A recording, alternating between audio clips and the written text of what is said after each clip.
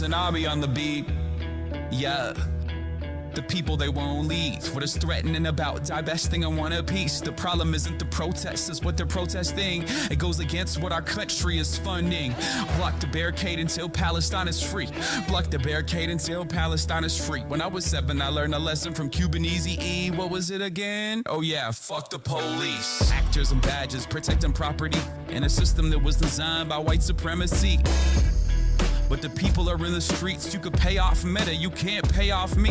Politicians who serve by any means, APAC, Kufi, and all the companies. You see, we sell fear around the land of the free. But this generation here is about to cut the string. You could ban TikTok, take us out the algorithm, but it's too late. We've seen the truth, we bear witness. Seen the rebel, the buildings, the mothers and the children, and all the men that you murdered, and then we see how you spin it. Who gets the right to defend and who gets the right of resistance? It's always been about dollars and the color of your pigment. But white supremacy is finally on blast, screaming free Palestine to their home at last. We see the lies and claiming it's anti-Semitic to be anti-Zionist. I seen Jewish brothers and sisters out there writhing in solidarity and screaming free Palestine, with them organizing and learning and finally cutting ties with the state that's gotta rely on apartheid system to uphold an occupying violent history been repeating for the last 75. The Nakba never ended, the colonizer lied. If students in tents posted on the lawn, occupying the quad is really against the law, and a reason to call in the police and their squad. Where does genocide land in your definition high?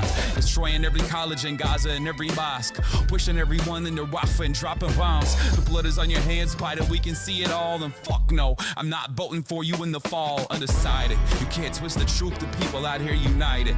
Never be defeated when freedom's on the horizon. Yet the music industry's quiet, complicit in their platform of silence. What happened to the artist? What you gotta say? If I was on a label, you could drop me today. I'll be fine with it, cause the heart that my page. I want a ceasefire, fuck a response from Drake. What you willing to risk? What you willing to give? What if you were in Gaza? What if those were your kids? If the West was pretending that you didn't exist, you want the world to stand up, and the students finally did. Let's put it. What's going on, everybody? I hope everyone's having a fantastic evening, afternoon, pre-noon, no matter where you are in the world. I'm Hasan Piker, and this is HasanAbi broadcast coming to you live from gloomy California, Los Angeles. Folks, we're live and alive, and I hope all the boys, girls, and MBs are having a fantastic one, because today's a beautiful day. Today's a wonderful day, regardless of all the things that are going on that aren't so beautiful or wonderful.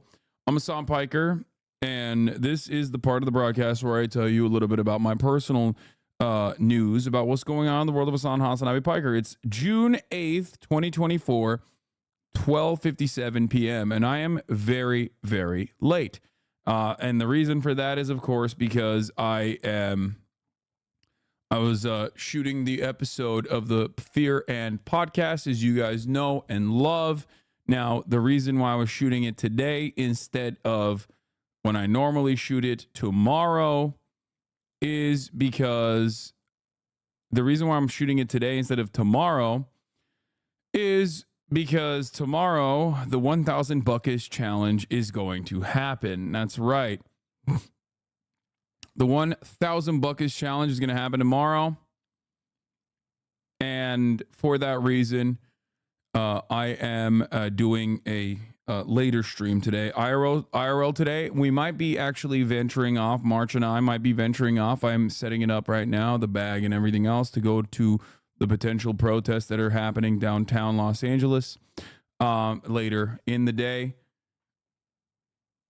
Anyway, I went to my first Pride. There was one in my small town. Patriot Farm was across the street. Those pigs, yeah.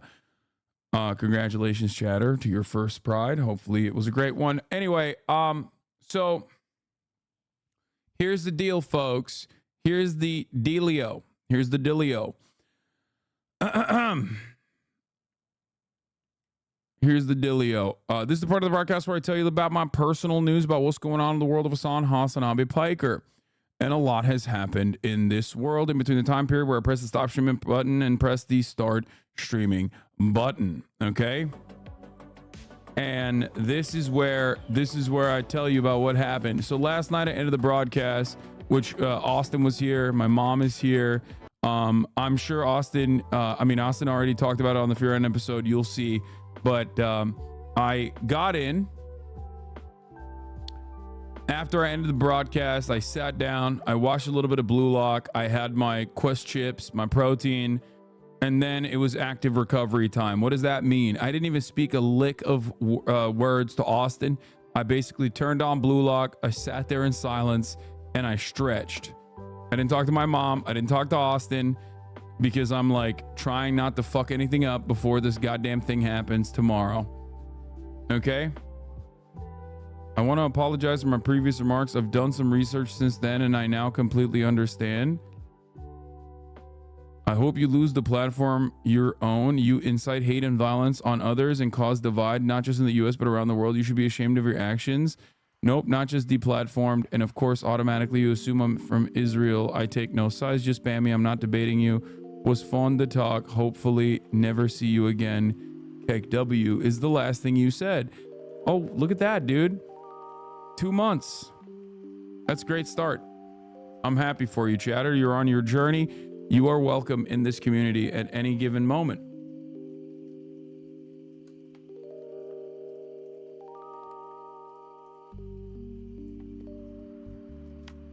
Change is welcome. We welcome you with open arms. That's a great start for you. Okay? It's great.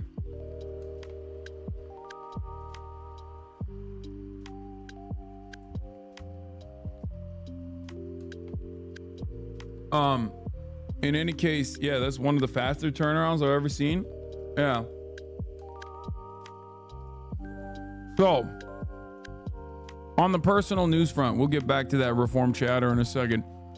I immediately dove into active recovery. What does that mean? I did legs yesterday, so I wanted to make sure that my legs were spry and fine. I did some stretches, rolled out my back. Then I immediately dove in. I did some stretches, rolled out my back. Here's a photo of a freshly groomed princess from last night, looking beautiful. She's passed out right now. She's already dirty because I took her out to train with me, and of course she like got dirty outside immediately this morning. But anyway, last night, this was a funny moment. And then I rolled my bag out, and then what did I do? I dove into a fucking bathtub with Epsom salt.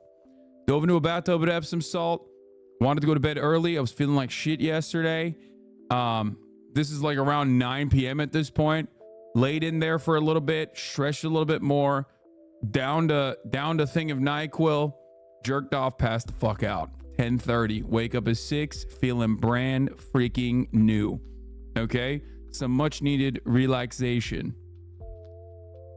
Anyway, also, here is my apology, as you guys know, for the delay, for the tardiness. Apologies for the delay and the tardiness. Here is a shirtless workout video of me.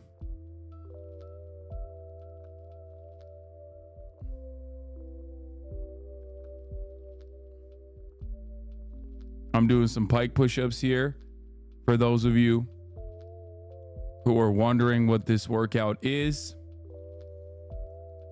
Hopefully that's sufficient. Hopefully that is sufficient. The way your scapula retracts is crazy. Yes, I have winged scap retraction. It's a major problem it's a major issue for a lot of the stuff that I do. A lot of the mobility, I have mobility issues. I'm too mobile. I'm hypermobile. When will you stream RAFAH attack? What?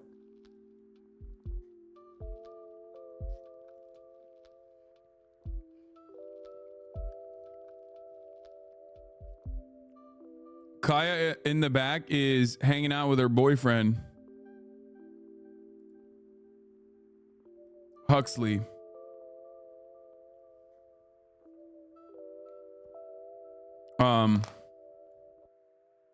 Is this Will's preferred exercise to do self-sucks? Yeah. Can't score if you don't shoot chat, read previous log. What did you jerk off to? Okay, well, that's ridiculous. What's in the green can? Mixing it up from the usual Coke Zero? What do you mean? It's Diet Mountain Dew. I always drink Diet Mountain Dew.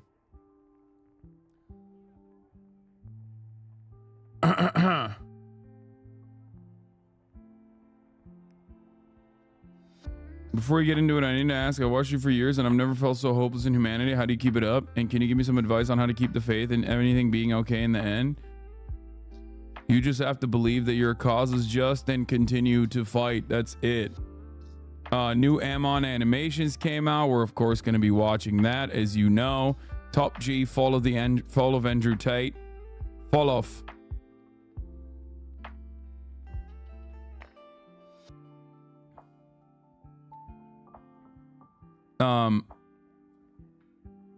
But yeah, the roomies are going to be there tomorrow as well.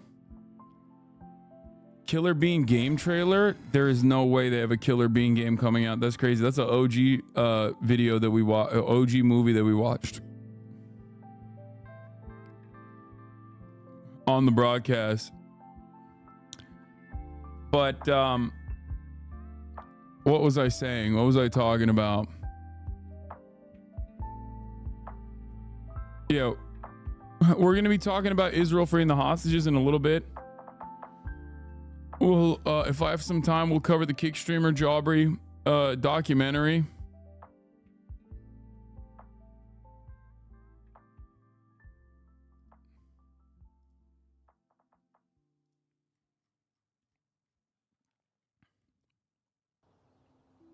But yeah, that's it. Let's blast off. Will Austin be there tomorrow? No, Austin will not be there tomorrow. I have tomorrow's teachings already on the docket. Rate form. Ready. I've cooked them up. I've cooked them in the past on these courts. I've played with Elam before on this basketball court, and I've fucking destroyed him. For the record. And Blau as well. I knew they were going to do this in preparation for tomorrow's stream. So I literally was like, bro, let me fucking do the NBA 3-point line challenge for the last 100 shots if you destroy Ludwig tomorrow. Probably not.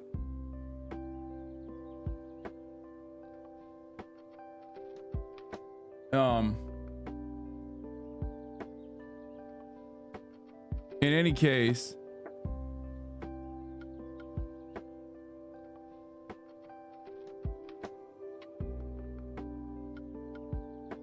what is this? I'm sorry for my, I want to lick Hasan. I'm sorry for my previous message. I've been reading and educating myself and my comments were weird and lacked sympathy. I'm sorry. Okay, dude, this doesn't, just because that one chatter was like nice and learned a lesson or whatever. Hello, Austin. Austin show's here, everybody. I invited myself on the show. You just dove in here. In. What's up? I almost said the F slur. Shit. Yeah, you can't do that. What's up, y'all? How we doing? Happy Sunday fun day. Well, it's not exactly it's not exactly a Sunday, nor is it a happy day. We're going to be talking about the Israeli hostage extraction mission that killed 125 Palestinians in a refugee camp. So, do you have anything else to maybe discuss prior to that, or is there? Well, sure. You know, we don't have to. You know what? I don't have to be here. It's okay. No, it's fine. We're gonna do that right now. Well, yeah, they saved 4 hostages though. Yeah, which is why it's perfectly great that they killed 125 Palestinians or I don't more gotta than be here. It's 210 now. Jesus Christ. Okay, we'll cover that in a second. We don't. I don't have to be here. No, don't feel bad. It's fine. I don't want to be your charity It's case. fine. It's okay. It's fine. See, I'm doing the bucket challenge tomorrow, and so excited in preparation for that, the people that are actually going to be there. Yeah, Hasan, I'm not going to be there. Yeah, I literally just told him that. Wait, did you get upset? Did you tell them? What did you say the reason why? Come on, come say here. In preparation. He's also not going to be at Pride Disney. Okay, yeah. Okay, yeah, me. I'm not going to be at Pride Disney. The event that we planned for him. No, I know. I've been. Yeah. I know. I feel very guilty about it. Do you? Yes. Do you feel guilty about it? I do. I feel terrible. I feel terrible. Love you. Look at the bag. Yeah. We might not do it regardless, but I'm just I want to be prepared. Hasan was really excited to replace me at Pride Disney until Will came in and said he was going to miss me there.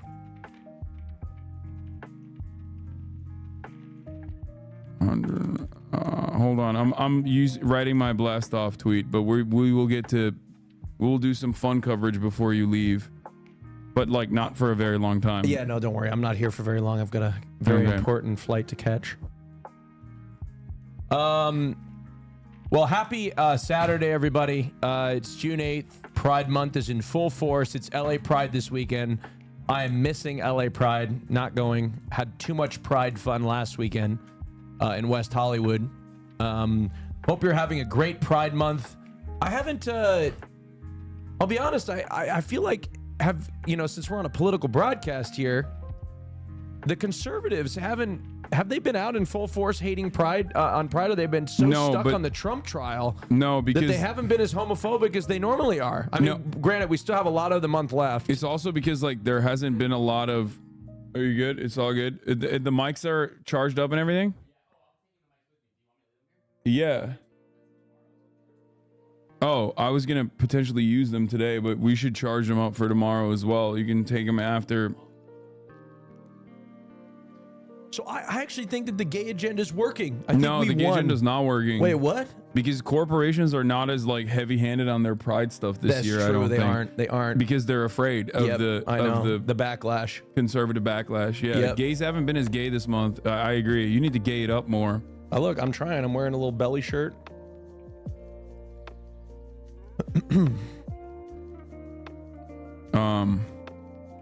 Saturday. Fun day activities, including tomorrow's teachings. Did you all see the Dr. Phil Trump interview? Yeah, we can look at that in a second. Hold on. Tomorrow's teachings reacts later. Also, 1,000 buckets challenge tomorrow. Who cares? Bro, you're in a political stream. Shut the fuck up. No, they're saying that partially because they just want me to cover the Nusayrat. Am I saying that right? I don't even know if I'm the Central Gaza operation that occurred. Oh. Yeah. Okay. Why do people keep validating Dr. Phil? Because he's a famous person and we are charlatans in general. Oh, is that one of those people, like, if we platform Dr. Phil, we'd be like... No, it's just...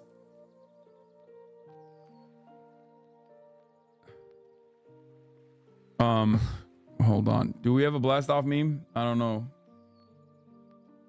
Do we... He's a fake Texan TV therapist? Yeah. Yeah. I agree. He sucks. He absolutely sucks. I hate him. Can't believe Oprah brought about this scourge on this population, on us. It's a devastating, genuinely devastating. Hold on. Let me put this here. Here's the Dr. Phil interview for Austin. Yeah. Okay, hold on. What was that? Trump kind of looks like shit. Yeah, he hasn't been looking too good. He kind of looks like his hair's even thinner than usual. Do you think he's on Propecia? I don't think he's on Propecia, but I do think that he's on Ozempic. You think Trump's on Ozempic? Yeah. I do. He looks rough, man. Look at that flag on his suit, folks. It's very crooked. Hold on.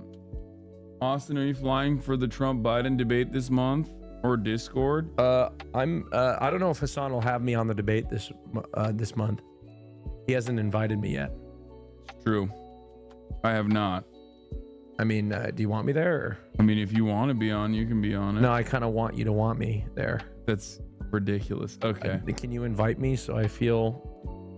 This is what you need to work on in our friendship. I need you to invite me and make me feel included. Yeah, please be on the Trump debate. Thank you so much. Yes, I'll check my schedule. Okay. And I'll be back. I'll let you know if I'm free that day. Okay. I'm gonna text you. I'll let you know. Do you want me to be here in person or can I do it over Discord?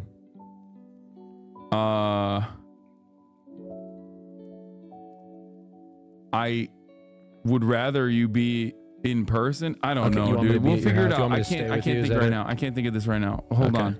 Let me just write the blast off tweet. Men really can't multitask. Well, it's because I'm trying to figure out if I should like post a fucking meme on this or not, because it's like a pretty serious title. Yeah, you know what I mean? I'm just gonna post it without a fucking meme. Here, we blast it off.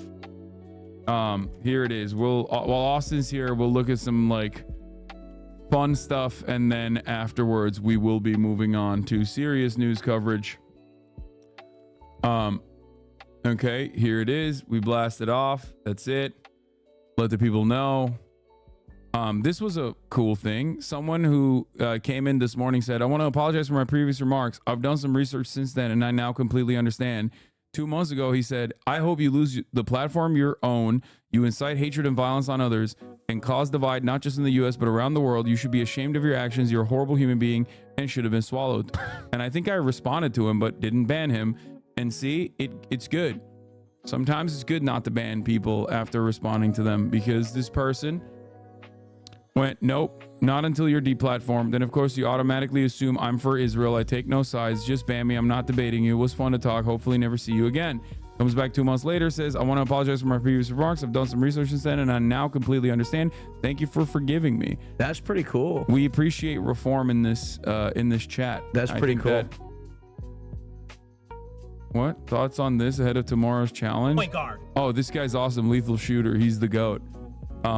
I might do something with him in the future. But yeah, it's great. We love to see it. We love to see reform in this chat. Hopefully one day Austin will reform as well.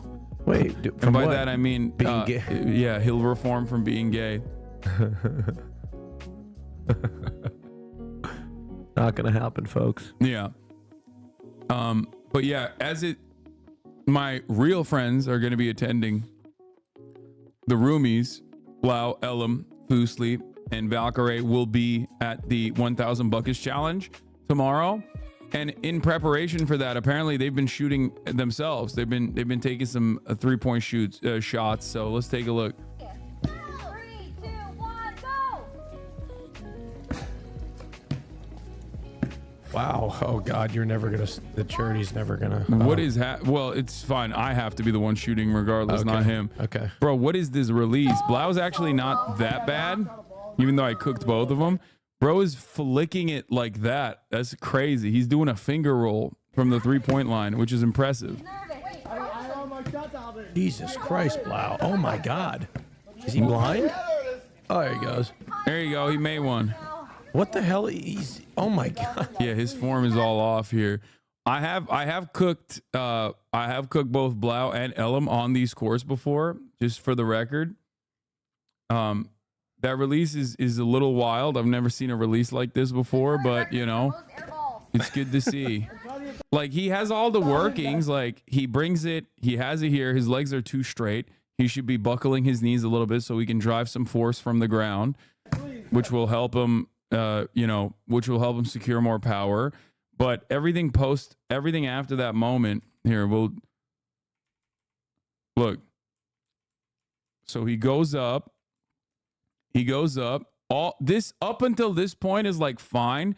He's a low shooter, partially because he's not putting enough force. I'm more of a catapult type shooter where I go up higher and release from above. But yeah, not enough arc and weirdly not enough spin. He shoots with one hand. No, that's fine. He got to use his other hand to guide too. I mean, he's not even using he's shooting from over here. He releases in the middle of the fucking movement. God damn, he's got some big ass calves. Bro, do you want to? Yeah, no. I'm ready. I'm ready for fun. Okay. Yeah, hold on. Hasan, I'm sorry. You know what? Look at me. Do I look like a fucking basketball player? I know, but look at his calves. You can. Oh yeah. Okay. Yeah. You're right. Yeah. You're like, let me make this gayer for you. I'm trying to fucking bring you into the combo. Look at his ass cheeks, Austin. Come on. Look at his ass, Austin. Look at his calves. Yeah. So no, Blau's good looking. He's a great looking guy. He's a good looking guy. He's a good looking guy. But yeah, it's just this release is all out of whack though. He like moves his hands in a weird direction. Can I tell you the most unattractive part of Blau is? What? He's straight. It's the most unattractive feature about but you too. He's queer presenting. Yeah, but it's unattractive. Mm-hmm. It's an unattractive quality. And I mean that. Like, look, I don't think being straight is unattractive. I just think it's not attractive to me. Okay? So I find it to be an unattractive quality, something that would turn me off. You know what I mean? I don't. If somebody is straight, I am not attracted to them. Just because, what's the point? Someone said, isn't that kind of hot, like converting him gay? No, it's not hot to me. The reason I think it's not attractive is like, have you ever thought about somebody have you ever not liked somebody or been attracted to somebody? There's just nothing they could ever do to sway you or convince you. You know what I mean? It's just not, being straight isn't inherently unattractive. It's just not, I've never understood What about that. these two goons? So Logan and Brad just ran a full fade, no cameras, no content, massive respect. That's it. Thank you. That's it. Good stuff. Bro, thanks for letting that happen. Yeah. Sometimes, bro, boys gotta be boys, man. Logan Paul's taller than Bradley Martin? Wait, why? Boys got to be boys? What do you mean? Apparently, they just ran a full fade. They fought. Thank you. Wait, was it like a fight? What's a full fade?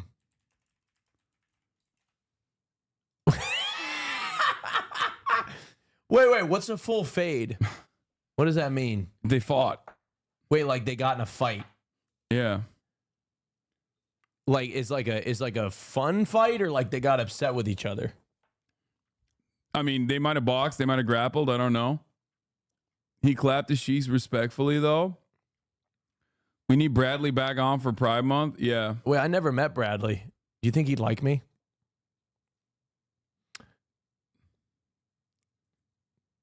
I don't know. We need to have him on the podcast this month. I'm serious. Yeah, no, Dude, we need to have him like on the you. podcast because I feel like I could make him a little uncomfortable by talking about gay shit. No, he won't be uncomfortable. By He that. won't. He wouldn't be. I mean, he's not gonna. Here's a video of Bradley slapping a kid for taking his hat. Yeah, we covered this yesterday. That's Stable Ronaldo, also a friend of the show, just like Bradley is a friend of the show. We covered this on Fear on Podcast as well. You got to watch it. We can't talk about it now. I heard he did. I heard he talked about it yesterday. But this is, wait, what is this? Would you fly in a $150 million Boeing business jet? Fuck yeah. Are you kidding me? Of course I would. I would fly it. I would love that. I love this slap. I'm going to run it again. I want to run this back. Hold on. It's funny. That shit's funny. Dude, this is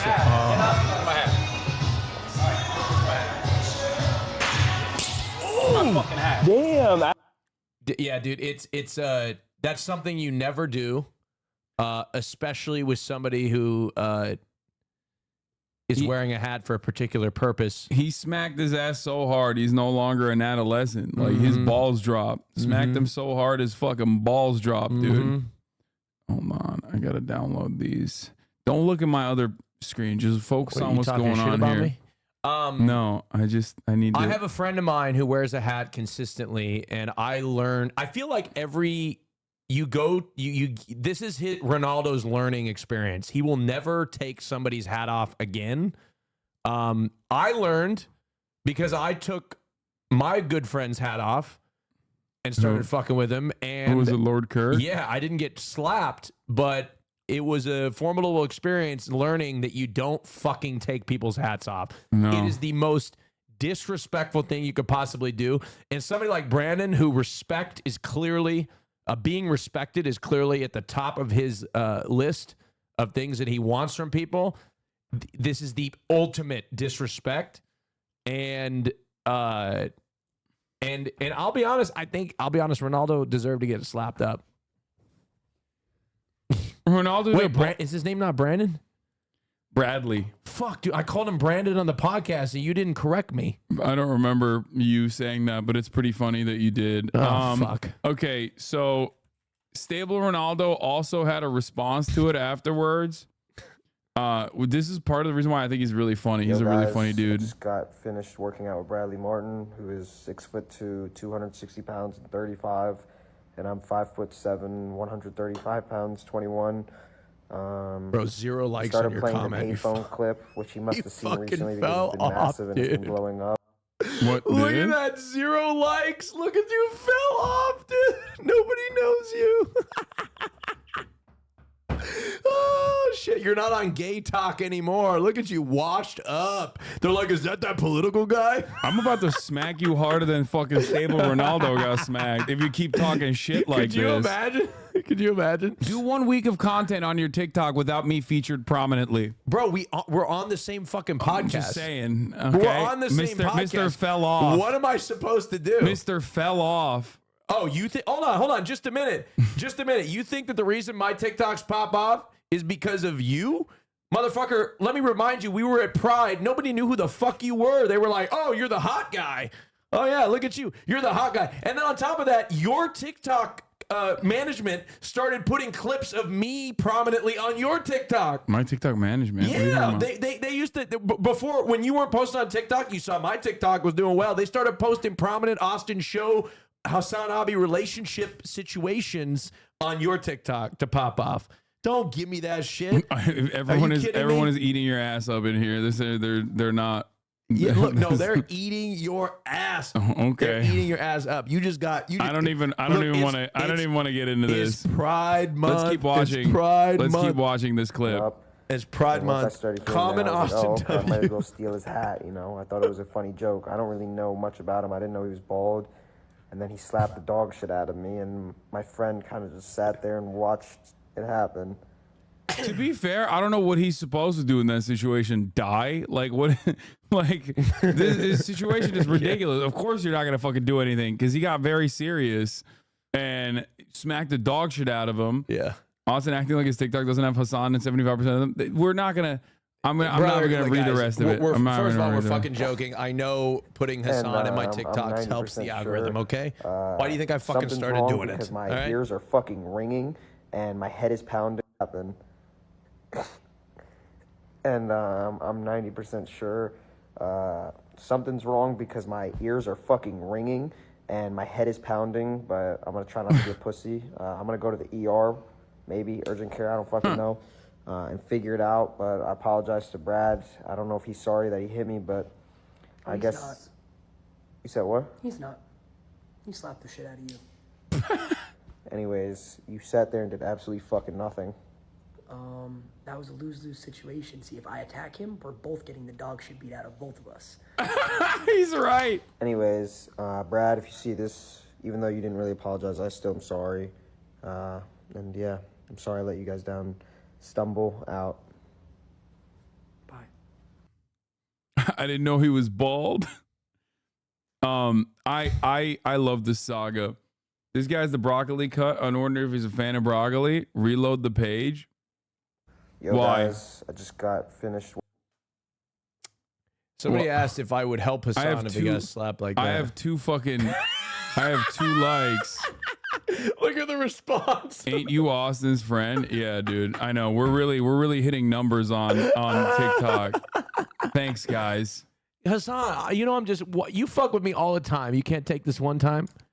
I can't fuck with you just a little bit. No, of course you can. Come on, I'm just poking fun. I'm just being silly. No, I know. That is just incredibly annoying because it's like algorithm related thing. I know. And my haters are gonna fucking clip it and be like, no, they aren't, dude. No, your haters are me. I'm gonna clip that shit, put it on my TikTok. All right? Okay. It's not gonna. Everybody knows it's not true. Okay. No, it's fine. Come on, it's Austin was talking shit when he was in the comments of my Hasan fan cam saying he was behind it. Okay. No, that's not true. What are you talking about? That wasn't me. That wasn't me. I got a lot of editors that have control of my account. Yeah, me too. That wasn't true. Anyway,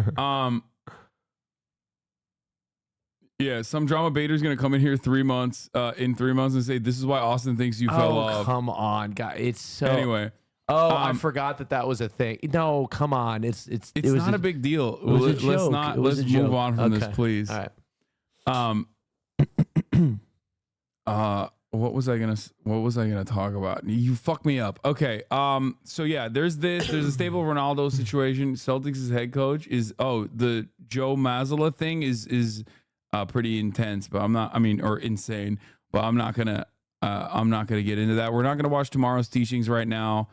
Do you fancy a botty B? Bottle of beverage.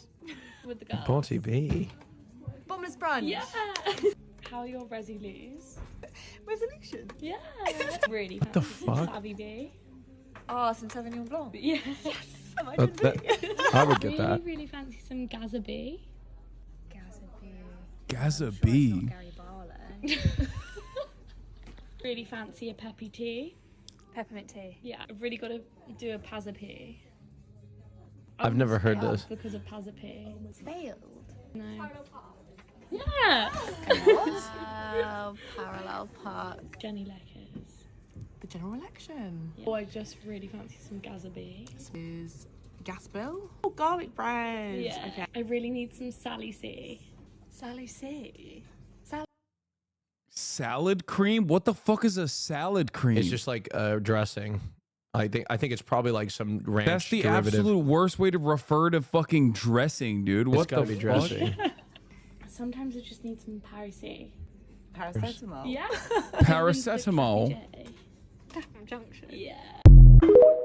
Oh my god, upper class British woman, man.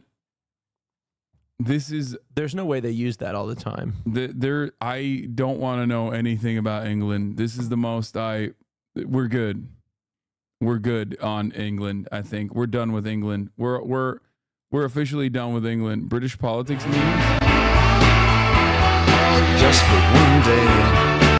Never mind, I'm back on the England train. This happened this past week. I didn't even cover it. Nigel Farage got fucking milkshaked in the goddamn face. Oh, did she get arrested? Look at how swagged out she is afterwards. God damn. Oh, he got I love that.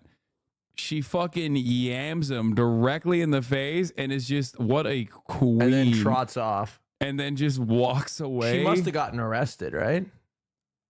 They're charging her with assault and shit. Oh, boo. Fucking pussies, dude. Fucking lame asses. Okay, I'm back off the England train. There was a brief moment. Hunter Biden talk while Austin is here? Why? Hunter Biden is the greatest wingman of all time, and I will explain why. Biden played music by indie folk band Fleet Foxes on his phone, and he smoked something she assumed was... See, I don't. Why do the Republicans think that this Hunter Biden thing anybody gives a shit about other than people that are already going to vote Crack. for Trump? Vibe curator, Hunter Biden, more like Hunter Vibin. Again, a woman talking, a quote from a woman. I felt really safe around him while on crack. Yet some of you frat boys get 4 shots of Jaeger and start making women feel weird. All right, take notes, frat boys at Duke University. Man or bear? Man or Hunter Biden on crack should really be the question. She saw him again a week later. Second date, bagged the second date, and they stayed together. I love this because she starts falling for him. Together for 5 days at a Soho hotel. I love a hotel kickback. Who doesn't? He typically smoked crack every 20 minutes, she testified. Hey, he parties. That's what I'm saying. And dude. he was just so charming and so nice while on crack. I felt myself having feelings for, come on, man. That's what I'm saying. Like, if you're not voting for Trump, you think Hunter Biden is fucking cool. If you're voting for Trump, you think it's like as big as what the Democrats thought Russiagate was. So like, it's just like it's so stupid watching Fox News get so excited about some bullshit about Hunter Biden. Nobody gives a fuck. He's cool and he's got a big dick. That's what everybody's getting from this. Okay? He's also not running for president. Yeah, I know. So It that's doesn't make something. any- yeah, it's that's his something son. that people. That is something that people try to really hit on for some weird reason. It doesn't make any sense. He's not running for president. Yeah, and Biden literally was asked about what he would do if Hunter got convicted, and Biden's response was lock him up. Put his ass in jail. Put his ass in jail. This is Lethal Shooter. For those of you who don't know, he's a Red Bull athlete, an actual athlete for Red Bull. He is a fucking awesome content creator. I might actually collab with him in the future. I talked to Red Bull about this particular thing. This is not what we are going to be using tomorrow, but this is this nutty ass contraption that he made. You're looking at the point guard.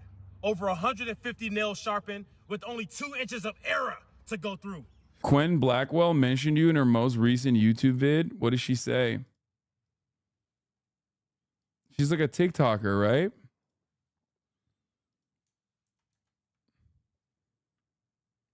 Quenlin Blackwell.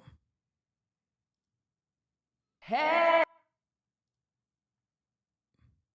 There's something wrong with Kamala Harris. Is that the one? You guys gonna drag me. Where'd she mention me?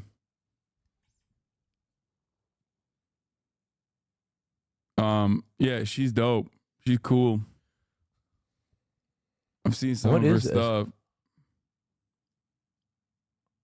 206? Are you lying? But I'm not gonna go on a political rant because honestly, I don't even get into politics because I can barely read. Surprise, surprise. I'm gonna leave that to Hasan. Woo! Hasan is so fine.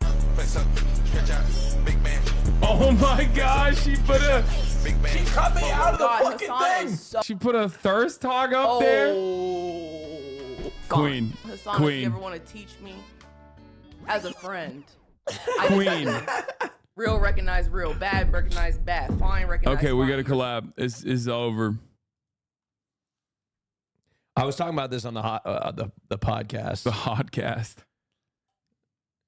Remember how you used to say that I never gave you compliments about how you looked? Yeah. Do you remember that?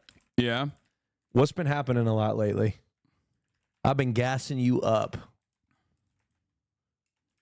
You have been. That's true. I've been gassing you up. You look better than I think I've ever seen you as a friend.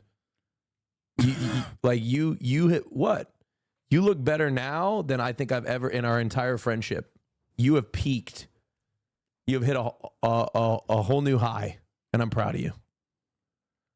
Notice how he never gassed you up until you became a Slim King? Yeah, that's what it is. I mean, I was slim when we first met. What? Come on, I was guys. a Slim King when we first met. It's always got to, nobody can ever, you can never take a compliment directly. You always there has to be some sort of other agenda.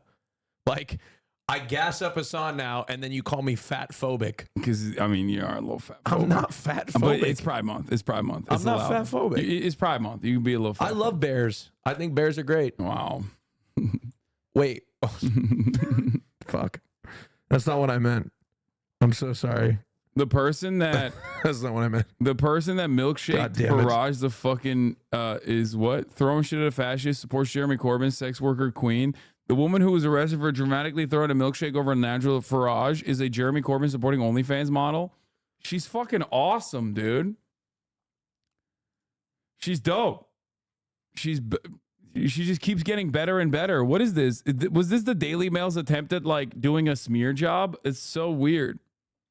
Is media just posting her W's? Yeah, what the fuck? I hope her OnlyFans subscriptions popped off after this. Queen. Happy Pride Month, Austin. What is this? To be nice. Your driver could be LGBTQ. Your tailor could be LGBTQ. Hairdresser could be LGBTQ. Your plumber could be LGBTQ. Oh no, not the driver. Everything else is fine. If it's Austin, you're cooked. No. I am driving a pickup truck right now. Could be LGBTQ. Your teacher could be LGBTQ. Your basic could be LGBTQ. The African mermaid.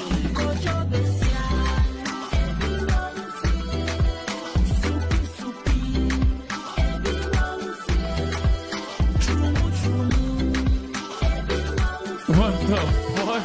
Wait, are they speaking another language? Yes. Yes. When you don't understand what they're saying, I suspect that they're speaking a different language.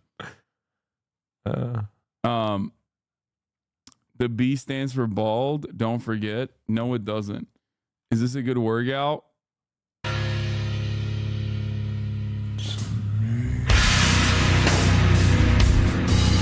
This is the most insane thing I've ever seen in my entire goddamn life. Dude, what that's the insane. fuck? There's many ways to do workouts that accomplish that level of strength, and that's not one of them. That is fucking nutty. If he fails, he's gonna either chop his fingers off or slam his fucking. Oh, that's nuts. Gonna give himself a lobotomy. That's insane.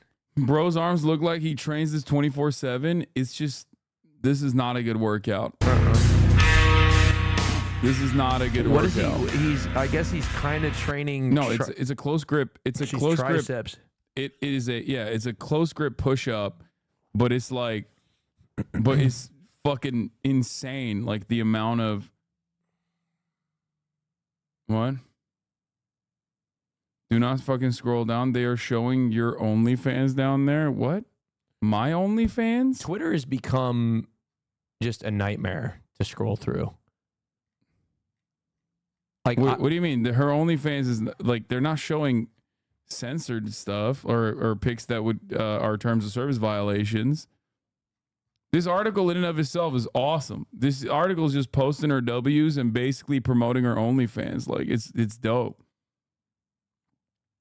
Revealed woman 25 arrested for throwing milkshake over Nigel Farage because she just felt like it is. She just felt like it is a Jeremy Corbyn-loving OnlyFans model from a family of appalled staunch Brexiteers, as Reform UK leaders says incident was quite frightening. What's a Brexiteer? Like somebody who didn't want Brexit? It's Nigel Farage's beautiful gift to England. Brexit. No, Brexiteers, like people who were champions of Brexit.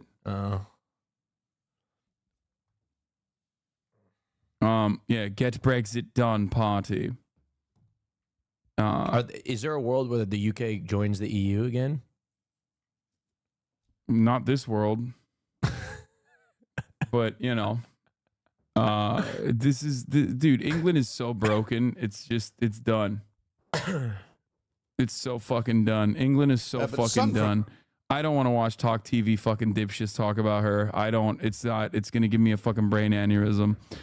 Victoria Thomas Bowen, 25, was arrested by the police on suspicion of assault after she drenched the new Reform leader as he stepped out of Wetherspoons in Clacton, Essex.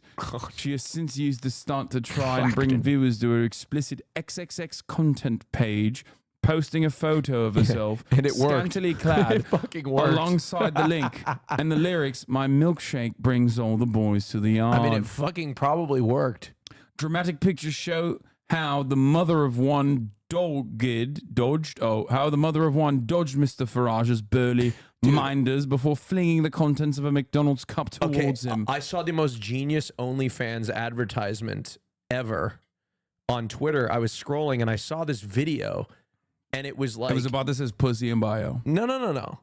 I was looking at this video, and it was like, the caption of it was like, he broke into her house, and she was in the middle of the night as she was playing video games.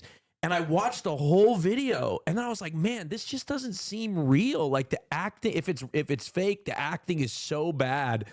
And then I scrolled down, and like the whole video is an advertisement for her OnlyFans, in which that was just a fucking porno. And I fell for it. Dude, you are such a boomer. I can't believe this person did like a breaking and entering You're in the such middle a of the night. boomer. It was all on camera. You're officially a boomer. You fell for the Joe Biden pooping his pants meme too. I did. I thought I woke up. I woke up in the morning. I was like, oh my god, I can't believe that. And it was only recently that I found out that it was clipped out of context. Yeah. Also, here's a TikTok. Bro, even on my own page, what is going on? I might be unironically shadow banned because this is a TikTok of mine, and I wrote a comment on my own TikTok, and it only has 27 likes. It doesn't push it to the top. You can't pin comments. That happens to me too. Oh. Yeah. Comments are all algorithm.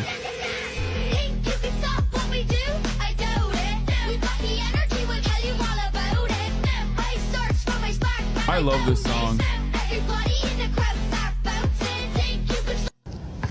Dude, people in Quenlin Blackwell's replies are cooking you, dude. What? Why would people turn that like a positive thing into a negative? Like, I don't really understand that. And it's also 8 replies, dude.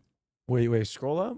It's just saying, are you with Austin Show? Are you friends with Austin Show? What?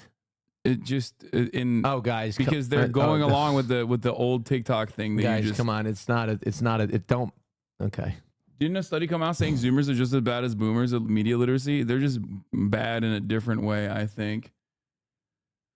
When did you take your shirt off? Huge milestone. I mean, I posted on my Instagram and also on my TikTok.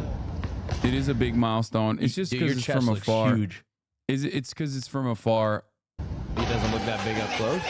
No, it's not that. It's just that like I'm still not comfortable. Chat is trying to start a bit they won't let go of, driving jokes to the ground. I mean, that is literally what this chat does all the time for everything. Yeah, like everybody calling me a selfish top and everything. It's just That's a good joke, bro. That's actually a good one. So yeah, you know why? Because I'm on the other end of it. That's why it's a good one. yeah. Well, not really. I thought that was Will in the dance for some reason. No, it's an AI thing that takes a snapshot of a photo and then places you into the photo and then makes you do this dance. Austin Ox did it. I think just took a snapshot of my body from this, like my head and my body from this, and then posted it. Or maybe not even from that.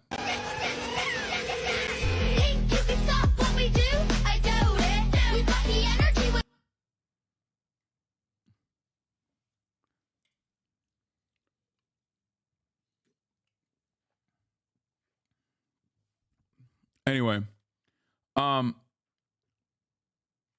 suspended that girl's account. Wait, really? This is the original dance? I see Austin Ox has archived this post.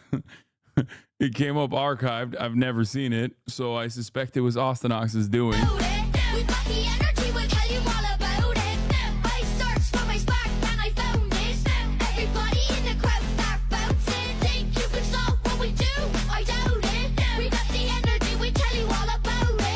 It's sick. The original song is pretty good. I'm not gonna lie.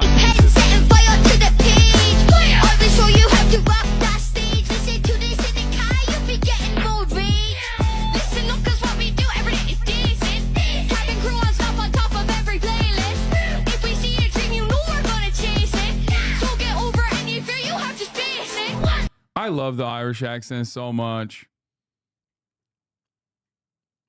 That's my passion and I couldn't live without it. You can do it like we do it, don't doubt it.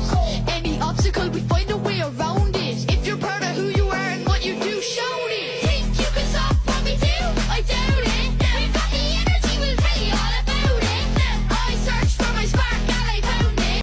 Who's my maid? Nusera, reminder? No, we're gonna get into it, dude. What do you want me to do? What, listen, we're gonna get into it in a second, okay? We're gonna start covering serious news in a moment. I can. I'm gonna leave here in a few minutes. This is an annual government program where they fund kids just doing anything creative that they want. That's awesome. Anyway, better bars than Drake. No need for a BlackBerry. I mean, they're not freestyling there. They're not even singing there, but you're right. It's a good meme regardless. Okay. All right. Yeah, let's do it. We're going to get into some serious news. I'm not going to do the Boeing thing. Have a good weekend. Are you mad at me? No, I'm not. Why would I be mad? I feel at like you? you're upset at me. No. Okay. No, I want to cover some serious news. Okay. That's it. Can you give me a hug at least? Okay. All right. Oh. Fine. Now it's nice and warm with your butt. All right. We're gonna get into some serious news now. Obviously, what is the TOS for this one? This is a rescue mission, and only in Israel do rescue missions feature, I guess, the slaughter of hundreds of people. Apparently, the numbers right now. You promised that today would be fun day. What do you mean you're doing news? Dude, what the fuck are you talking about? Of course I'm going to cover this. Like, what are we doing here? Like, are you all right? It's a major piece of news, dude. Yes, I'm going to cover this massive development. What's your take on women only voting for women in elections to balance gender? Genuine question. Am myself split? Yeah, that sounds insane.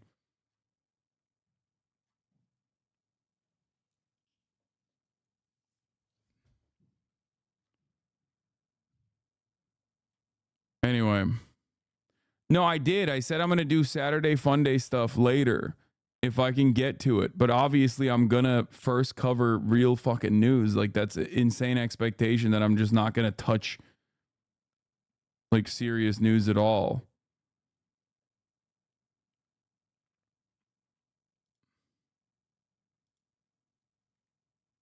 Anyway.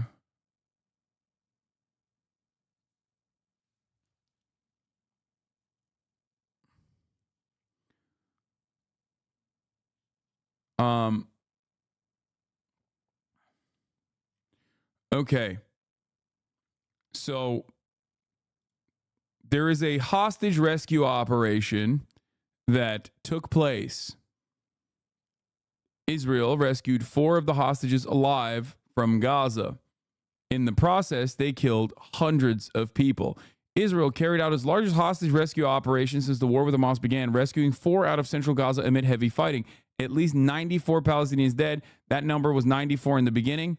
That number has increased to 150 official, and now the final tally is 210. Americans participated in this? I'm not sure.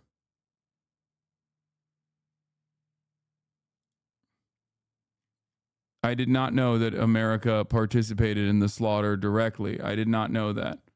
Did you see U.S. Special Forces were on the ground? I didn't know that there were special forces. This literally happened while I was live. I didn't get to do more of a. I didn't get to figure out what was going on completely. So I'm just, this is a developing story. It was a defining image of October the 7th. People at the Nova Music Festival running for their lives. 1,200 were killed that day, and more than 200 held hostage, including 25-year-old Noah Agamani, screaming as she was taken away by Hamas. "Don't kill me," she cried. Today, she was reunited with her father. The IDF said she was one of 4 hostages from the festival who were rescued from Gaza, releasing footage of the complex daytime operation that took weeks of planning. The others rescued were Almog Mirjan, Andrei Kozlov, and Shlomi Ziv. We're committed to getting the release of all the hostages, and we expect Hamas to release them all. But if they don't, we'll do whatever it takes to get them all back home.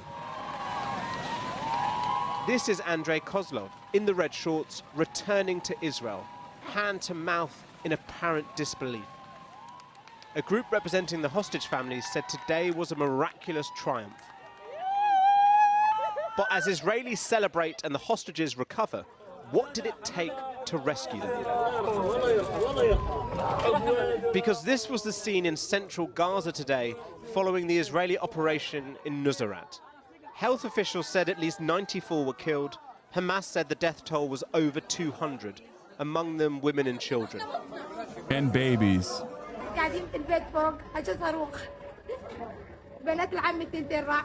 We were at home and a rocket hit us. My 2 cousins died and my other 2 cousins were seriously injured.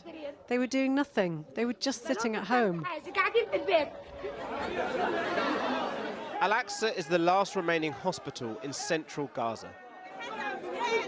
One paramedic said this was a massacre, that they killed dozens to free 4 people, and that the Israelis... One of the 4 rescued Israeli hostages, Noah Al-Gamani, is seen in a medical center smiling and talking on the phone. The Israeli prime minister was among the callers. She was last seen pleading for help while being abducted on Hamas. She was actually last seen in a video where she announced that Israel had murdered 2 of the captives she was with via airstrikes, but Al-Qassam soldiers were able to rescue her from under the rubble.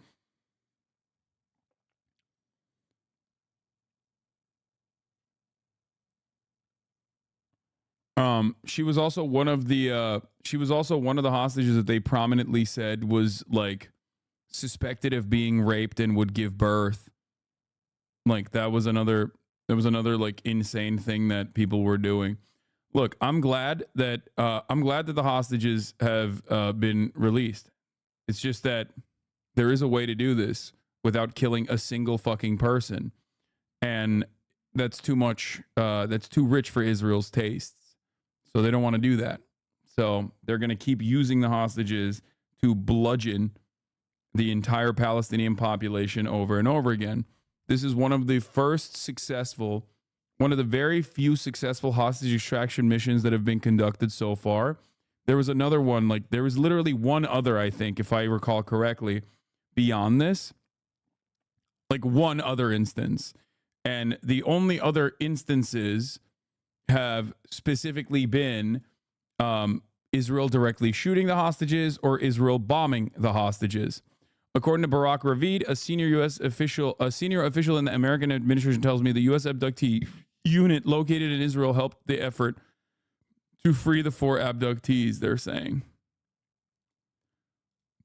The American soldiers stationed on the pier even threw us 2 sixes of water.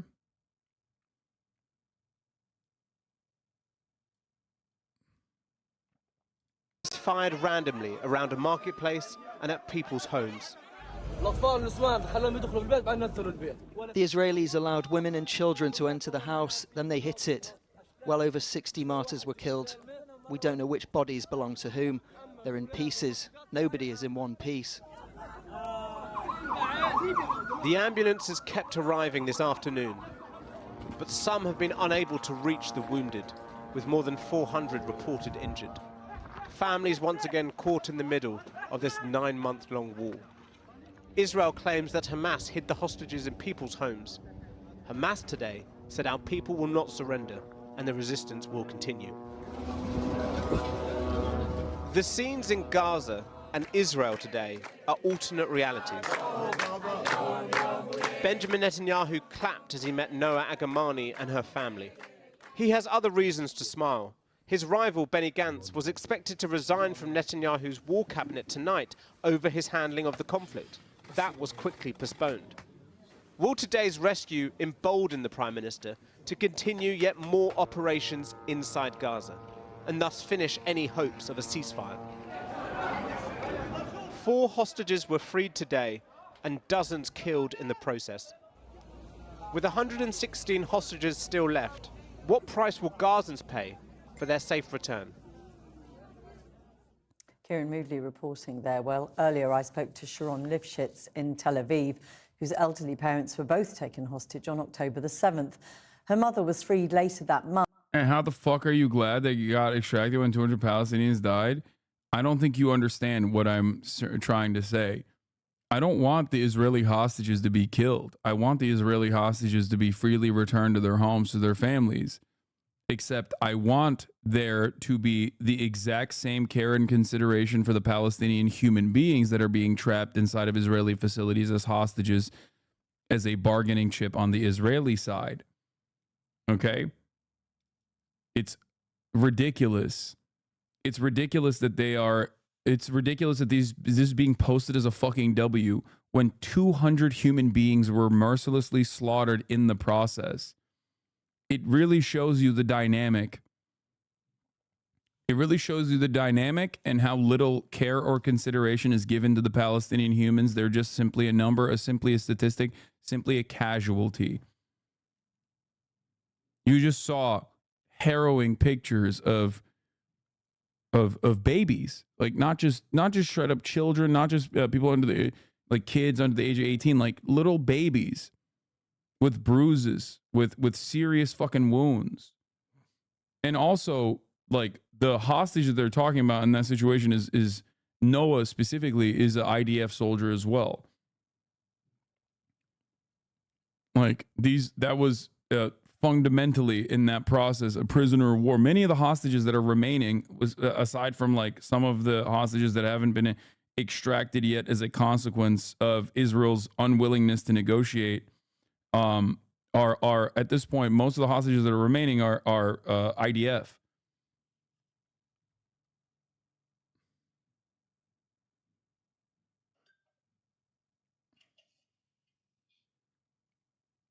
Israel used trucks disguised as humanitarian aid. Yeah, I saw that as well. We'll cover that. I'm not entirely certain on how that worked.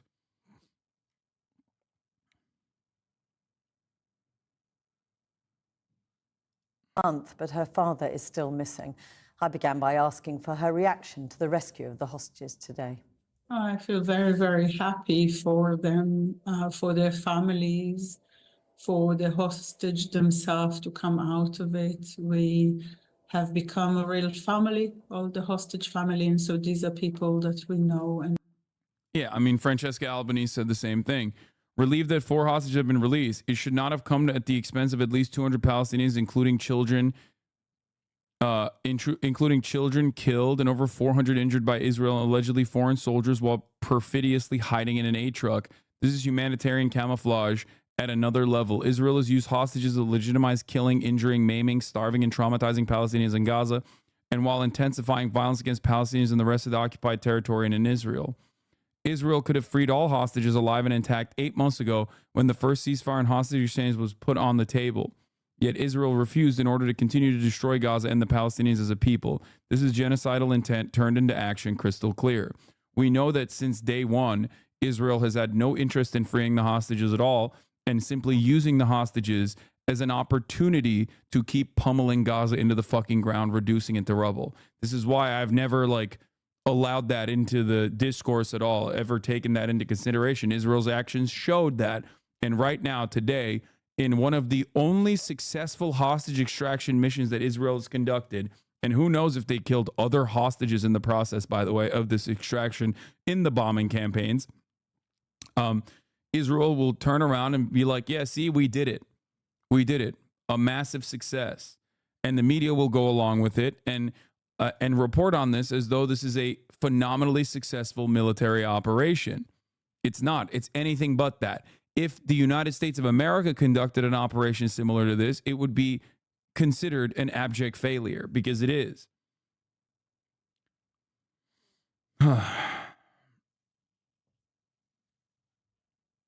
Abu Obaida made a statement saying that Israel killed more captives than they retrieved.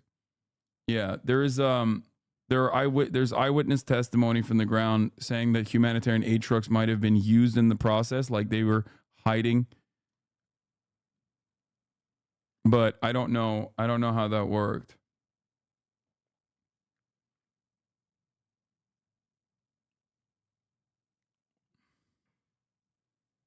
But I also don't know if there was a actual direct U.S. involvement beyond or utilizing the pier. Barack Ravid has reported that the U.S. administration was involved to a certain degree in the hostage extraction. Okay. Israel does the equivalent of walking down a hallway with 2 swords stretched out and claims they're minimizing harm. Yeah.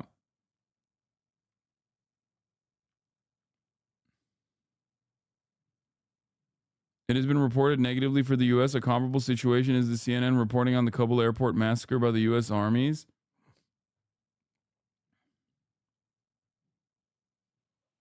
Yeah, it's sickening.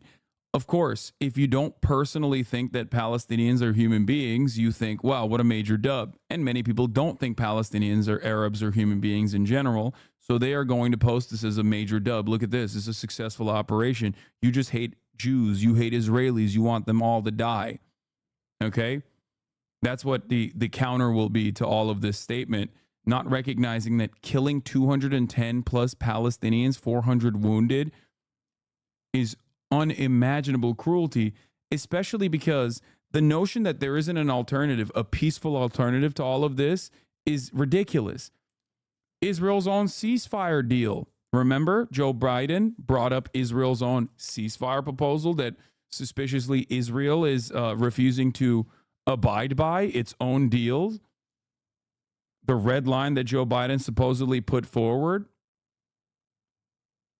It's just very interesting that all of that is in the rear view mirror now. We welcome the rescue of 4 hostages who, after 8 months of captivity, have finally been reunited with their families in Israel. The United States will not rest until every hostage is returned home. The proposal that President Biden outlined 8 days ago would bring relief to both the people of Gaza and the remaining hostages and their families through an immediate ceasefire that could lead to the release of hostages, a surge of humanitarian assistance, Gaza's reconstruction, and an enduring end to the war. The only thing standing in the way of achieving this ceasefire is Hamas. It's time for them to accept the deal. They're still going along with Hamas is not accepting this deal narrative.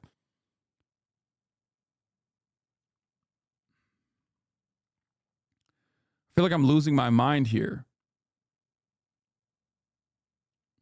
Diplomatic cable leaked to me reveals Biden admin is worried about social media posts claiming its Gaza aid pier will lead to a U.S. military involvement in the area, which it calls disinformation, despite the fact that the pier was paid for and positioned by the Pentagon.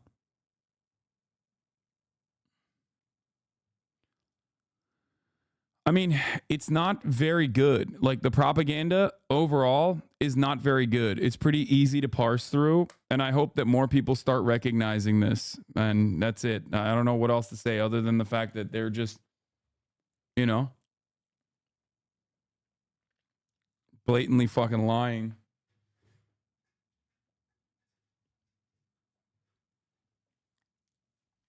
It's kind of wild how glaringly obvious and how easy it is to parse through the lies too. It's just like, it's not even good propaganda. It's just very bad propaganda at this point. We are very, very delighted for them. And what does it do for you and the rest of your family? Because you have been waiting for news of your father dead for 8 months now. Does a moment like this give you some hope? To be honest, I think these are very dangerous and rare operations. The vast majority of hostages came back with a deal. I think that I don't feel that we can return all of them via military operations. There's a deal at the table at the moment, and we have to accept it to make sure everybody that is still alive come back.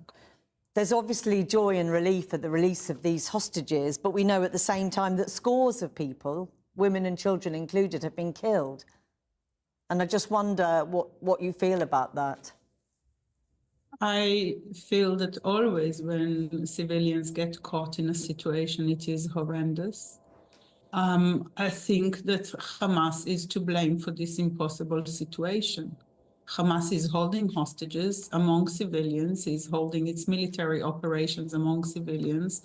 It needs to come to a deal. The Israeli government must agree to the deal so that this horrendous ongoing situation can be over. Civilians on both sides are being held ransom to a very right-wing militant organization and government, and that is the cause of a lot of death. There's no doubt about it. So as someone who is desperate for news, desperate for the return of your father, give us a sense of what it is like for you and other families at the moment.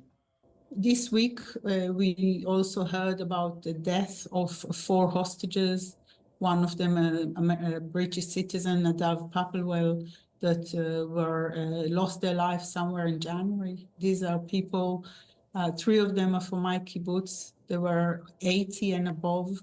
They have survived for months in this horrendous situation.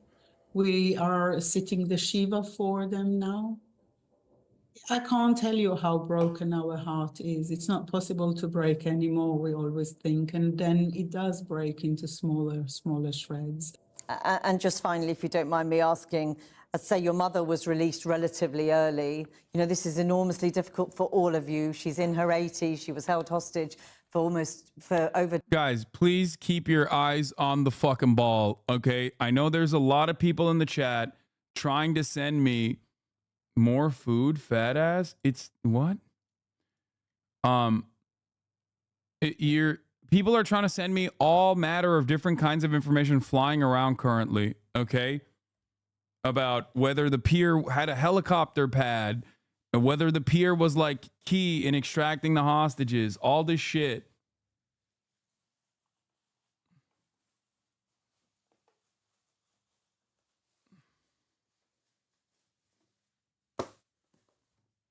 Seven hostages have been released with these operations, but the IDF will now make special op porno most of the population can jerk off to while the hostages keep being killed. We'll forget the 4 hostages just announced dead. We'll forget the story from yesterday about the former head of negotiations team saying way before the ground offensive, we could have gotten women and children out without a single murderer. Without releasing a single murderer, I'm happy Noah's home, but can't celebrate for obvious reasons.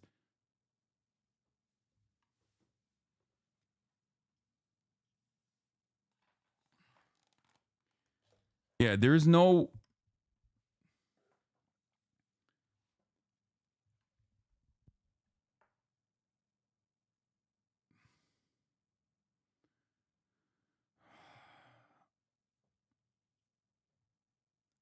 I don't know how to describe this other than like the most revealing aspect of all of this is something that many of you already knew in this community, which is that Israel does not think Palestinians are human beings. And neither do many in this population as well.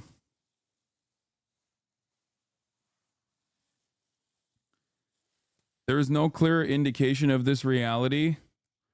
There is no clearer indication of this reality than the reception. Like, it is not seen as like an insanely bloody, murderous rampage, and instead seen as a simple, successful hostage extraction mission. People just don't give a shit. And I don't know how else to talk about it other than, you know, people simply have lost sight of their own humanity in this process.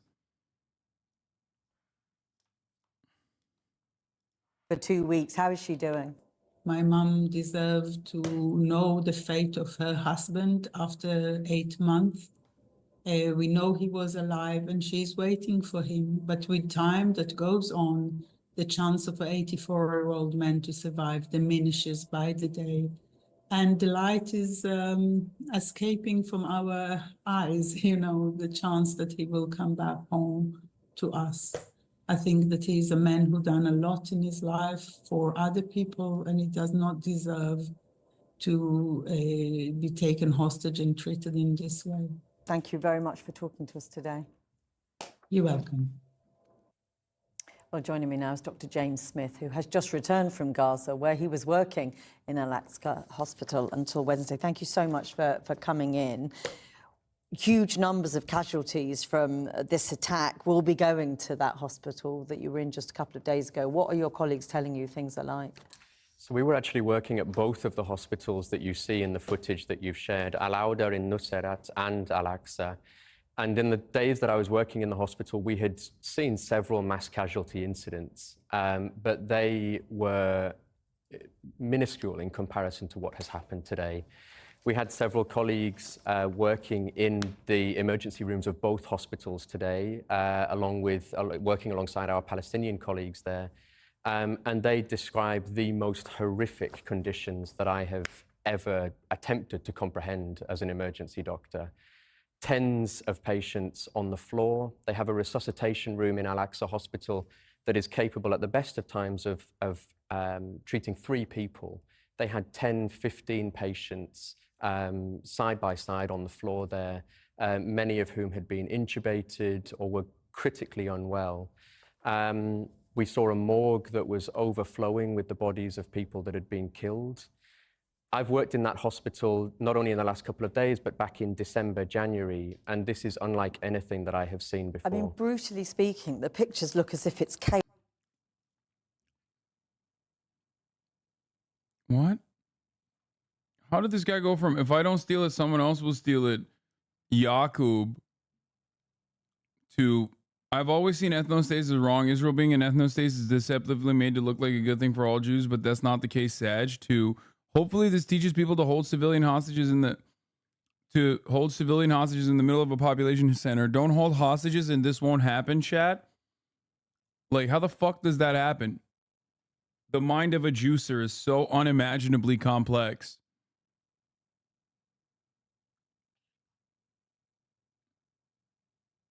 Like that, just one like remotely successful seeming operation, all of a sudden shifts the priorities of this person so dramatically.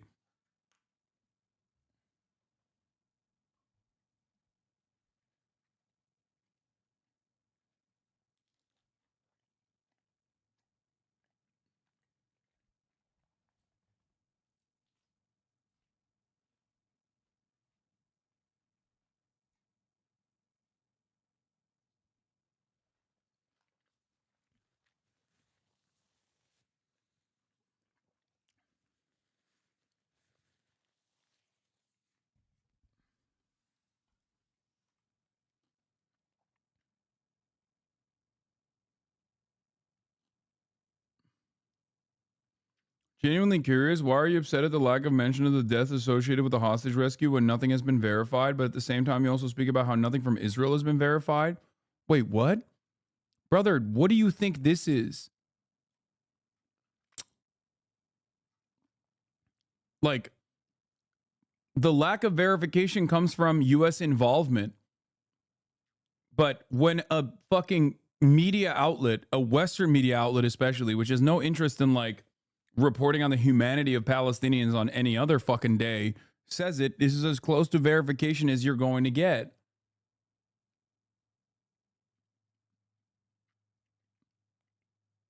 What do you mean? Also followed 13 minutes ago, but genuinely curious. I love when people just hit the just curious when they're not actually just curious at all. I don't mean this to be provocative. I just want to know how you determine what is propaganda and what isn't.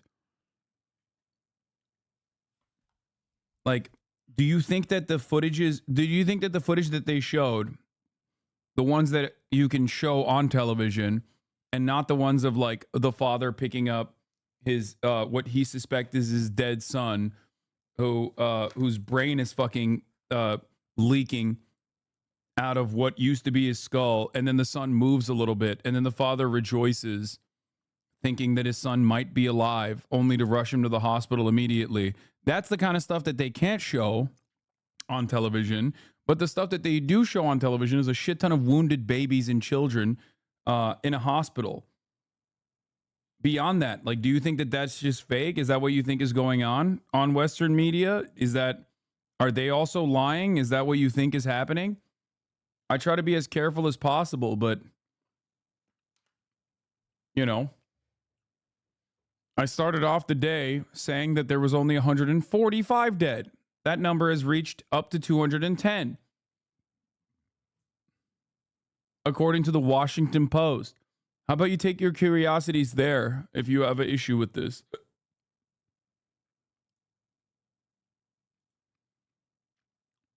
According to two medical sources at Deir Bala Hospital, locals are still recovering bodies from under the rubble and searching alleys for the market for more casualties. They describe this as the largest mass massacre they've had to handle since the war began.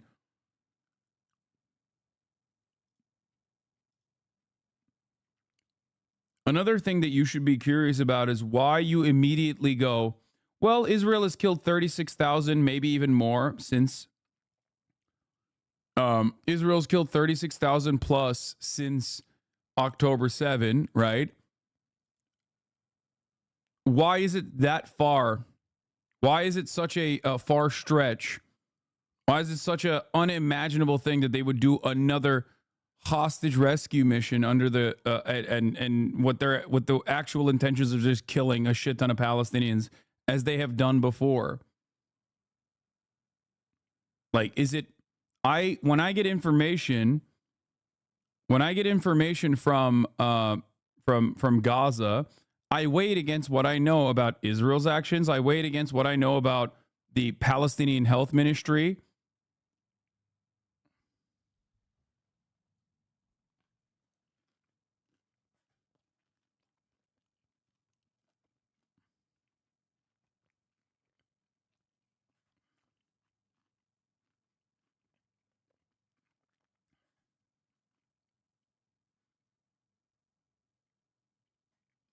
There's no reason to lie about it.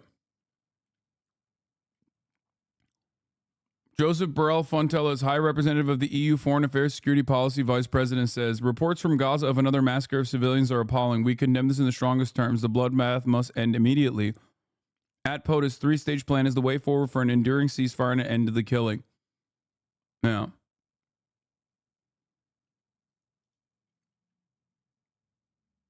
chaos, as if it's absolute carnage, but presumably there are still processes that you as doctors have to try and kick in and to get work done to save people's lives. What happens?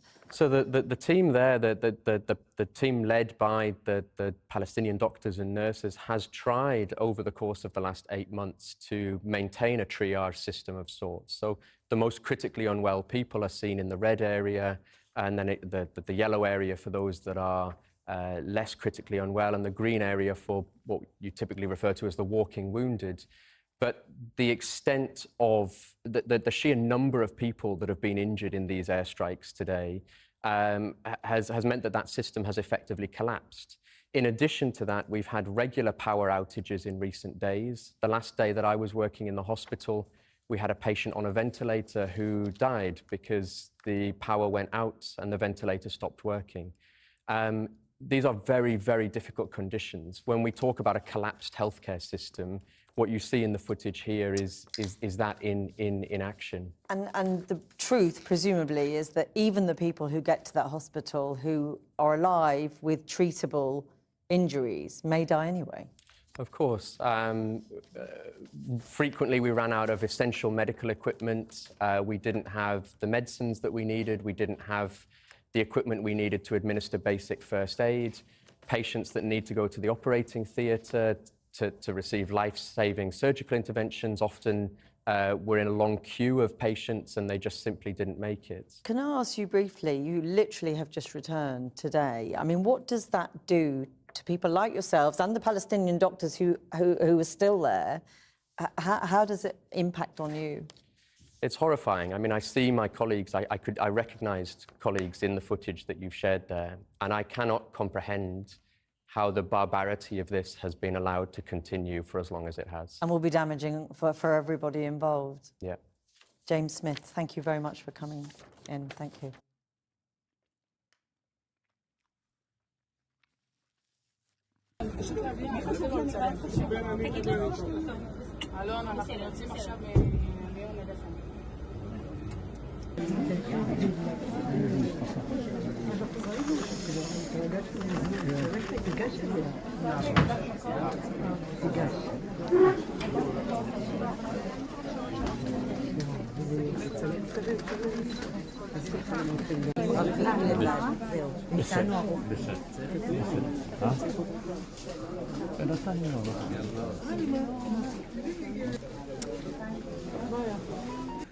תודה לכם, נועה, יפה שלי, אוהבת אותך.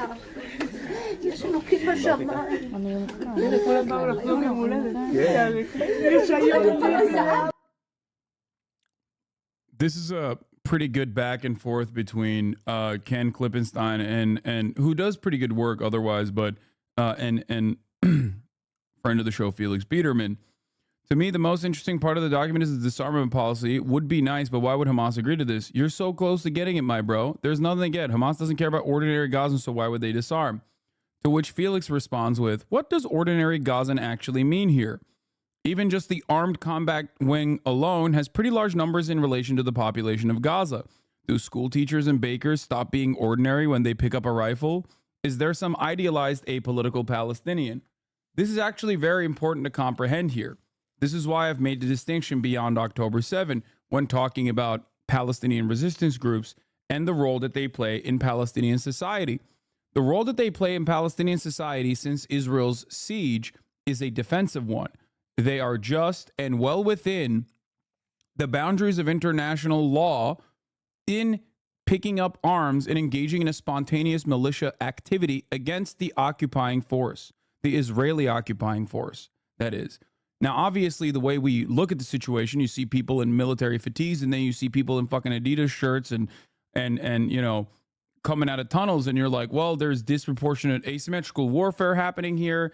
You're not conditioned to understand that those dudes, no matter what they were doing a month prior, whether they were personally involved in Hamas or whether they were not personally involved in Hamas but are simply now waging war as a consequence of you know, being forced into waging war, doesn't change that reality. I think everyone is pretty aware that now that not every single Palestinian supports or even necessarily likes Hamas, but it's absurd essentially to claim that they have no mandate or significant base of support among regular people. You know what I mean?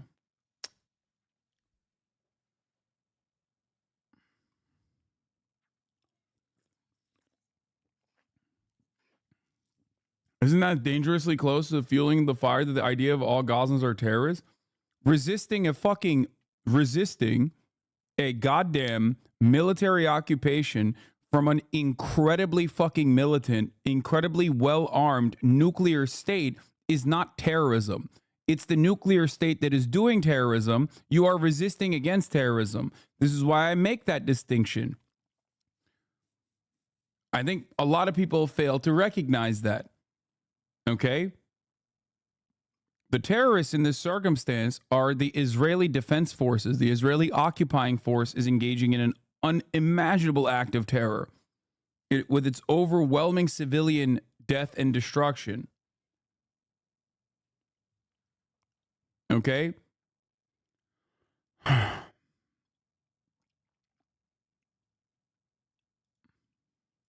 הבאת לאבא מתנה. יש לי היום וליעקב יום הולדת. כן, הכל העוגה, יעקב העוגה.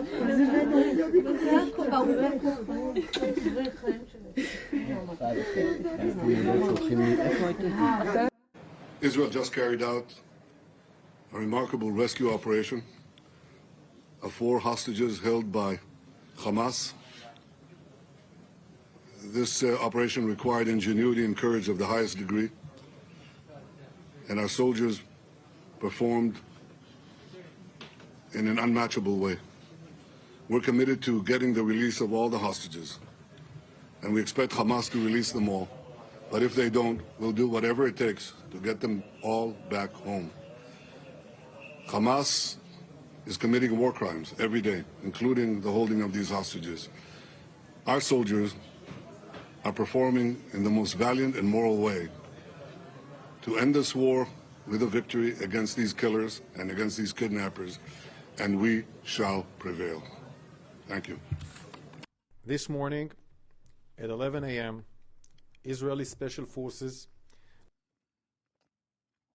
This is in English, by the way, so notice that. Something to consider always. Just so you know who the audience is that needs to hear this in their minds. Conducted complex hostage rescue mission and successfully rescued 4 of our hostages from Hamas captivity in Gaza. Noar Gamani, Almog Meir Jan, Shlomi Ziv, and Andrei Kozlov. They are back home in Israel. They are alive. They are well. They will undergo medical examination and will soon be reunited with their families in the hospital.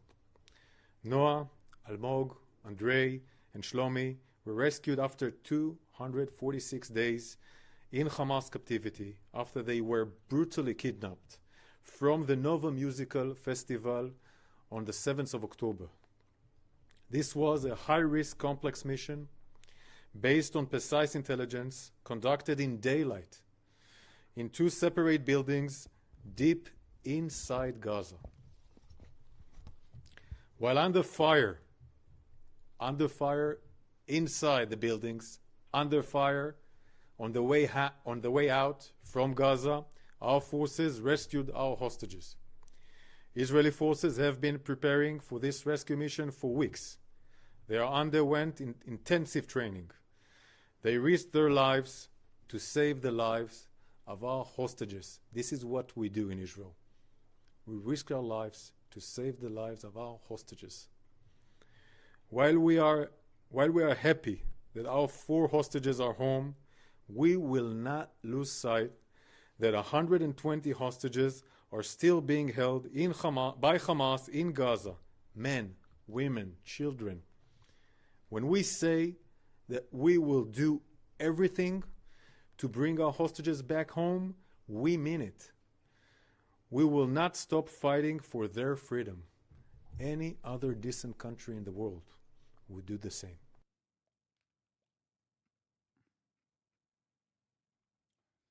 This is a major propaganda moment for the Israeli government. Like, the endless bombing campaigns, all of a sudden there's like in their eyes, in the eyes of the Israeli government, now there's at least like somewhat of a reason for the senseless violence. You know what I mean? That's all it took.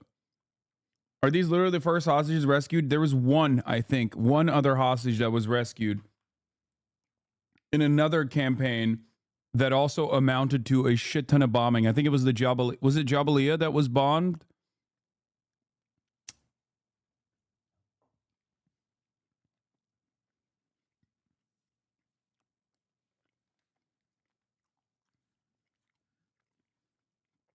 It was in RAFAH, I think, early on.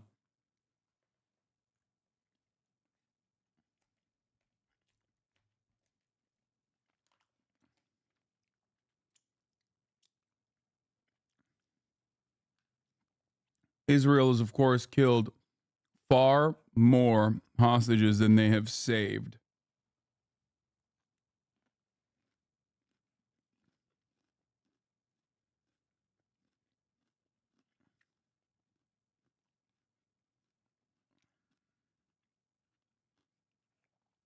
How is this a propaganda moment? They killed tens of thousands of Palestinians, and among them their own hostages. They killed 200 plus just to rescue 4. What do you mean? I don't think you understand. It's a propaganda for the Western world, for those who are listening in the Western world that are looking desperately at anything, any W. That's my point. This was bloody. This was traumatic. This was morally abhorrent. But ultimately, the fact that they rescued 4 hostages, including Noah, especially, who was seen as like, who was repeatedly talked about, the images of her being kidnapped, was repeatedly shown on media for months. That is all it takes. They could have killed 1,000 Palestinians and they still would have thought that's great. It's a phenomenal W. It's propaganda for those internally in Israel that is looking for any kind of success out of this that doesn't just mean dead Palestinian children, recognizing that while they might have an appetite for that kind of death and destruction, the rest of the world is not looking at it with similar lenses. It's also a big W for the likes of the American State Department, who's been desperately trying to defend Israel. That's it. 105 freed via temporary ceasefire. 4 hostages released by Hamas. 3 with white flags were killed by the IDF. 4 Israeli rescue missions. 1 hostage killed. 1 soldier saved. 2 hostages saved. At least 74 people killed. 4 hostages saved. At least 210 people killed. This is what I was thinking of. So, Israeli attacks on Gaza have killed an unknown amount of hostages in Hamas captivity and at least 36,800 people so far.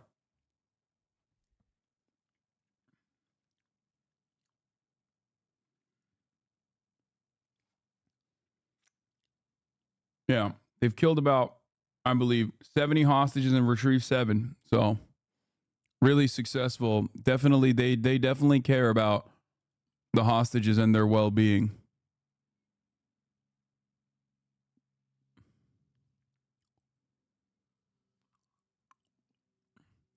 Israeli state media confirms that Israeli special forces used a humanitarian aid vehicle to sneak into Nuseirat, where they rescued 4 captives. They don't mention that Israeli warplanes carpet bombed the area and killed 200 plus Palestinians to secure their escape. Mass murder is an insignificant detail in an Israeli news cycle. Well, they have military censors too. So they sometimes are legally not allowed to report on it because Israel is the most moral democracy on the planet. Not to say that they want to. Anyway, I don't know. Can the Hebrew speakers help me out here? Do they actually mention that they used a humanitarian aid vehicle? את כל פרטיו אפשר לפרסם, אבל בכל זאת מה שכן עוד אפשר לומר בערב הזה. כן, בערך בשעה 11 בבוקר נכנסים הכוחות, לפי דיווח פלסטיני, כשהם בכיסוי של סיוע, מסעית סיוע הומניטרי. ככה הם נכנסים לפי אותו דיווח פלסטיני בתוך המחנה נוסיירת. כשהם מגיעים, הלוחמים מגיעים לשתי דירות, מרחק בין שתי הדירות האלה 200 מטר. אחת נמצאת בקומה שלישית ואחת נמצאת בקומה ראשונה. בדירה שבה הנוער גמני מוחזקת בקומה הראשונה כמעט אין קרב. הלוחמים מחסלים את המחבלים שמחזיקים אותה. מדובר על לוחמים...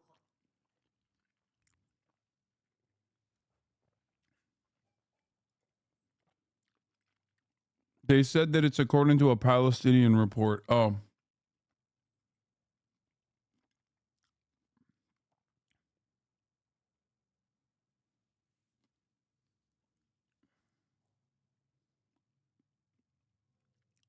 Channel 12 reporter was fired for saying the captives looked healthy.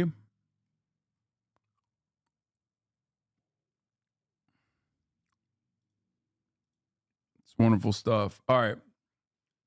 Here's what happened earlier today. Pro-Palestinian protests in D.C. Demonstrators are gathering in Washington, D.C., and moments ago, they actually had a brief encounter with Park Police just outside the White House. That's where the protest has formed there, and they are contesting what they say is President Biden's failure to act after Israeli military forces began operations in Rafah. CNN's Brian Todd is on the ground outside the White House there in Lafayette Square, where it looks like the numbers of people have grown. What's going on, Brian? Yeah, Frederica, this crowd has grown in size and in energy level for the past couple of hours. What we want to show you is kind of the central piece of symbolism that they wanted to unveil here. This is what they call the People's Red Line. This is what they were hoping would be a 2-mile-long red banner, and you can see it's got signatures, messages all over this banner here. This is right outside the fence of the north lawn of the White House. The fence was erected just over there. An extra security fence is about 9 feet tall outside of the regular security fence, because the last time they had a protest here, the protesters threw balloons full of red paint. They threw signs and other objects onto the White House north lawn. They wanted to try to prevent that. So far, we've seen nothing like that here. But again, a lot of passion, a lot of energy here. And the symbolism of the red line is because this crowd of people believes that President Biden misled people when he said there was a red line for Israel regarding the incursion into Rafah that occurred about a month ago. They believe that the president misled people. They're here to express their frustration with that and to call for an end to U.S. aid to Israel and for this movement basically to grow and to put more pressure on the White House. Here's another piece of symbolism. Take a look at this huge Palestinian flag. This is at least a couple of 100 feet long. Well, I mean, they don't believe that the president misled people. The president did mislead people.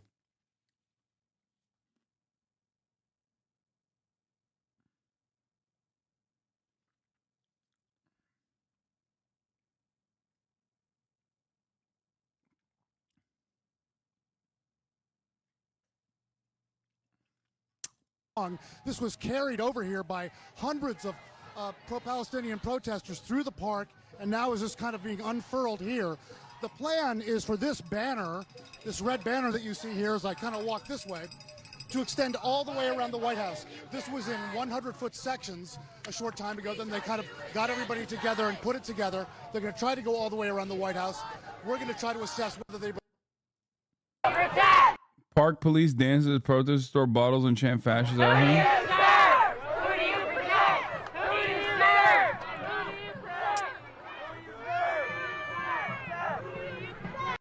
Yeah, 3 were released in operations. Hernando Marman and Louis Har were rescued in February from Rafah, killing like 70 people. And in October, Ari Megidish, a soldier taken captive from the border on October 7th, was rescued from the north. I think the military censor was heavy at work back then and didn't let many details out. A better view of the red line is huge.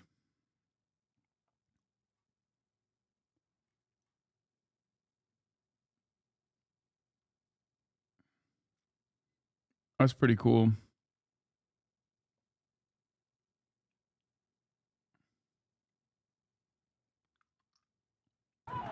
It's really too bad Trump is the opponent. If it was any other Republican, Dems would be in ultra panic mode and would maybe actually do something, but they know people don't want Trump, so they think they have it in the bag. Well, this lifelong Democrat is fucking sick of it. Fuck you, Biden. Honor the red line. Yeah, no, I think you're not wrong. They should still be fearful of Trump, though. But you're absolutely correct in your assessment, I think. Our resident liberal chatter is 100% correct. The Biden campaign is not worried about the actions, or at least not worried enough about the actions that Israel is taking in terms of how it complicates the calculation for an electoral victory against Donald Trump. This is genuinely a bad idea for multiple reasons. Obviously, they should be more afraid of Donald Trump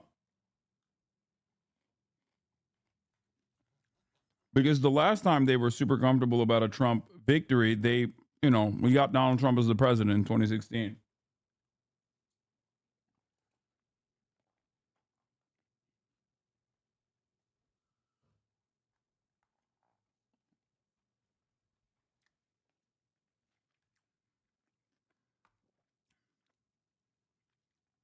Beyond that, however,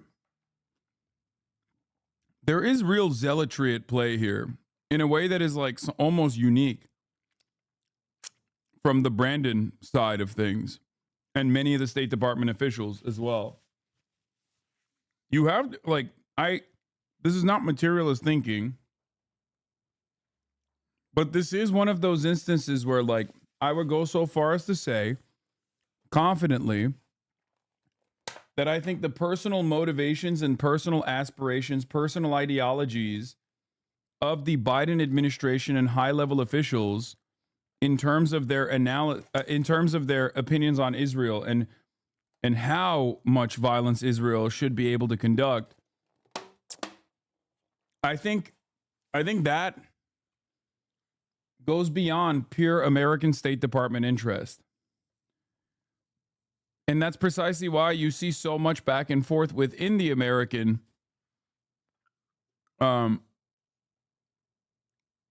within the American State Department in general on this issue.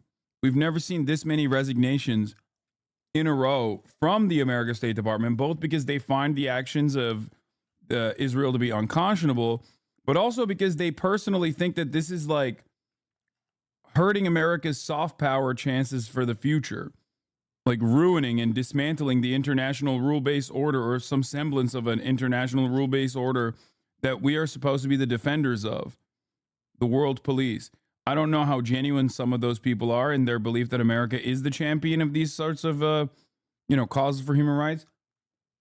But I do legitimately think that there are definitely a lot of people in the American federal government that think that Israel has gone way too far and it is harming America's chances of continuing to dominate the world without direct military involvement. This is playing a role in America's chances of controlling international organizations of justice. This is hurting America's soft power capabilities across the board. This is demonstrating a glaringly obvious hypocrisy that people are finally paying attention to. This hypocrisy is obviously never really stopped with Israel and our involvement with Israel for 75 fucking years.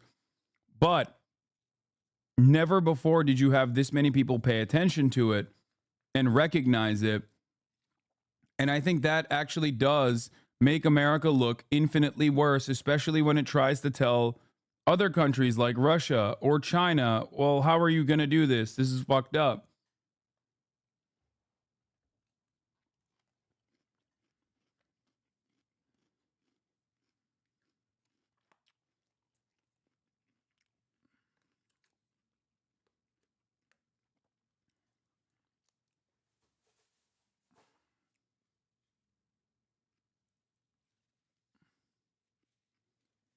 Can you imagine if U.S. Navy SEALs completed a hostage rescue mission and killed 210 civilians in the process? It would go down as the worst U.S. military operation in history. Yeah.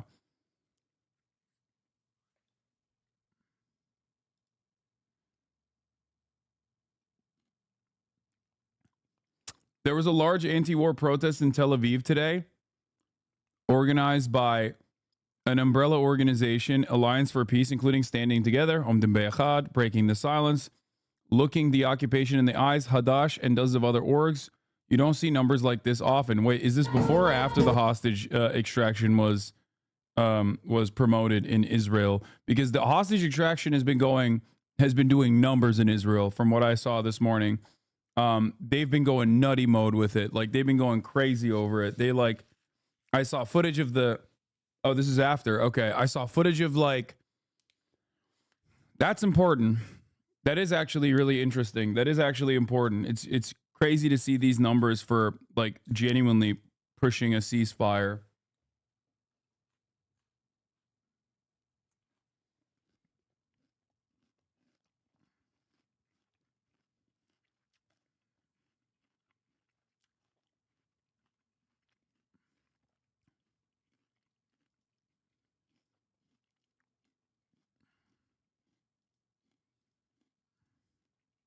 but actually able to make it all the way, because it is quite a large perimeter around the White House, especially where this fence has been set up, Frederica.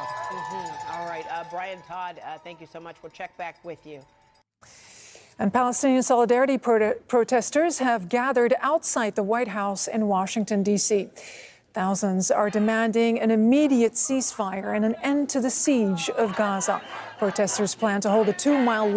You have to remember something very serious here, by the way. A chatter asked,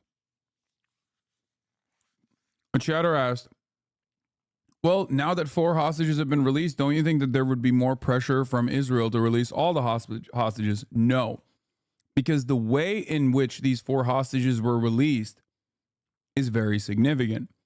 They were released and 210 Palestinians were killed in the process. That's a win-win. When hostages were being released due to a ceasefire negotiation, if you recall, that was really bad for the Israeli government. Why? Because it showed that you could technically deal with Hamas, you could reason with them, and you could meet their demands. And the longer that that would have gone on, the more people's appetite would wane for restarting the war. This, on the other hand, is great. This is like they can just turn around and say, oh, this is a major W for us. See? We can actually extract hostages while being violent. Okay? In their minds, it completely justifies the military operation. They were desperate looking for a justification for it for the past 8-9 months, and they will use this as that justification. It's laughable if you look at the situation. It's laughable if you look at the fucking situation overall. Here is the mother of one of the hostages that was released. Thank you for bringing my son to me, to us. I'm so excited that I could hug him today. We have a strong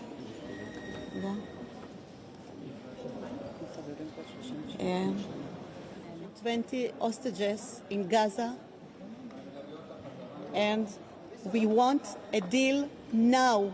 We want them to come back home as soon as possible. Thank you for the army. Thank you for the government.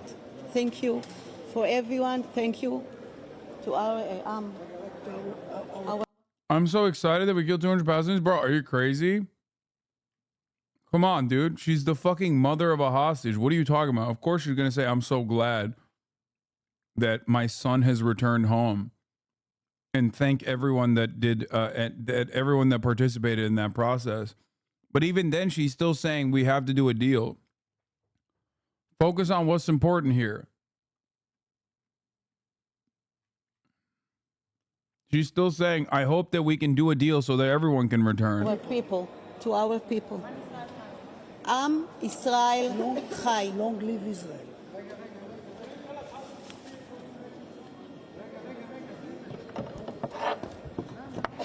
I couldn't stop hugging him. I couldn't stop. And tomorrow is my birthday, so I got my present. Thank you. She got a present tomorrow. It's a birthday.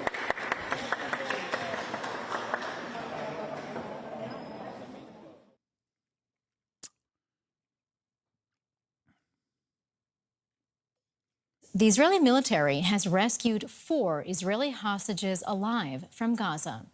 1 woman and 3 men were freed amid heavy airstrikes from 2 different locations in central Gaza. Noah Argamani, seen here, is among the 4. She and the others are said to be in stable condition. They've all been taken to hospitals in Israel for further medical examinations.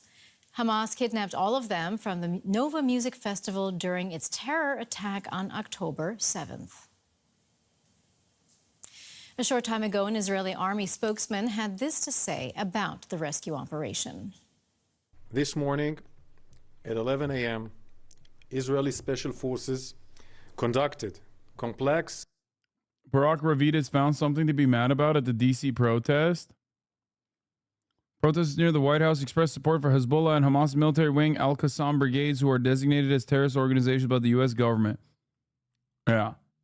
Of course, he found something to get fucking mad at. In between, isn't he in Israel right now? What the fuck's he doing? Hostage rescue mission, and successfully rescued 4 of our hostages from Hamas captivity in Gaza. Noar Gamani, Almog Meir Jan, Shlomi Ziv, and Andrei Kozlov. They are back home in Israel. They are alive. They are well. They will undergo medical examination and will soon be reunited with their families in the hospital. We're joined now by our correspondent in Jerusalem, Tanya Kramer. Tanya, good to see you. I imagine it's an incredibly emotional day for Israelis and especially for the families of the rescued hostages. How is this news being received within the country? Well, I think you're right. I mean, this is an incredible emotional day. There's a lot of joy. And also, you know, you have to understand Israel has been in agony. Does the far left and far right have common ground in their hatred of Jews and Zionism? Are you fucking stupid? The far left is comprised of all different ethnicities and backgrounds, including Jewish people. There is no hatred of Jews on the far left. The far right does not even hate Zionism. They just hate Jews, if you're talking about whichever kind of far right person you're talking about.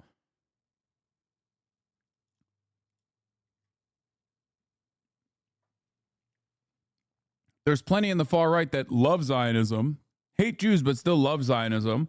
And there's a shit ton. There's a shit ton on the far right that claim that they hate Zionism, but they just hate Jews. They hate that Israel gets to have an ethno-state while they can't do their own little white ethno-state. Over the hostages that are remaining in Gaza. And of course, this rescue operation carried out in broad daylight in Nuseirat, that is in central Gaza. Now, we are hearing from the military spokesperson there earlier, give some more details that this was in preparation for weeks, as he has said, with many different units involved. Those 4 hostages were kept in 2 different locations. They were extracted from there and then flown by helicopter to the hospital to the Sheba hospital in Tel Aviv, where they are now. And we're seeing here, of course, in the past hours, images from that hospital on the Israeli channels. We've seen also Noor Agamani there. She was talking on the phone to Prime Minister Benjamin Netanyahu.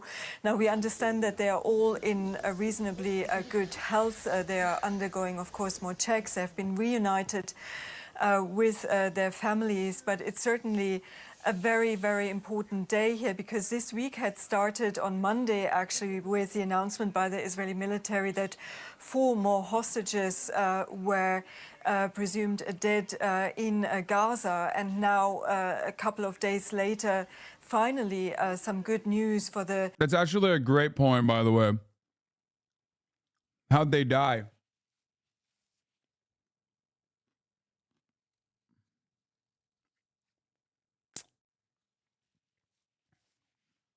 Who killed them? I wonder. Family members and the relatives of those 4 hostages that they were rescued now after almost 9 months in captivity. Well, indeed, I imagine that Israelis have been hungry for some sort of good news. To date, just 3 other hostages have been rescued in more than 8 months of Israel's military operations in Gaza. Tanya, do you think today's rescue will somehow boost public support for the war and possibly even for Prime Minister Netanyahu himself? Well, it might give him some respite from all the international and all the domestic pressure he has been under, especially in the past couple of days, because there is an agreement for... while I despise Deutsche Welle's coverage on this, it's important to fucking hear the unconditional dick riding of Israel's side, because they are correct in their analysis when they say Benjamin Netanyahu got a massive dub today. And the ceasefire negotiations, in my opinion, took a massive L. Because that's all, dude. Israelis have been so fucking desperate to point to like any success out of the 9 months of death and destruction. And obviously, internally, the 9 months of death and destruction is somewhat of a success in and of itself. They like that.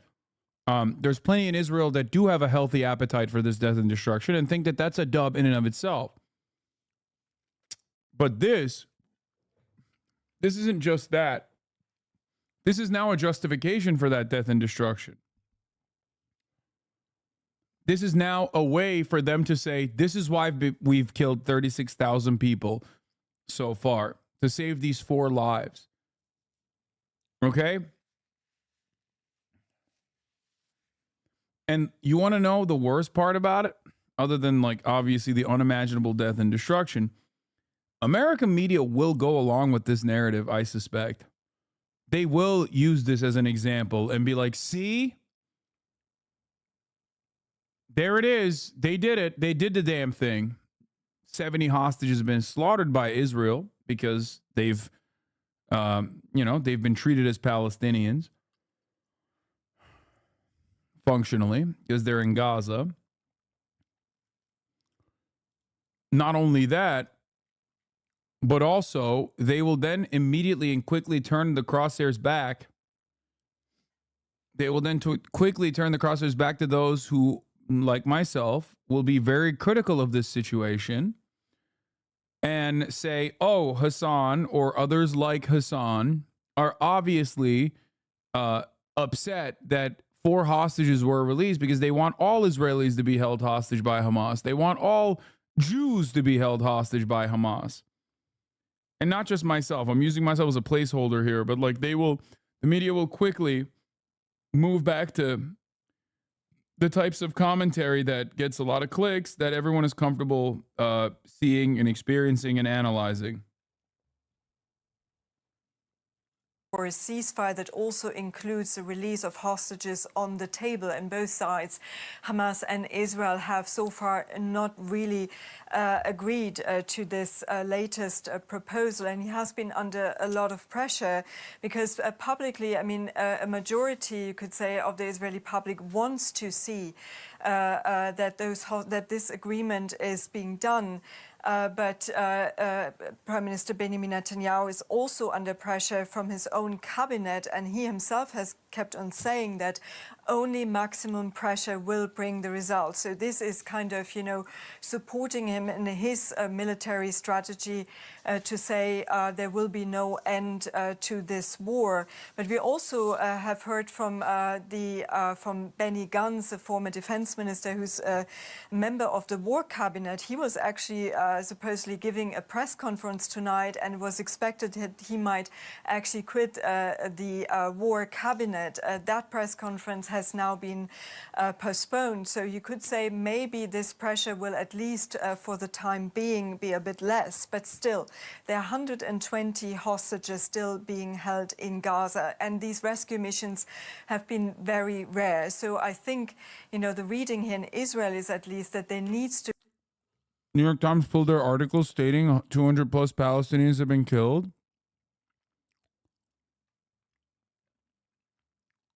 be some kind of agreement to bring all these hostages back home. Well, meanwhile, let's see. I have the Washington Post one up here still. Let's see if they change it. No, their title is still the same. They updated 42 minutes ago.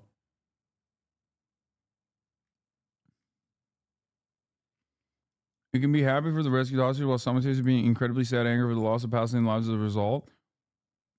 Yeah, the thing is, for me,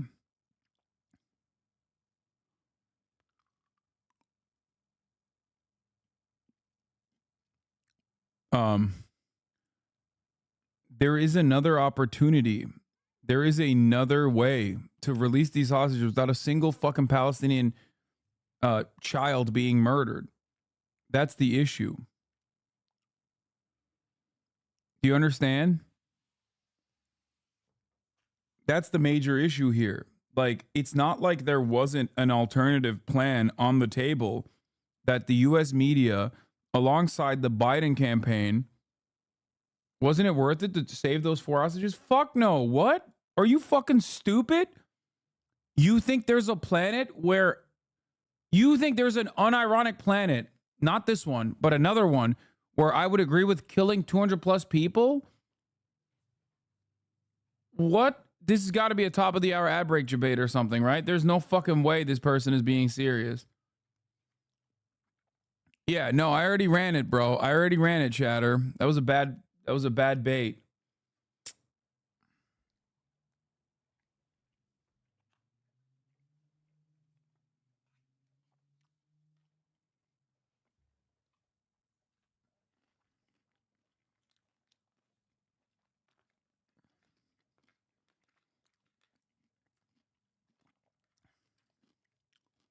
The reason why I haven't been serving, or I've been serving the ads, but not talking about it, because, you know, it's a serious issue.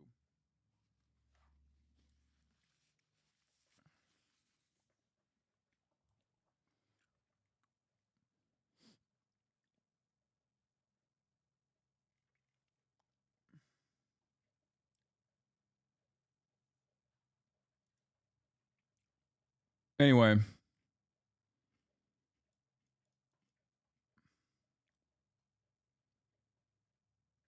How many people are out there mistaking the death toll of civilians for armed combatants? I don't think people are mistaking that. Also important to mention that the released hostage, Tommy Metzger, married 60 years to Yoram Metzger, just found out her last words with her husband was at a Hamas tunnel.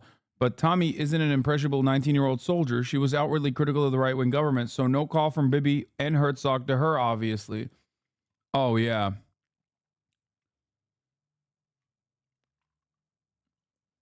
Oh, yeah. I know. I covered this already. I showed this already.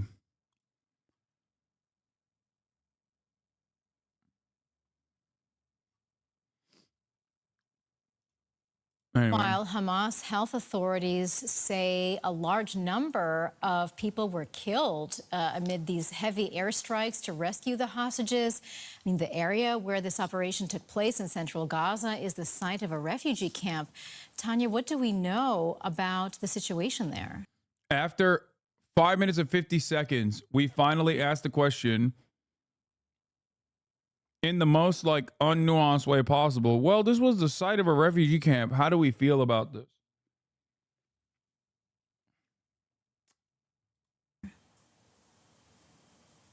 Well, absolutely. When this news broke, I mean, first that, you know, the Israeli army said they're carrying out intensive strikes, airstrikes, and an intensive operation in a Nuseirat refugee camp. Now, this is in central Gaza. This is also an area where a lot of Palestinians that had fled or had been ordered to go south by the military had now gone back because of the offensive taking place in Rafah. It's a very crowded area. And after 9 months of war, we all know the situation in Gaza is extremely difficult for civilians. Now we're hearing that there were reports of many injured and killed being taken into the hospital. One of the few hospitals that's actually still somehow working in Deir al-Balach, which is south of Nuseirat. And the Ministry of Health there said that at least 55 people were killed. It doesn't distinguish between militants and civilians, but there's also a lot of footage out on social media of the devastating footage, I have to say, about the aftermath of that strike, that it's showing there now hospitals there are struggling with... Yeah, this is Deutsche Welle, so it is literally probably one of the most woke outlets in Germany, by the way. With DW News being one of the only, I was even asking this question in Germany. Like, if you want to understand the German situation, understand that we're currently watching like one of the more left-wing coverages in Germany, specifically because this is also supposed to be like Western facing. Yeah, Germany's out of fucking control, dude. They are insane when it comes to Israel. With the influx of injured. And of course, these are very contrasting pictures that we are seeing that coming out of Gaza with those devastating scenes once again. And of course, the joy and the development, this positive development, bringing those 4 hostages home that we are seeing in Israel. DW's Tanya. It's not the same everywhere in Europe. It's not. Especially because Channel 4 exists, for example. As much as I shit on the Oibrovs, like Channel 4 is probably one of the best resources in the Western world for things that are happening in both the occupied Palestinian territories in the West Bank and things that are happening in Gaza as well. They have been consistently good.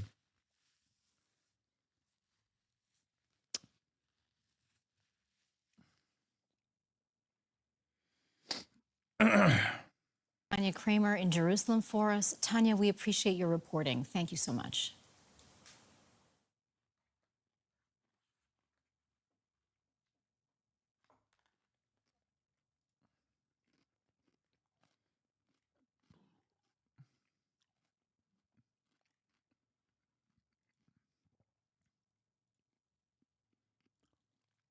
Long red banner to represent what they are calling the people. France and Germany are the worst. The rest of Europe is bad, but more or less because they're following the interests of capital. No, I mean, even France is not as bad as Germany. But the irony is, of course, there are constant polling. There's constant polling happening in Germany. And the thing is like, regardless of the constant propaganda from German television, I believe there's still a not insignificant number of German citizens that are pro-ceasefire.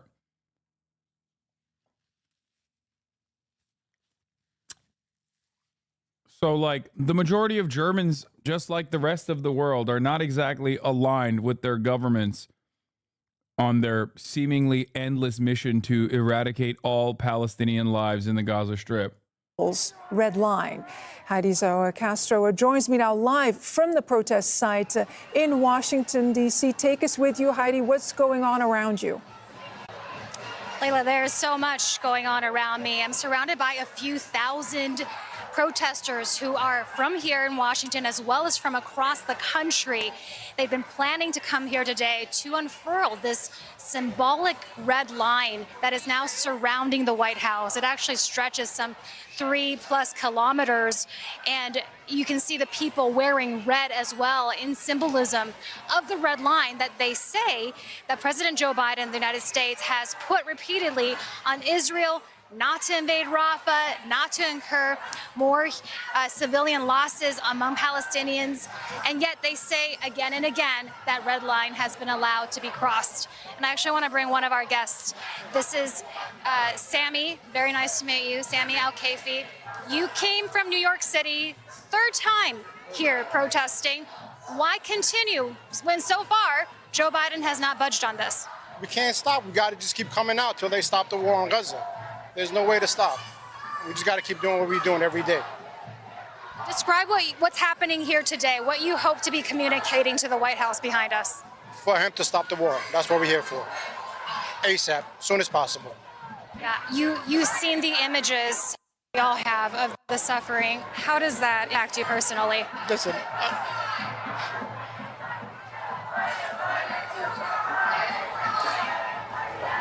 I got my own kids.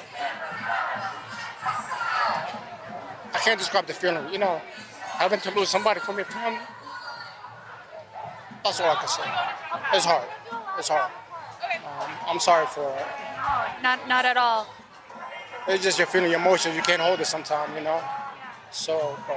I've seen this a lot of emotion coming not just from you, but from so many protesters, and particularly just today, reports of now 200+ civilians killed in Gaza, and yet President Biden, when speaking on this earlier in the day, he congratulated Israel for its successful, he said, operation in getting back those captives. He didn't mention the loss of life in Gaza. How do you respond to that? President Biden don't want to look bad in the face of Israel. You understand? He can't because they fundraise his elections. You know, they provide funds for him to go out and people to vote for him. At the same time, I don't think these young generation out here will vote for him. My vote will not be for him for sure. What do you want him to do specifically? You said you want him to stop the war. What can the U.S. do? U.S. is the one that gave Israel the green light to go in Gaza. So they have the power to do the same thing and stop the war if they really want to. You understand? But they just, I guess, it's a game that they playing. You know, they blaming each other. You know, America say, okay, stop the war. Then Israel still continues the war. So it's like they're doing the opposite of what he says. But behind closed door, I think they're all on the same page. You said you brought your wife and your children here today. This is a moment, a pivotal moment in history. What do you hope they take away from this? Listen, I mean, I brought my kids to see what life is all about and the struggle that everybody got to go through every day. You know, and this is reality. You know, it's not Hollywood. This is real thing that's happening right now in the world. You know, where children are dying, and they need to see that. You know, they probably not see it here in America, but outside America, it's really it happens all the time. It happens all the time, all over the world. And to not look away. Thank you so much. And there you have it. This is the same sentiment that I've been hearing over and over again, not only from Sammy, but also from younger voters, from older voters, from all walks of life, all trying to communicate this message. Not voting Joe Biden is voting for the other side. Polite Pineapple. You should definitely, instead of doing that, immediately demand that the Biden administration capitulate to the reasonable demands that many of these people are making in key states. Okay? Why aren't you there? I'm not there because I am fake. I'm a phony. And not because I have a literal fucking fundraiser that I set up for tomorrow that has taken a month for us to put together.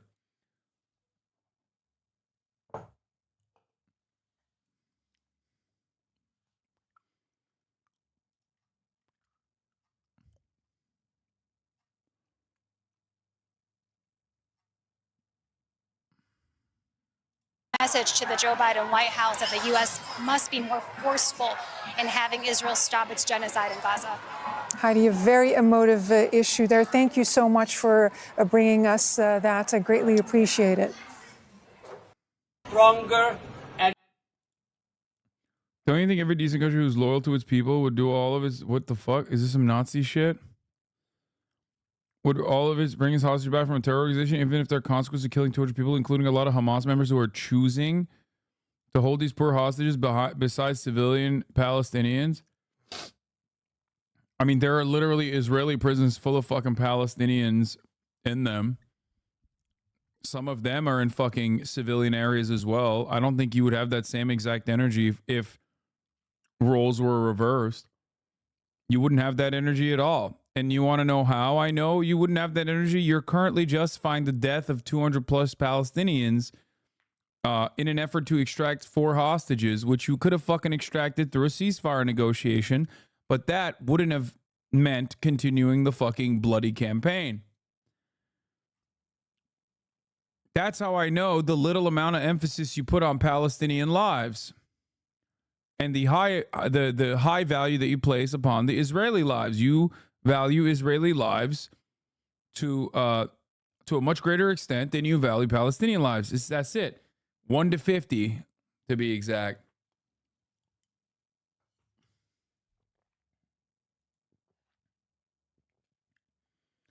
Israeli media report that soldier Eliran Mizrahi killed himself due to severe depression following his return from the battles in Gaza Strip. The soldier used to share videos and pictures of himself taking part in war crimes in Gaza. Oh, oh man. Oh, so sad.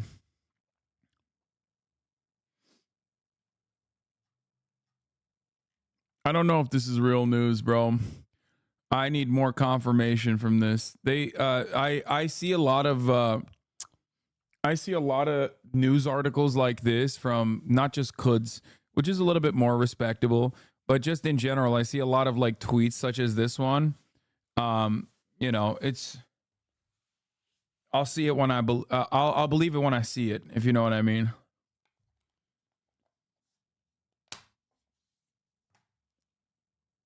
What is this? I think it might be fake. Oh, there you go. If Mizrahi is his surname, he could be a Turk. Yeah, that is true. The first time that I found out that there were Jewish Turks was when I went to University of Miami and met a dude who was Turkish and he was Jewish. And his last name was Mizrahi. I assume Mizrahi is a common surname, but spelled like that. My grandpa is a Jewish Turk. Dang, look at that.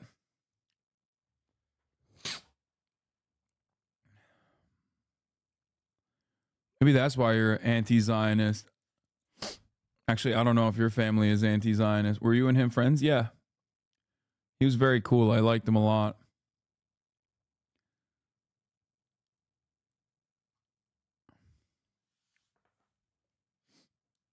He's basically a Kahanis. Oh, fuck. Okay, never mind. Bro, how are you going to be Turkish and a Kahanis? Like, that shit is crazy to me. Like, how are you going to come from the Ottoman Empire?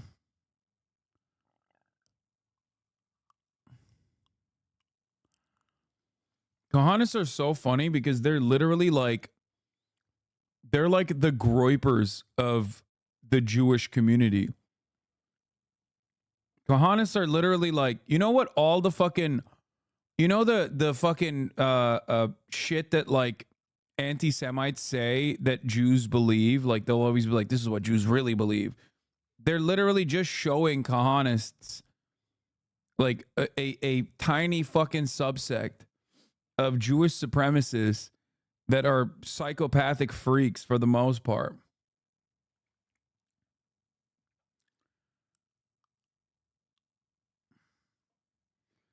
Apparently that picture of D in a crowd in Israel was fake and people are trying to give me shit about how you said it was stupid. Well, what did I say? Who gives a shit?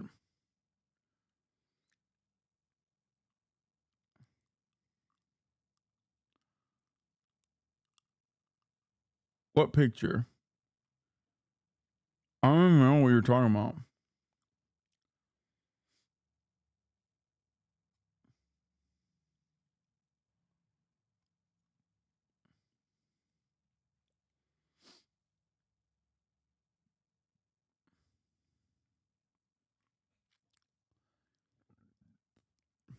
Anyway. Dr. Abdel Fattah was finally able to return about 2 weeks ago, and he is here today to speak to us. Status Quo is live on the ground in Los Angeles. I Googled Kahanis and saw JDL. Holy fuck, insta-cooked. Yes, JDL is the Jewish Defense League.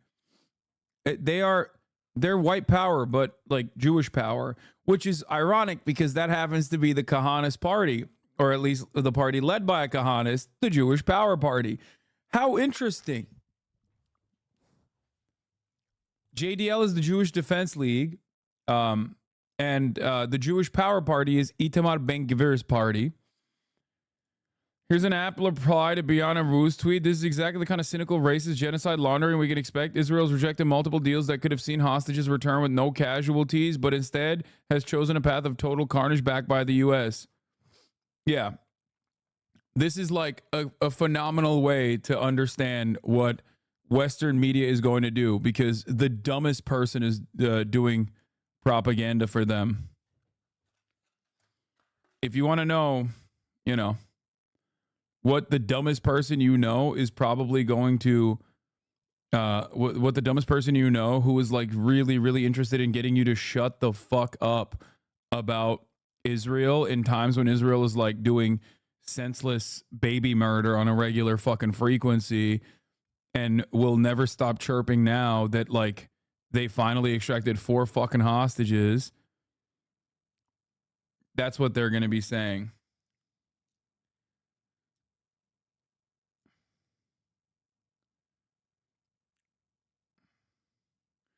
Same with the people with the surname Haddad like me.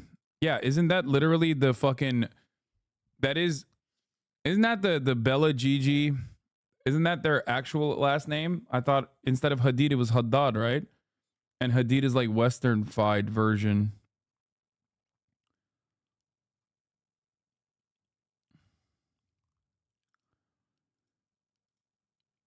Okay. Where the fuck is the... Oh.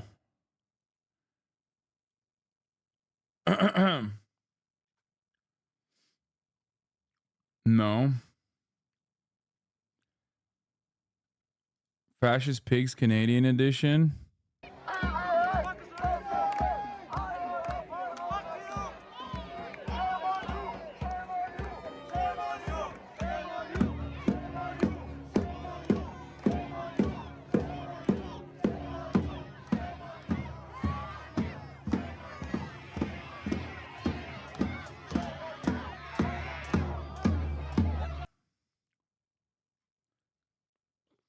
So, oh, here, we'll look at the peer stuff in a second.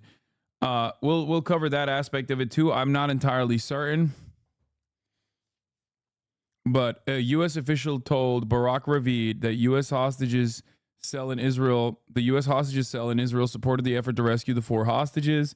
The extent of their rescue and the extent of their support, I do not know. But here, moments of the Israeli attack and the relentless shelling of the Al-Nusayrat refugee camp unfolded. Israeli occupation forces, accompanied by American forces, snuck into the camp inside of a humanitarian aid truck. Now, I don't know if this is... like, this isn't verified, okay? I will repeat, this is not verified. No, Hadid is an Arabic family name. Haddad is different. Hadid means iron or metal. Haddad means blacksmith. Okay, thank you.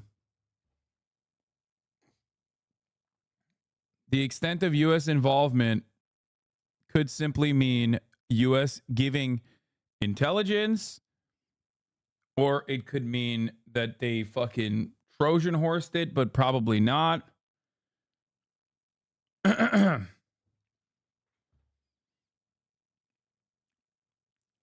United States provided support for the successful Israeli security forces raid that rescued 4 living hostages from captivity in Gaza on Saturday, 2 U.S. officials confirmed. In a statement issued by the White House, National Security Advisor Jake Sullivan congratulated Israeli security forces. CBS News learned on Saturday that the U.S. role came mainly in the form of intelligence support. 2 U.S. officials confirmed that, but declined to share sensitive details regarding the operation. 1 Israeli special operator lost his life in the rescue mission, and nearly 100 Palestinians were killed. The Biden administration has had a major effort underway since October 7, providing support to Israel on hostage issues, including diplomatic, intelligence, and at times military support.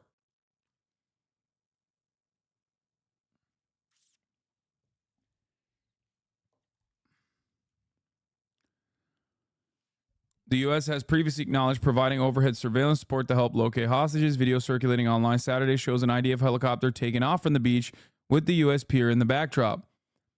2 U.S. officials told CBS News that the U.S. pier was not used in the IDF operation. It is offshore to assist delivery of humanitarian aid.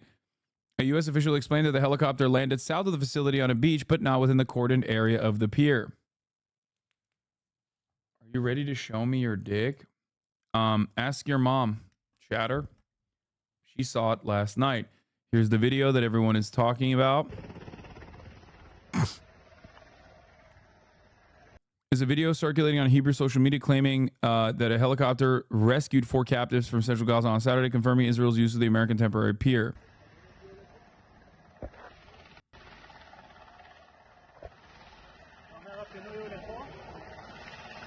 לא, אתה לא רואה מעלים.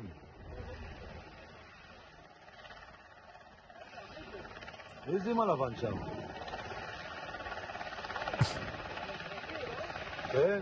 If they didn't take hostages, they wouldn't need to rescue them. W. Biden. Yeah, dude. Real W. Real big W, dude. Only 200 killed. Big W. Yeah. You know you can make that exact same argument against Israel, right? Like, obviously you would never make that argument against Israel because you're pro-Israel, but like, It's the notion that you have to recognize why October 7 happened to begin with, or why hostages were taken to begin with. It's a very silly way to go about it. And if you are to ask that question, you then come to the recognition that Hamas and the entirety of the Palestinian Resistance Front that collaborated, and including but not limited to atrocious actions that happened on October 7 in their hands against the civilian population of Israelis, on top of the Israeli occupying force bases that they targeted, their percentages for civilian casualties to enemy combatants straight up is infinitely more moral and more successful than what Israel has done so far. But of course, you don't make this calculation. You don't even give the dignity to the Palestinians to do a moral equivalence between a ascetic resistance front against a 75-year military occupation that started with mass ethnic displacement and an ethnic cleansing campaign in the form of the Nakba. You can't even put these two on the same moral playing field, even though one is a resistance born out of a necessity to resist an apartheid occupation.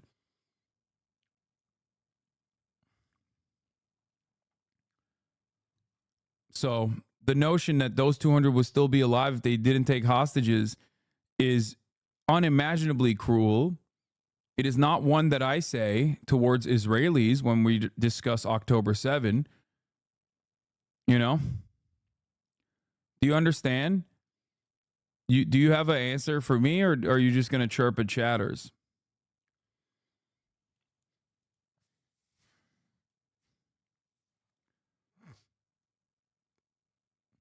The rescue mission that brought back these 4 hostages is considered one of the most complex military operations. By the way, have you seen the hashtag Nova Party movie from the 7th of October?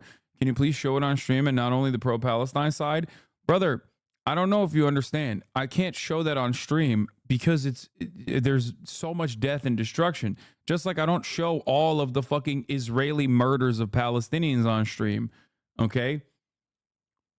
It just sucks for your cause, I guess, that there's an infinite more number of cruelty and death and destruction on the Palestinian front than the Israeli front. Oh, it was so complex, dude. It was so complex. Yeah, the complexities are mind-boggling with fucking 200 plus Palestinians dead.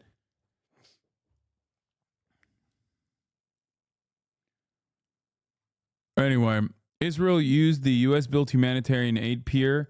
I don't know how valid this is, okay? To sneak in a unit of Israeli soldiers and reportedly American soldiers. The soldiers boarded the humanitarian aid truck and drove to the Nuseirat refugee camp. Once inside, they were discovered by Palestinians, which resulted in nonstop Israeli aerial bombardment and the soldiers opening fire inside the central market, killing over 210 Palestinians and injuring hundreds. The humanitarian pier gets exposed to be an occupation, assassination, and massacre pier. I don't know how valid this is. Yeah. This video just shows the helicopter landing in Israel, but 3 other hostages released were rescued by helicopters too, so I wouldn't call it confirmation. Yeah. And no, the Israeli media report that you think is confirming it isn't confirming it. We looked at that video earlier today, and chatters who speak Hebrew said that in the report, it's not a military person that's confirming it as an operation, but instead in the report, they're saying Palestinian reporting claims that Israel hid inside of humanitarian aid trucks, Israeli troops.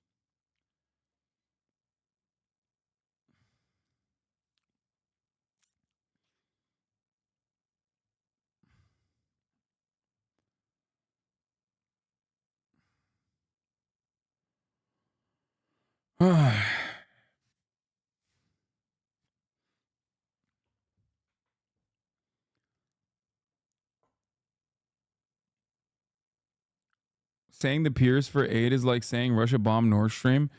No, the pier is just for PR. That's my assessment. A lot of people have been like, oh, they're using the pier to like sneak in American weapons. And to them, I always say, why would they need the pier for that? oh, they're using the pier to sneak in American soldiers. Like, why don't they just fucking... First of all, there are already a shit ton of American citizens in the IDF serving right now that are operating inside of Gaza doing war crimes, okay? There's no reason for any kind of mystery here. They don't have to be shrouded in secrecy. Israel itself is the fucking military base.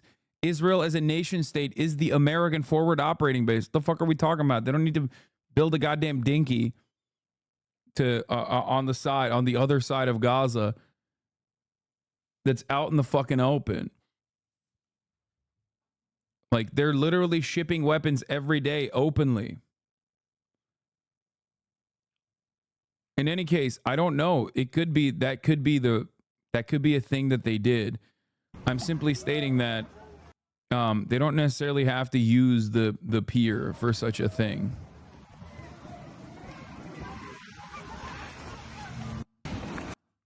This is the other. Yeah, dude, look at how precise the military operation is, that they're just fucking bombing. I don't know if there's TOS on this. Hold on, I gotta check.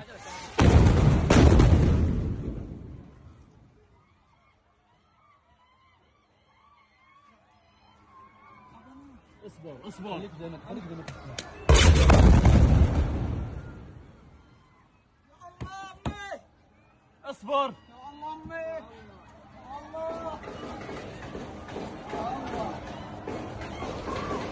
ايش في وحده خاصه كنه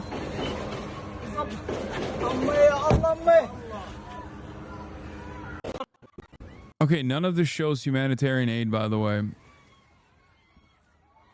Moments of the Israeli attack and the relentless shelling of the Al Nusayrat refugee camp unfolded. Israeli occupation forces accompanied by American forces snuck into the camp inside a humanitarian truck, they say, but it doesn't show any of that in the video.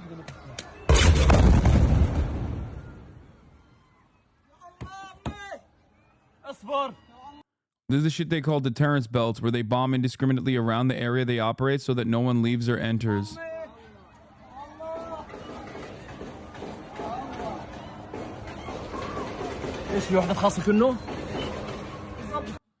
Bro's looking at Israel shelling a densely populated civilian area that we currently suspect killed approximately 200 plus people and going, they are not doing war crimes, man. Bro, you're literally watching the war crimes with your own two fucking eyes.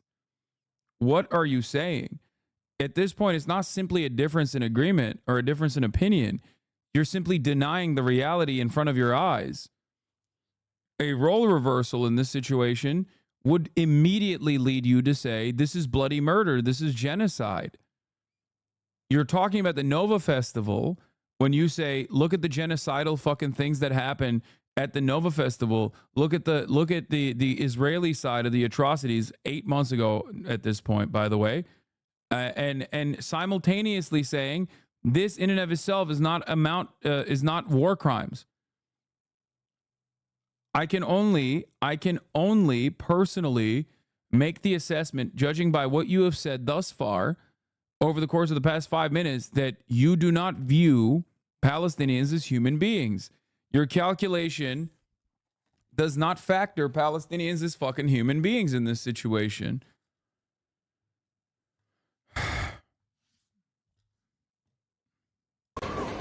ايش في وحده خاصه كنه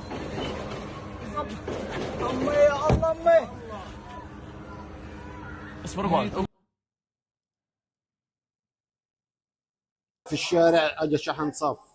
A massacre survivor says the aid truck stopped and it was full of clothes and cutlery. 10 IDF soldiers exited the truck and sprayed him with 3 bullets. Then Israel began to intensely bomb the area with fire belts, i.e. simultaneously dropping a large amount of bombs indiscriminately. Oh, this is the only video that shows that it might be humanitarian aid trucks. Israeli soldiers used a humanitarian aid truck and a civilian car to sneak into central Gaza and execute today's operation that butchered over 215 Gazans and released 4 hostages. Then they escaped through Biden's humanitarian pier, knowing it won't be targeted by Hamas.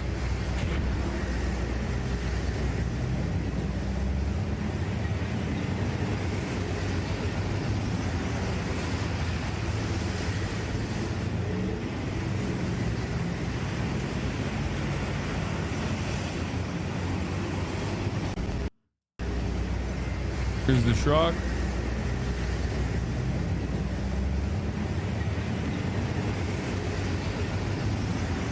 Followed by tanks.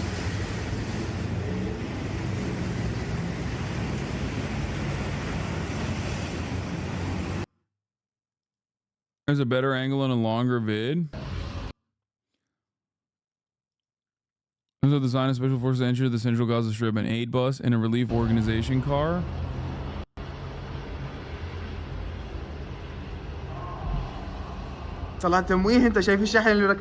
What's the point of the truck for cover if there's tanks behind it? I think like maybe it's to say, maybe it's to not have it be fired upon by Hamas. Like, oh, it's just aid. They're just bringing aid in.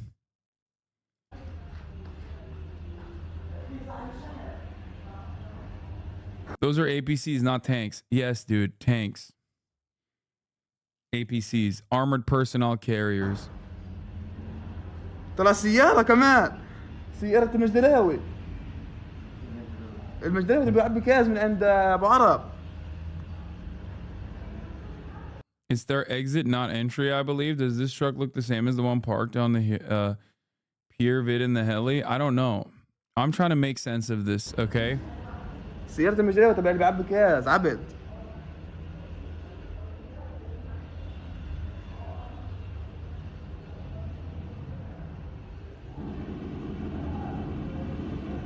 أكيد اتفضل جيب ماجد. 34 MKD 50. Thank you for the 50 gift the subs.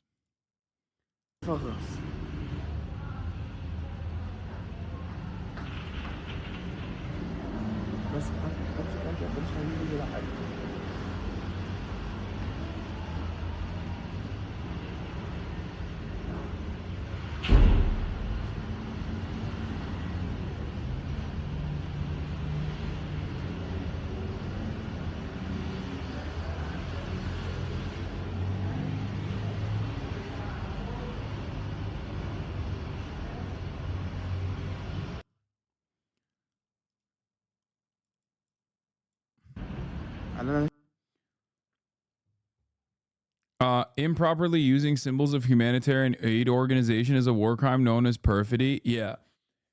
You know what else is a war crime?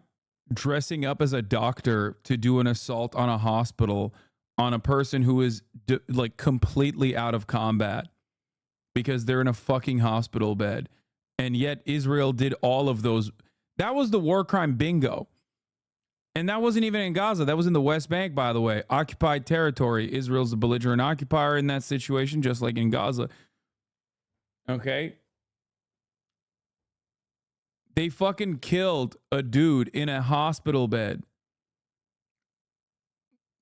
So, and they did that while dressing up as civilians.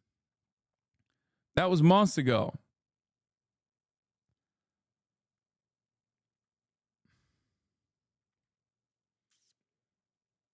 That was 100% real, by the way. That did happen. Brianna Wu defended that as well back in the day. Here's the video footage of it from the hospital itself.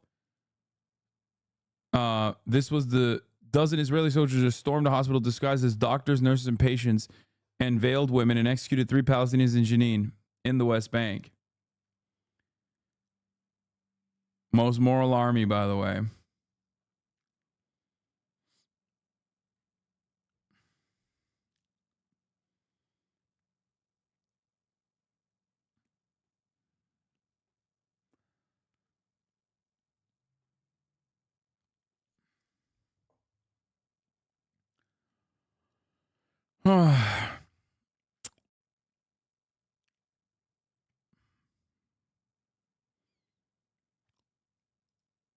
Yeah. For those of you who are saying, if they asked for this themselves, the Palestinian population, a total of 13,000 Jews were killed, about half of them burnt alive or suffocated. Stroop reported 110 German casualties, including 17 killed. The uprising was the largest single revolt by Jews during World War II, also known as the Warsaw Ghetto Uprising. Dov Devon unit is the one who did the recon intel on Nusayrat camp. Same unit that did the hospital thing as you're explaining. The Dov Devon unit is one of the most despicable. They're basically Mossad agents that live in Palestinian territories and act as Palestinians, speak perfect Arabic, etc., and live undercover until they pull off a mission.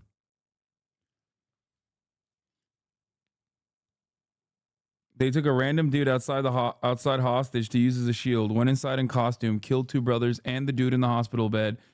And one of the after photos showed a bullet hole in the pillow, suggesting that they put a gun through the sleeping dude's head. Yeah. I remember seeing the bloody hospital bed where the bullet hole was directly where the person was like laying in bed, as in they were sleeping or literally lying down.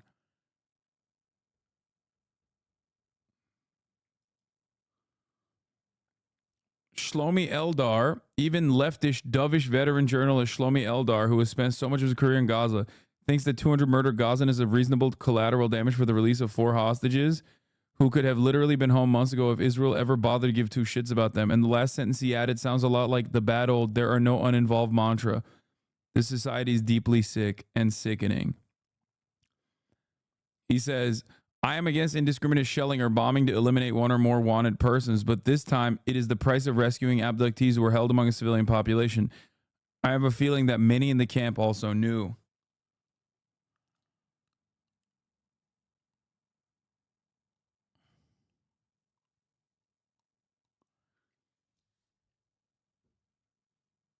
Yeah, dude, it's a moral rot that has taken place. Shlomi Eldar has been really shit as of late. A moral rot that caused a lot of... This is why Zionism is inherently fascist, and having liberal Zionist leanings is simply a PR move, whether you recognize it or not. This is why liberal Zionism is still antithetical to being a humanitarian. Okay? It is no different than saying that you're a liberal Nazi. Because at the end of the day, when push comes to shove, no matter how critical you are of certain aspects of the occupation, you ultimately still think it is just. In your heart, you believe that the occupation and the apartheid is just.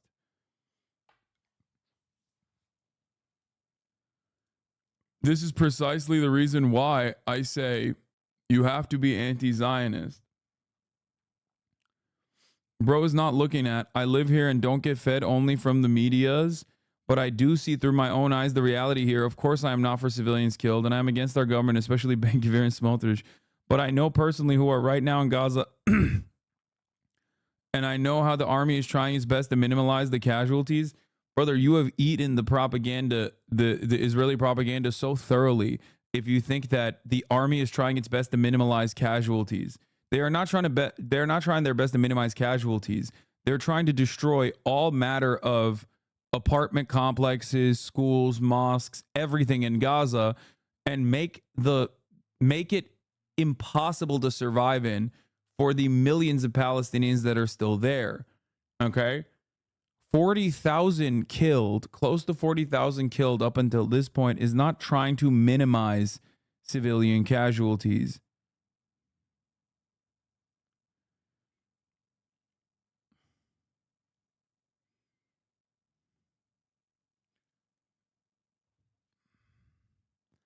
I have friends in the army. I don't need any propaganda. You have friends in the army. Oh, okay then. Okay, let me ask you this. If I said I have friends in fucking if I said I have friends in the Al-Qassam brigades, do you think that you would assume that I'm more inclined to eating pro-Palestinian propaganda or less inclined? I hope you can see it. I hope you can understand the point I'm making here.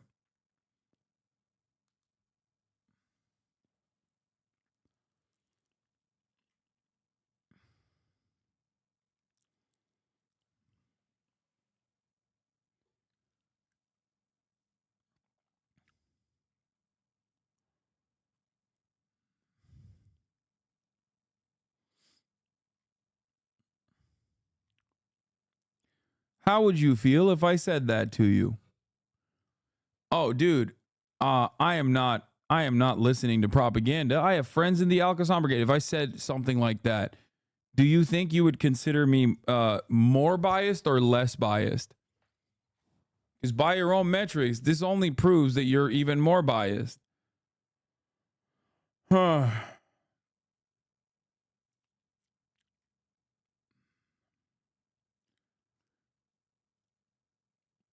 I would go so far as to say they're an 18-year-old, probably.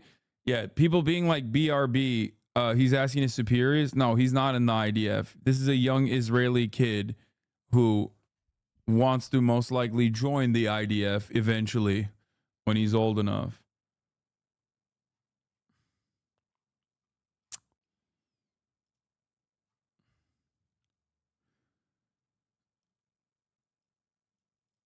Bro's not looking at I live here.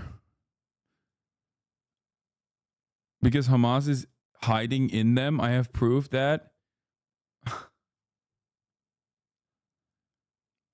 Brother, you don't understand. Okay? Just do a role reversal in your mind and you will understand how fucking nutty that sounds. Do you hear me saying October 7 was valid and just? Because guess what? There were Israeli soldiers hiding amongst the kibbutzim. The Nova Festival attack was perfectly valid and perfectly just because there were Israeli soldiers and Israeli police fighting back. No, I'm not saying that. You, on the other hand, do not have that same consideration. The difference between you and I is that although I recognize that Israel is an apartheid state, although I recognize that Israel is a genocidal apartheid state, although I recognize that Israeli society has permanent brain rot from endless amounts of fascist propaganda, that Israelis are still human beings at the end of the fucking day.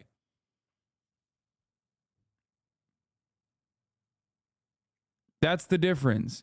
You, on the other hand, expect me to assume that Israelis are human beings, obviously, and also then further continue with this narrative that Palestinians are not.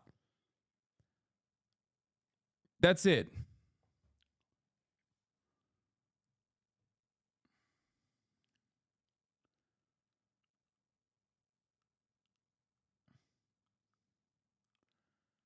A lib take? That's not, dude. You're fucking so stupid. If that's a lib take, then god damn it, I'm a liberal. Like, yeah, dude.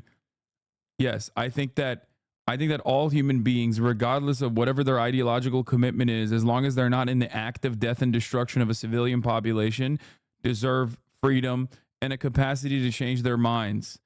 Okay? Yeah, I guess I'm a liberal in that situation then. Like, what the fuck are we talking about? Oh, I do not believe in, like, I don't personally like, there's Israeli chatters in here that are fucking anti-Zionists. Like, what are you guys talking about? Like, indiscriminately firing upon a civilian population is going to cause targets that are not valid. People that should not be targeted at all. That's why it's the easiest thing to say, and it's the easiest assessment to make, that it's not justifiable. Understanding where certain actions begin is very different than that, though. Like, why certain actions take or certain actions happen. Why do you attack German culture on account of faulty political views held by the modern government? Do you think that attacking the identities of people from Germany, Britain, and other nations will help activism and civil discussion of your causes? What?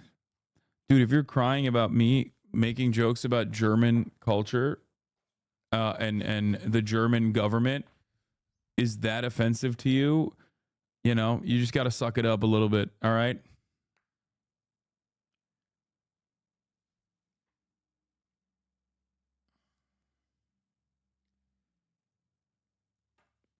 Why do you attack the German culture on account of faulty political views held by the modern government?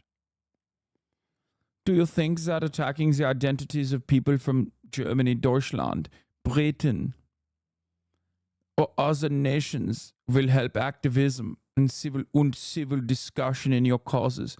I just think it's dangerous for chat. Okay? Do you think what do you think will happen? They are radicalized as it is.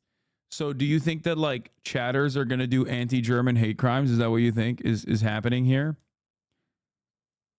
Is that like you think chatters are going to be radicalized into doing anti-German hate crimes? Including the Germans in the chat. They're going to do the anti-German hate crimes. Because if you think that it is a dangerous prospect with your anti-German, anti-Deutschlander sentiment that you're expressing right now, you're doing anti-Deutsche Radikalisation, okay? Then you should probably be in awe of the German government in and of itself. Your audience is Americans that already have the monolithic view of foreigners. This just stokes the flames. Yeah, dude. We're gonna fucking... You're right. Americans are gonna do anti-German hate crimes. Walk through it a little bit. Walk through the fears that you have.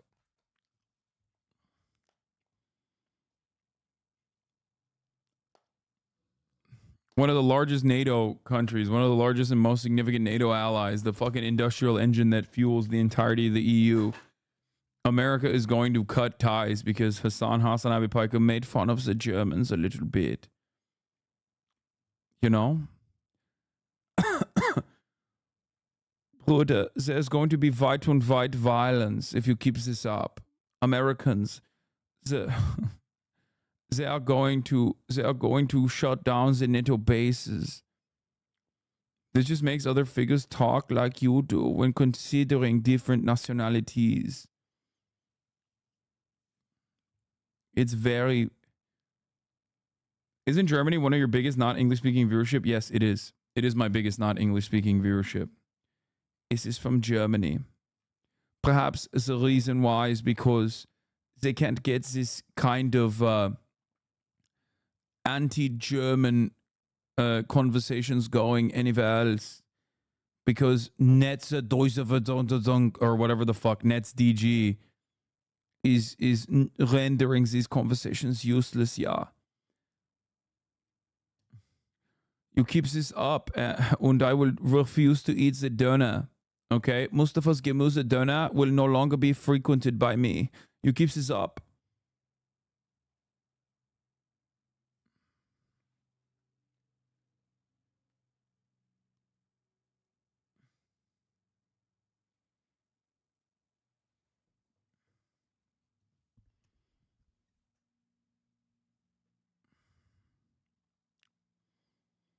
See, that's what I have to deal with here. No, I know.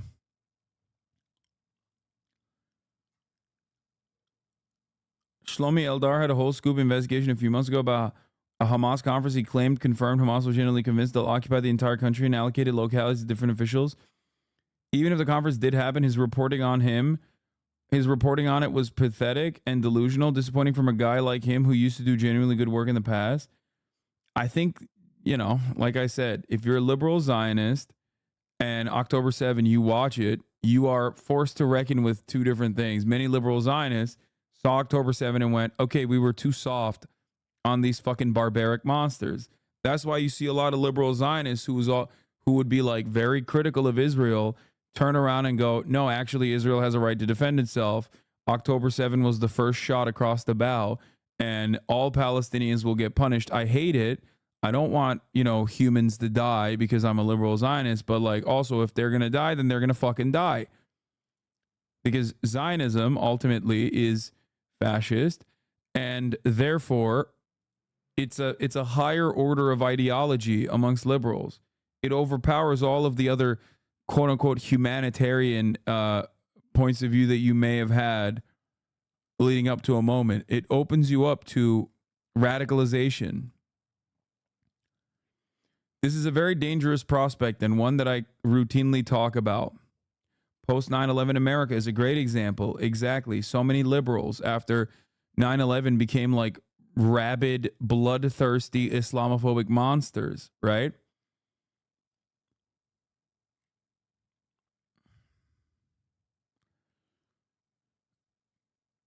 Anyway. So that's the situation. This massacre survivor says the A truck stopped. I mean, he's not wrong, though. Bro, at the top of the hour, you're wrong to think that this is a good bait, okay? Online, this is the second time your Turkish ass has tried to fucking debate me. Okay? Yeah, reklam.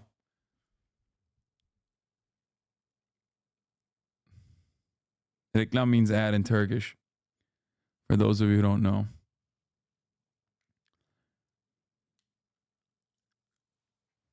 Subscription status hidden looking ass.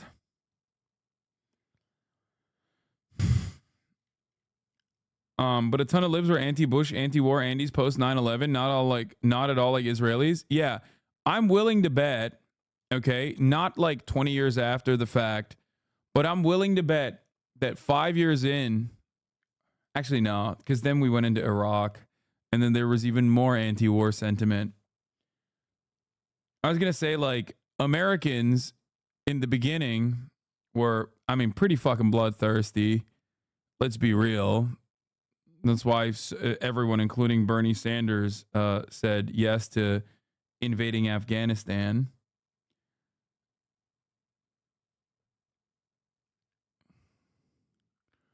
Anira, last night, leaflets were dropped on Gaza middle area ordering 100,000 plus Palestinians to evacuate once again to nowhere. We call on officials to implement an immediate ceasefire and end this humanitarian catastrophe. I guess the thing that I was going to say is American liberals, by and large, or American politicians in general, became even more bloodthirsty and more hungry for war post 9/11. However, you have to remember, you have to analyze the society by its material conditions, by its experiences, by its opinions, by its propaganda. And for Israel, they've had 75 years of anti-Palestinian sentiment run rampant, right? So I feel like finding an anti-Zionist in Israel is going to be, in many respects, harder than finding an anti-imperialist American, because the level of propaganda in Israel, I think, is higher than the level of propagandizing for America's wars. Because Israel has the maintenance of an ethno-state. America, for all of its faults and failures, for all of its white supremacy, is still a relatively diverse nation. And I don't think that I think America is far too predisposed with running pro-capitalist propaganda that it doesn't even have like enough white supremacist propaganda. Like, our white supremacy is baked into all of our institutions, but like, we still, as it stands, do not currently have in the books a direct law that says like America is for white people, in the way that Israel has a law that dictates that it is a state for Jews only. It is a Jewish nation state for Jews.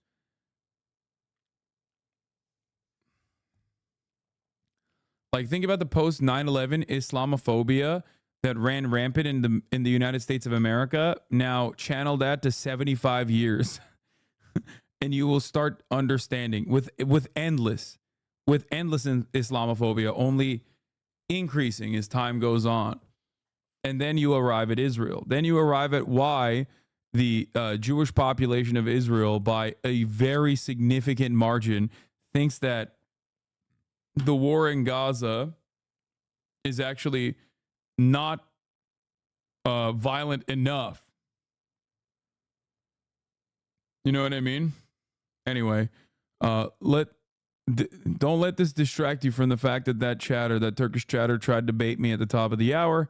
The top of the hour ad break is upon us. And if you no longer want to see those ads, all you need to do is subscribe for $5 or for free with a Twitch Prime by connecting your Amazon Prime account to your Twitch account. Here's a 3-minute ad break now. We're going to move on to Top G, the full of Andrew Tate from aamon Animations, friend of the show.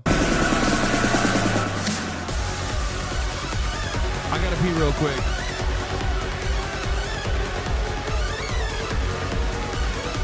Andrew Tate, Ibrahim Bustati. Round 1, fight.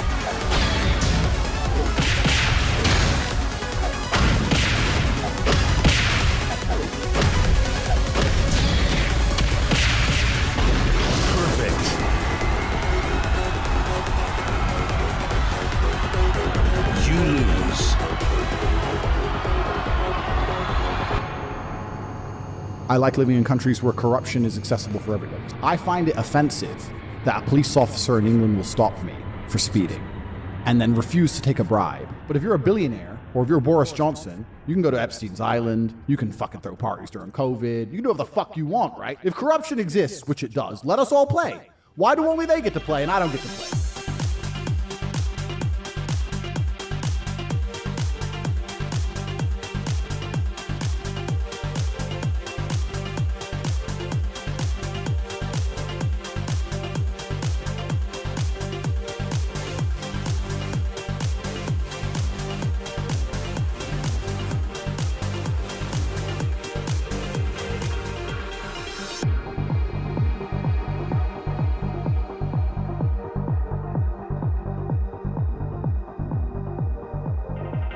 This is not your bottom of the barrel virus.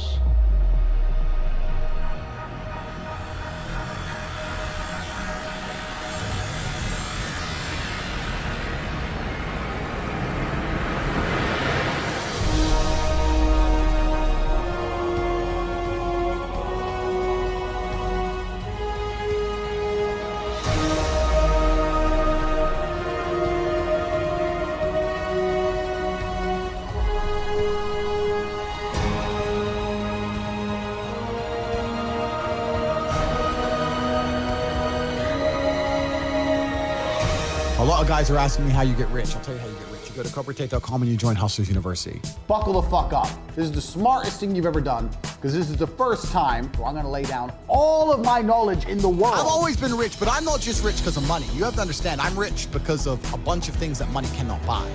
Like, my life is GTA. I don't need to play a game for GTA. If I want a gun, I'll fucking buy it. If I want a car, I'll fucking buy it. I want a bitch, I'll get her. It's me. I am GTA. Bro, how are you calling him a loser? He's like a 5-time kickboxing champion. He has like a $30 million net worth. The reason 18 and 19-year-olds are more attractive than 25-year-olds is because they've been through less dick. If you lose in the game, you get another chance. In life, you get one shot. But if you get some balls, that's what life is a game. But that's not lame. Like, he's saying a lot of the shit that needs to be heard. Women are the true currency of ballers. Fuck money, it's women. As a business, your primary concern is always making money. If anybody deserves to be cocky, it's kind of him. Everything must happen instantly, quickly, fast, speed, attack.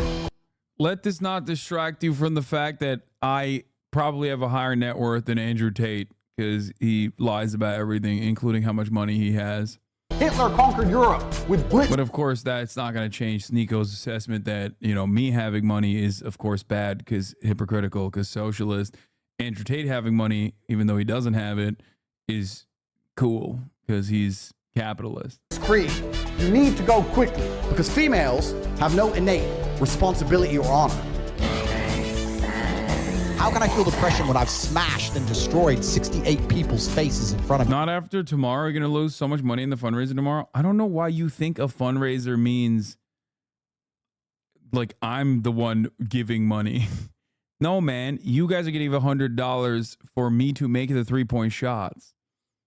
Men who thought they could test me in fair combat. How can I feel depressed? It's impossible.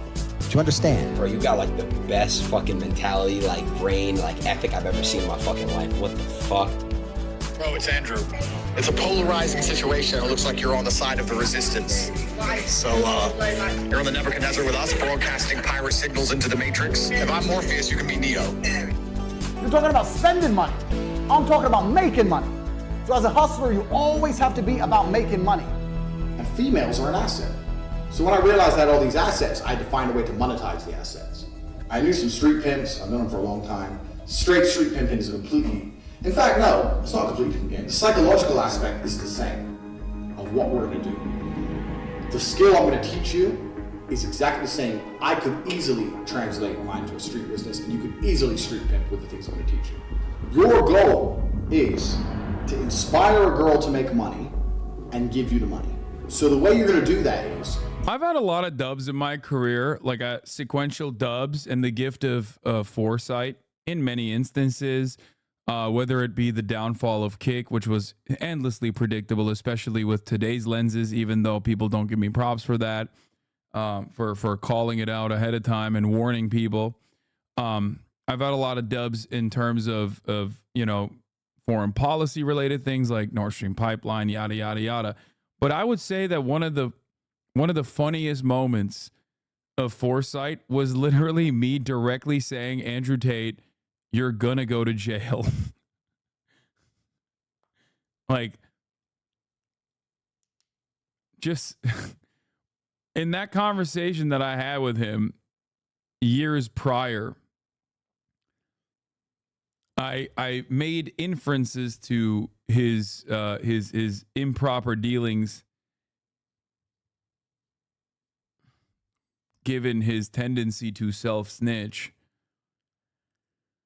Haas predicts everything except the important things. What? What are you talking about?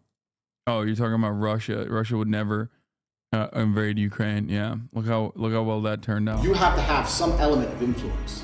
I had a True. I don't have the gift of foreskin, so I have to have the gift of foresight. separate phone with all my girls' guys in that phone, and I kept control of it. You don't let your girl have this, because if your girl ever runs off and leaves you, you don't want her to have an address book of all the guys she can get money from. It's important. I'm telling you, it's a very important element, that control. So I end up with all these chicks just stuck in their house, sitting there, bored, completely in love with me. And of course, they don't go out. They're not allowed out. You stay in the house. You don't go nowhere. Oh, come on. No restaurants, no clubs, economics and the way societies work. We look at society and say, you know what? A society with brave, strong men who are full of honor and duty, they're going to be a safer societies overall. So time will prove me right, but I have nothing against the guy. He's fine.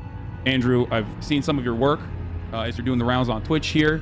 And a lot of the things that you said that you've been called out on, specifically in regards to like women driving, are just generally untrue. There's no empirical evidence to back up those claims, which is why you resort to anecdotes quite frequently. I can say the world is round and there'll be a percentage of people who disagree with me.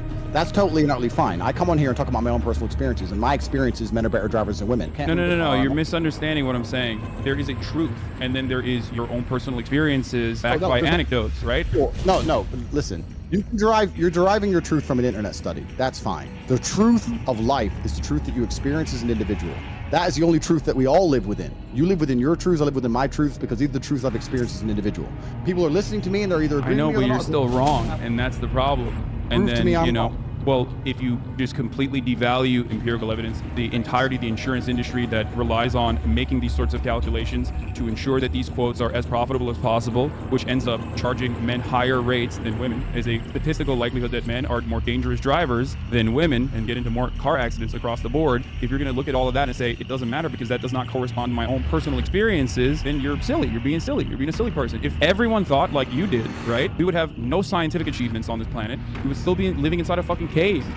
Everyone's saying kick you. You've come on here deciding you really want to stick up for the chicks, and maybe, you know, one of them will drive over to your house. It's cool. We've got better things I don't to think talk about. look, let's be real. I don't think I need to be a male feminist to be able to attract women, okay? It all makes sense to me now. You believe what you're told to believe. You don't believe your own eyes. You don't believe your own ears. And that's why you're going to sit here and talk about empirical evidence that you found on Google. Cool. If you believe everything that's on Google, that is your prerogative, my friend. And if you think that makes you sound smart in the modern world to say that I read a piece of paper that tells me to believe X, so I believe X, and I ignore my own personal experiences. And you think I'm that not makes you sound... asking you to ignore your own personal experiences. I'm simply asking you to look at the data. So let's change the subject, because you've just proven your point. Okay. Do you believe the Earth is flat? Oh, he took his headphones off? He gets very stressed sometimes and, you know, takes his headphones Yeah, it's cool. Andrew, do you believe the Earth is flat or round? Spherical? Globe? Round. You believe it's round, right? But when you walk outside, it feels like it's flat. Brother, and I respect... It looks flat, it feels flat, but you believe it's round. Why do you believe the Earth is round? Because I have personal experience that would prove to me that the Earth is round. Oh, you have personal experience. What happened? Did you go up to the fucking moon? Is that how you figured it out? Exactly. I flew up into space, and I looked down on Earth, and I saw a big circle. That's crazy.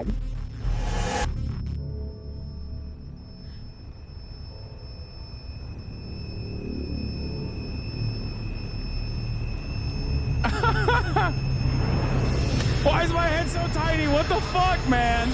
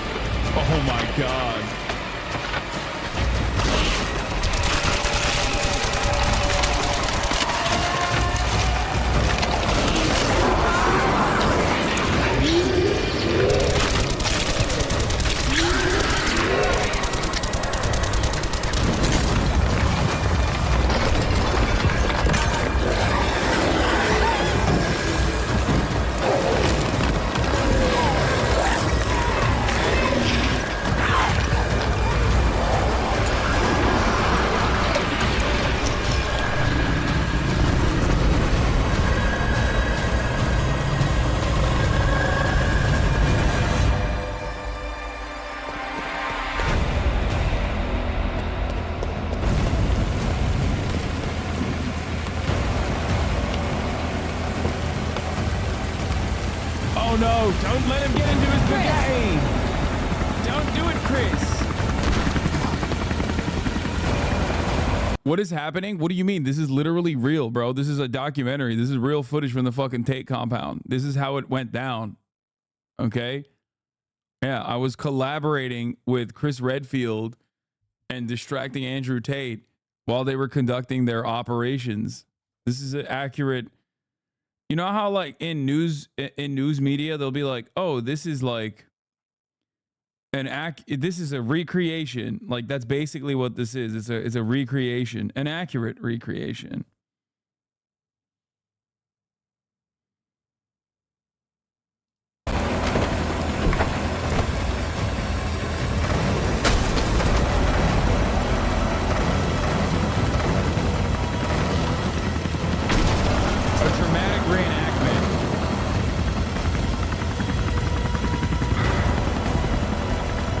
The dramatic reenactment is kind of fucked up though, because they did definitely slaughter my head size in it a little bit.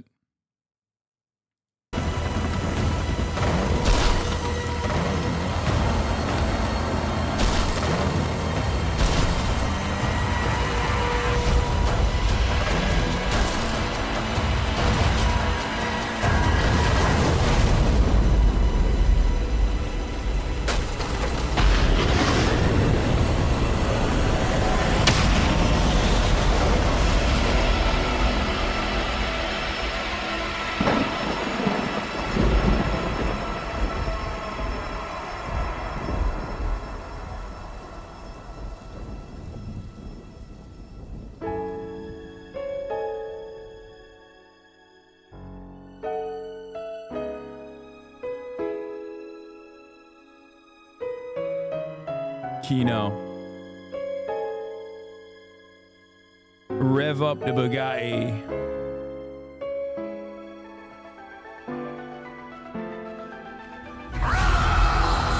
It's not over. Not yet. 25? Yeah. Can't say I've faced that many Metal Gears before, but I think we can deal. No way we can. We can, because we have no other choice.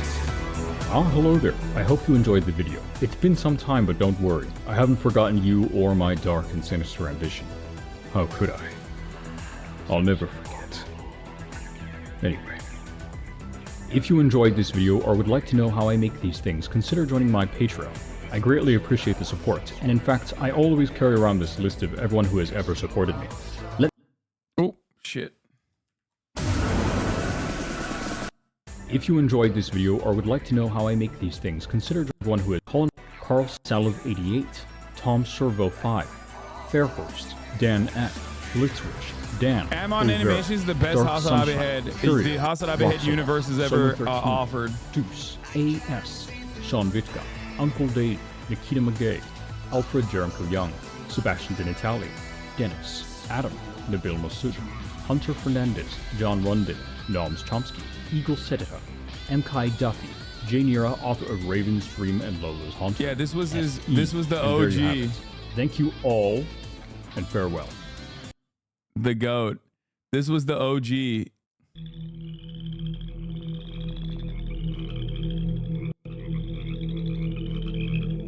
It still makes me sad.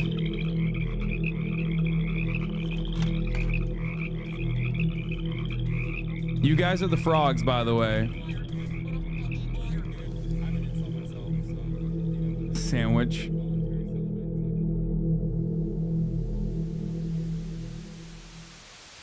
I'm here to talk to you today about music, art, fashion, one of the greatest problems that our generations are facing. The biggest scourge that affects our society. Against all of the cultural and social progress we've seen is the battle against intellectual thought. Are you guys comfortable with that? This is a war against critical thinking, battle against intellectualism. This is a war against rational behavior. And we're not even aware of it. And that's terrifying. Whew. What kind of an example are we setting? The problem with America is that because of cultural imperialism, we are literally teaching the rest of the world how to think, what to wear. The Kardashians are lying to you. Culture used to be the backbone of the resistance. All it seeks to do is sedate the masses. Culture now seeks to appeal to our primal urges, our base need. We're now in the age of mediocrity. You can bring about the positive change you want to see in this world, because the revolution will not be televised. Only you can bring about the revolution by taking it to the streets. Keep resisting. You fucking idiots. You absolute fucking morons. God damn it, I hate you so much when you do this shit, chat. I hate it so fucking much. You're like 12 years old. You fucking fuck! Are you fucking brain dead? Dude, when I first watched this, I felt so sad. Like, just kicking the frogs. Just kicking them like that. Kicking the chatters like that. But now, this was what? How many years ago at this point? 2021, right? 3 years ago. Now, when I look back at it, I'm like, it's so valid. Sometimes the frogs need to get kicked a little bit. And devoured.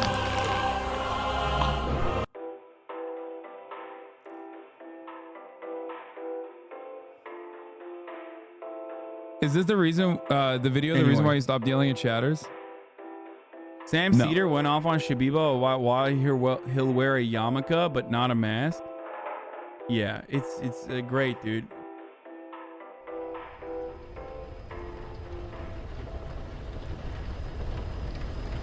Calm like a Tom. Thank you for the 10 gifted subs. Punish Bernie. Ugh, so sad. The dream. Yeah, now I love frogs.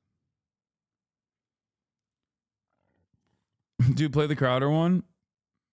What the fuck was his BuzzFeed's ass? Was this the original edit?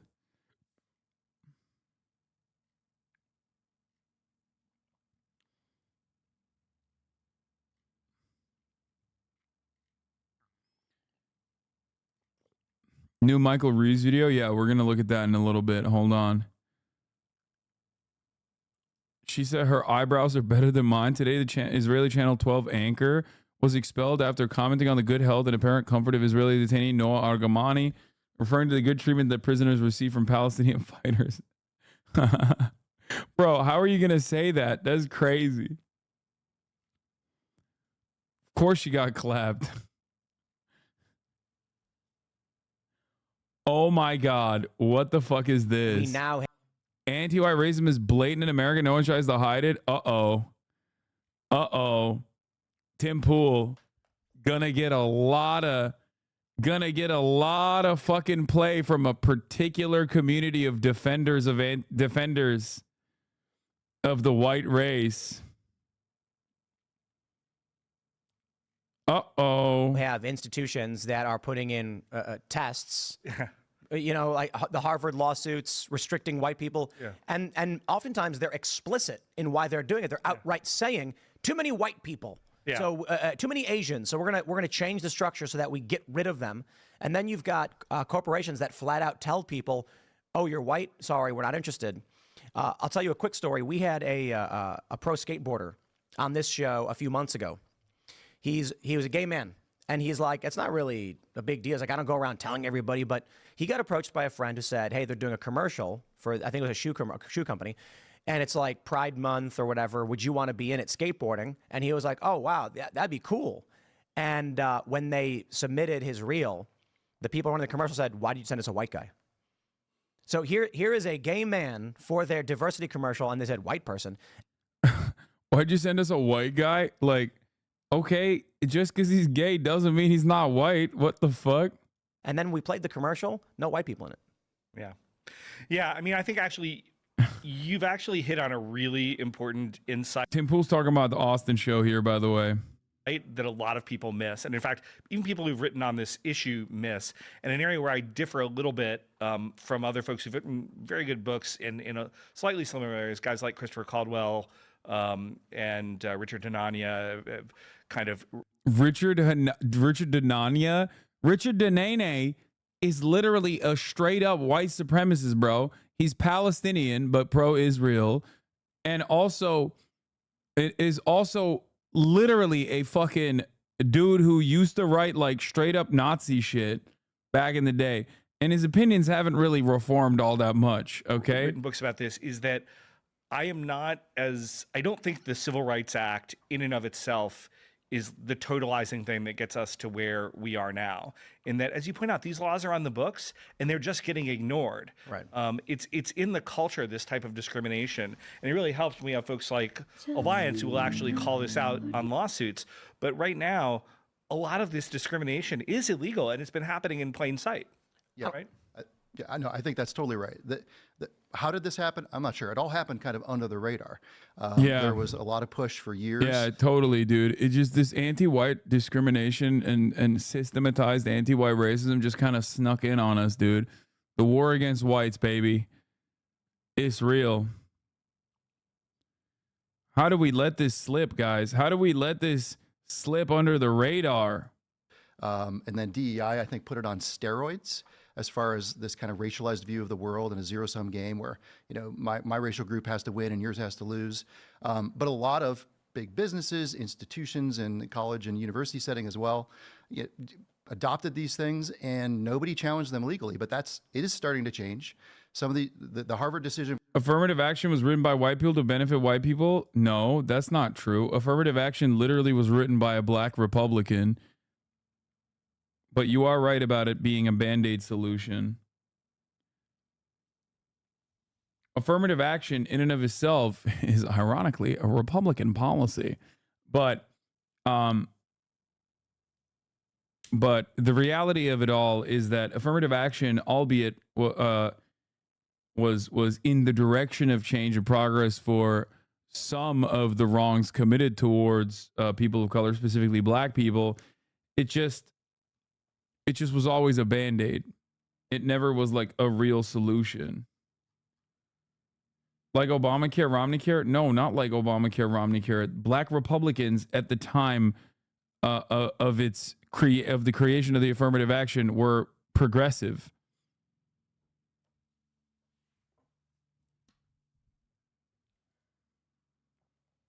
From the Supreme Court was kind of the first real shot across the bow, but that's not a limited decision. I think it's going to result in a lot of these programs, which really are patently illegal and ultimately undermine the core promise of the U.S. experiment, which is we're all equal before the law, regardless of our race, regardless of our sex, regardless of our religious convictions. And so I think in the end, the arc is going to be long, but we're going to prevail against this. Bro, this is so funny. Look at this chatter. For the fun time later, Top G, the fall of Andrew Tate. Brother, that was the video we just finished. Whoa, someone did a manufactured authenticity of Brett Cooper video. Let's fucking go. Finally, someone's diving into this shit. Yo, let's fucking go, son. Okay, this is fire. I don't know who Jose is, but, you know, much love to Jose. My fucking goat. Okay, we'll do this. Because it's absolutely contrary to our founding principles, constitutional protections, and some existing laws and statutes as well. Well, I see two paths on this road we're on, and I'm hoping we win. I think a strong component of it would require a Donald Trump victory and a Republican victory in November, considering the stakes of this election.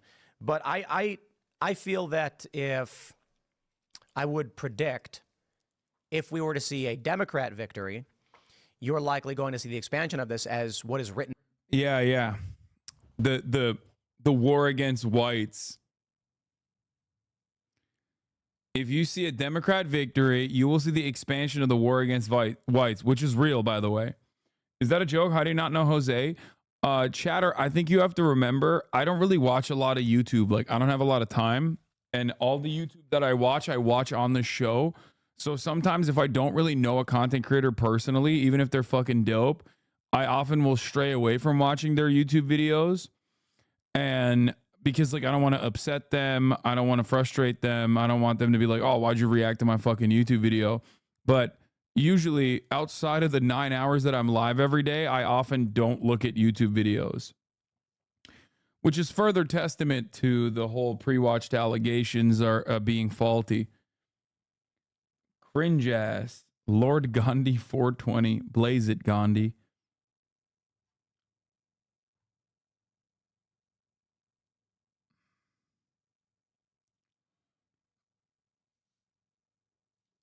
written down in law is completely meaningless. You know, people point out, Donald Trump, he just got convicted in a court of law. Yeah. It's a jury. What would be a good modern progressive version of affirmative action? It would be a world where affirmative action isn't a necessity at all, not even a fucking Band-Aid, because there would be no open wound to put a Band-Aid over. What I mean by this is a world where there is true material equality, a world where like the equality of opportunity principle that Americans love repeating is real. That would require reparations for the black communities specifically, okay, for the harm committed to them by the virtue of the color of their skin, whether it be redlining, whether it be lack of adequate funding for their schools, lack of adequate funding for their social safety nets in general, trying to solve this material inequality that festers in modern American society. And then there would be no need for reparations. The abolition of legacy admission too, obviously, that's another thing. And having a real system that values in a very holistic way all of the characteristics and qualities that a student brings to the table when making the assessment on whether or not someone is worthy of going to a particular college. Beyond that, I would say obviously free college education is a must too. Reparations will make race relations worse. Yeah, dude, racist people get real mad that black people get money. Oops, what are we going to do? You asked me what must be done, what would be the best possible way out of this, and I'm telling you what is just. I'm not telling you what is permissible, what is possible. I'm telling you what is just. This would be the beginning stages of justice, okay? But I do love that I can't even fucking explain a hypothetical or a possible different way out of this unequal structure, this unjust structure, without some dumbass fucking lib chirping, dude. Just freaking chirping and being like, nope.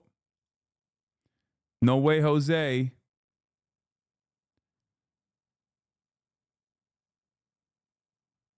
Can't do that. They agreed, and it's like, well, yes, in the Soviet Union, they had trials as well. No one takes them seriously. When we're looking at corporations that are outright telling people we won't hire you based on race, this happened to me actually, sort of. So I worked for a company called Fusion. They were hosting a big event with presidential candidates. I was one of their top paid correspondents. I am also a mixed race person, and news went out about the event they were doing and the hosts they had brought on to do it. And it was their top correspondents plus one outside contractor who was black. And so I'm like, hey, man, look, you don't got to come and ask me to do anything. Let me do my thing. Pay me my money. But I did ask the president of the company. I was like, couldn't help but notice you brought in all of the top paid correspondents and then a contractor, and then I'm not invited. And he said, you look too white. Just straight up. He said, you look too white. And I was like, well, I'm a mixed race person. And he was like, yeah, but you know, that doesn't matter. And I was like, all right, well, at least he was straight up with me. And they paid me a lot of money. So I was like, honestly, like, if it was something I was pursuing, like I had applied for it, I probably would have lost my mind. Well, it's interesting, Tim, and I think your experience is really similar. And I was one of the first interviews I did about this book with Charlie Kirk, and Charlie, I thought, had something really interesting to say anecdotally because he talks to such a broad swath of people in the conservative movement. Yeah, no, Charlie talks to a diverse, broad swath of people in the conservative movement. You know, you got like super rich white guys, and then you got like moderately wealthy white guys. I mean, he's got all different kinds of guys that he talks to. All of them are racist. Okay, even the minority populations represented in the broader conservative movement, most of them are wealthy. All of them are definitely racist. Okay. Movement. He says, when I talk with my older donors and folks like that, and they say, you know, I start talking about anti-white racism, they kind of freak out. They're like, oh, you know, can we even say that? Is that bad? Is that? Yeah, because they're not as fucking groped up, especially because the older people he talks to are literally not as invested in like the Oh, here's why that happens. Those older rich white guys that he's talking to, as opposed to the younger rich white guys that he's talking to, come from a different era where, one, they saw the civil rights movement happen, and more importantly than that, they probably have their material conditions pretty fucking on a solid foundation. They're going to die soon. They already have money. They have disposable income. Their situation is not dire. Whereas younger people that Charlie Kirk talks to are coming into the workforce that is dramatically different, coming into an economic situation that is dramatically different. It is incredibly fucking volatile. Okay? And that volatility causes people to be way more fucking unhinged. That volatility causes younger generations to look for alternative reasons. Now, because of that endless seeking of answers, people will either look at like capitalism and the structures that bind us, the economic organization of society as it stands, the global economic order, or they look to other things. If you're a liberal, if you are a conservative, you have this idealistic notion that capitalism might have its faults, but ultimately it's like pretty good, and the alternative is much, much scarier. So clearly it can't be capitalism. It has to be some other shit. What is the other shit? Oh, it's these marginal aesthetic choices that corporations make in terms of trying to showcase how progressive they are, right? That's it. And that's precisely the reason why I think younger Republicans are like way more fucking groiped up than even the older Republicans are. This doesn't mean that older Republicans aren't racist. Of course they are. Having said that, however, there is definitely a momentum among younger Republicans towards, like, you know, I would say a warmer reception towards dangerous fascist ideology. Make us racist. Whereas when I go on college campuses and I talk to young people about this, like young white people, they're like, yeah, this is the biggest issue we're facing. You know, thank you so much for raising it. So I think there's also a generation gap here where a lot of old people or older people, even people like me or middle-aged, my generation, don't understand how bad it's gotten for younger people trying to make their way in the world right now on some of this stuff. Yeah. I mean, are you guys seeing more and more lawsuits or more and more requests for lawsuits? They're literally describing everything that I just mentioned. No, they're not lying, dude. The situation for younger generations, our generation and younger, the economic situation is dire, okay? It is. I'm 32 years old. I'm about to be 33. Anyone that's younger than me is in an infinitely more fucked predicament than myself. Like 75% of the wealth in this country is in the hands of the boomers, okay? Think about that. There has been no income redistribution, no wealth distribution in this country as a direct consequence of tax cuts. Over and over and over again. The wealth is trapped up there. Okay? It's crazy, brother. It is actually fucking crazy. So yeah, obviously, when you're in that situation,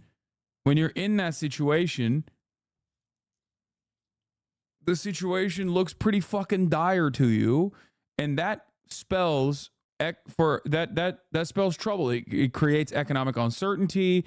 It creates fear and anxiety amongst the younger populations, and that creates a perfect environment for people to get swept up in a frenzy and start believing that it must be, I don't know, marginalized people that are at fault, that you are not getting what you are due.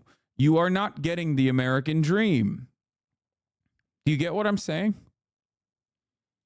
There are more lawsuits being filed on the overreach of DEI now than there ever has been. I think the floodgates really opened with the Harvard decision from the Supreme Court a couple sessions ago. And so, I was just looking at an opinion the other day coming out of the 11th Circuit Court of Appeals, where a program that has race preferences built into financial awards, Is it though? Don't more college graduates make like 80K? Yeah, 80K at a time when things are incredibly expensive, especially housing, especially healthcare, especially the college education itself that you just paid for. Those are like the three major sectors that have become unimaginably unaffordable. Okay? That's the problem. You're making 80K, but you live in fucking Los Angeles where you're dumping, or any major market that you can get a job for 80K starting salary implies that you are probably in a fucking housing market that is unsustainable. You're probably dumping half of your paycheck, if not more, into rent. Okay? On top of that, a shit ton of that paycheck is going to go back immediately to paying off your student loans because college education costs have gotten out of control. God forbid you get into a healthcare situation, you get into an accident, then you're completely fucked. So 80K doesn't necessarily mean 80K anymore. Do you see what I'm saying? So people think like, oh, what are you talking about? Like our wealth has grown dramatically. People are making a lot of money, blah, blah, blah. And it's like, not necessarily. Not really.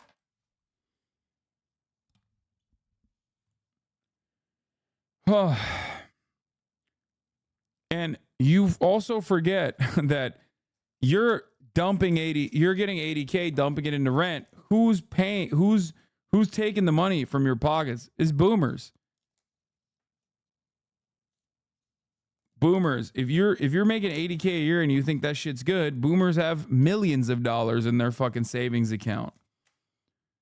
Some of which is directly tied back to the real estate market.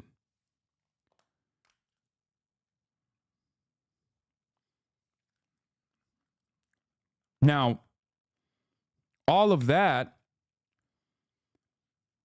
looks really good when you think about the GDP.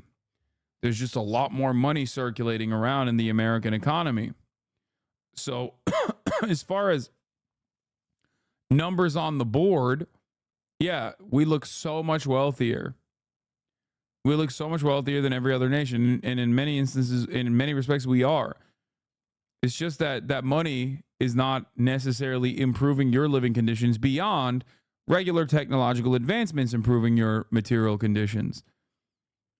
Because obviously the great expansion of technological advancements does definitely make a lot of quality of life adjustments in the positive direction. It's just that beyond that, things should be so much better right now. If you look back at economists that looked to the future way back in the day, maybe 100 years ago, it would have been unimaginable to think that people in the Western world would be working this long every fucking week. This many hours was seen as like an insane prospect, especially with automation. Think about how much more output you are responsible for as a regular worker because you're on your fucking phone and you can do all this shit. Things that you normally previously could only do on a computer. And even before the mass production of computers, you know? People were working. People were still typing shit up. People were sending each other memos that they wrote by hand or by a typewriter. That is a genuine boon in productivity. And yet, none of the extra revenue that you are able to generate, that your corporations are able to generate, ever came back to you in the form of less hours worked or more pay for the amount of time that you put in. That's something you have to think about. That is why we always say, that is why at least Marxists look at productivity increases and recognize that wages have remained stagnant, especially in comparison to the skyrocketing of productivity in this country. In all countries, really. This is not a problem just in the United States of America. It's a problem across the board. It's gotten to such it's become such a dire predicament that people are literally anti-technological innovation. We have become, ironically, the Luddites weren't wrong in this assessment. We've become Luddites. which wasn't necessarily a negative thing in general, but they too abhorred technological advancements because what they thought was it spelled trouble for the prospect of workers. And that's what we are right now. We are a nation of Luddites because we understandably look at technological innovation in the form of like AI, for example, and we see that as a mechanism of displacement.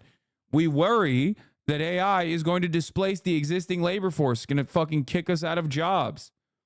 And in the process, a job that requires 10 people to do will now be done by one person. One person will be doing the job of 10. Maybe one person will be doing the job of 5, but they'll be working extra hours to make sure that they're doing the job of 10. That way, you fire fucking 9 people and you eliminate redundancy in the corporation. That's how it works. Huh. The court said this violates federal law against race-based contracting decisions. Another decision came out recently that struck down a federal program and the racial preferences they have for minority-owned businesses. And so basically, if you fell into certain racial categories or ethnic categories, you got favored preferential treatment under the program. And they said that violates the fundamental principle of equal protection before the law. So I do think that a lot of this stuff exists. It's pervasive.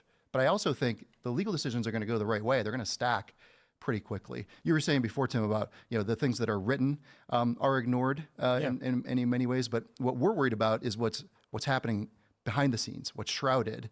And one of the things that we're working on is the way in which the federal government is taking kind of the secrecy that's allowed within the banking system and using it and weaponizing that against people, totally legal businesses, weaponizing it against people for their constitutionally protected activities like speech and religion.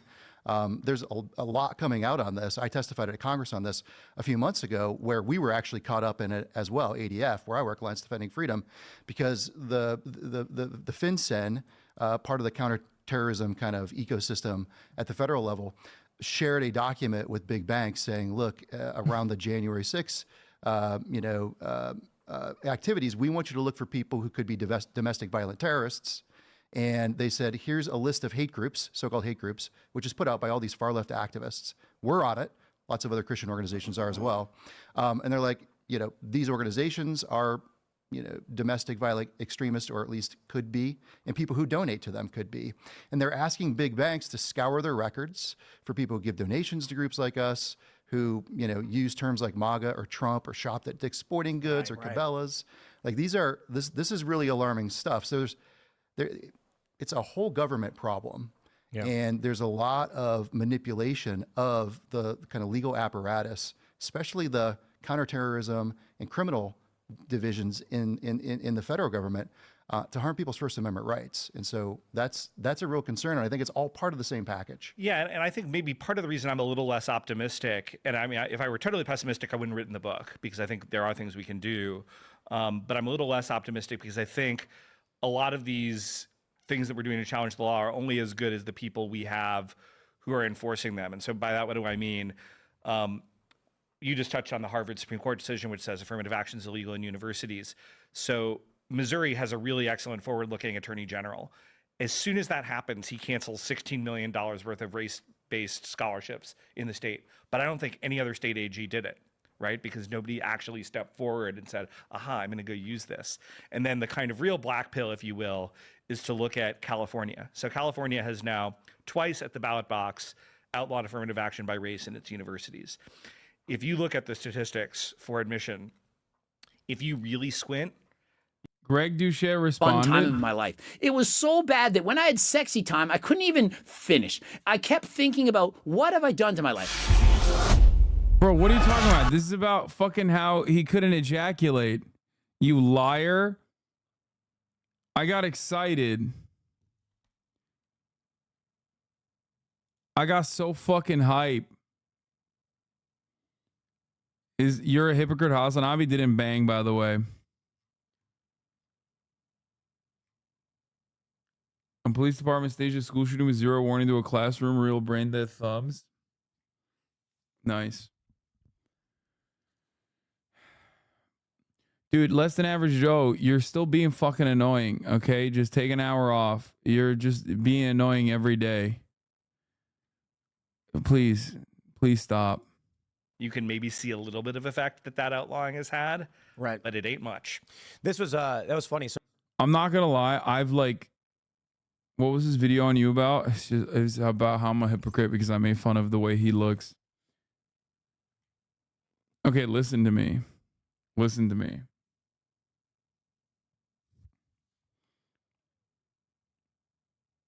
Listen to me. This shit is boring. Okay? There's only so much I can take of like a bunch of old ass divorced dads sitting around chirping about how white guys are under attack, white people are under attack. Get to the fun shit, okay? Give me something more than just like, oh, in all my times of working at the federal agencies, I saw white people under attack and I did nothing. It's like, all right, pussy, you should have fucking done something about it then. So this, you're referring to, I think this was, what, 4 or 5 years ago? They had an attempt to amend the Constitution of California to allow them to discriminate on the basis of race in public contracting and education. Yeah. I remember I had a conversation with a friend of mine who's like, excuse me, like a woke LA actress, and I saw that she had posted in favor of it. And so I immediately texted her and then ended up with a phone call. And I was like, so why do you think people should be allowed to discriminate against people based on their race? And she was like, well, no, this is to help, you know, minorities. Exactly. And I said, what's like the population breakdown of California? Like what are the racial demographics? Let's pull this one up. I think whites are like 38% or something. So they're a minority. So 40% are Latino, 35% are white, 15 are Asian, Pacific Islander, 5% are black. And I was like, no wonder fucking California is awesome, bro. Holy shit. For all of its faults and failures, Jesus Christ, thank God for fucking diversity. Jesus, Lord mercy. I'm doing my part, okay, by making California more diverse, being a part of the minority, okay? The white minority. I'm here, baby. I'm doing justice to the whites. You know, what's the breakdown? And then actually, let's do this. Los Angeles. I was like, so the racial makeup of LA is 48.7% white. But that includes Hispanics there. Like the dude. Mr. Race Scientist. Oh, that includes Hispanics. Okay, they're not real white. Bitch, they're white.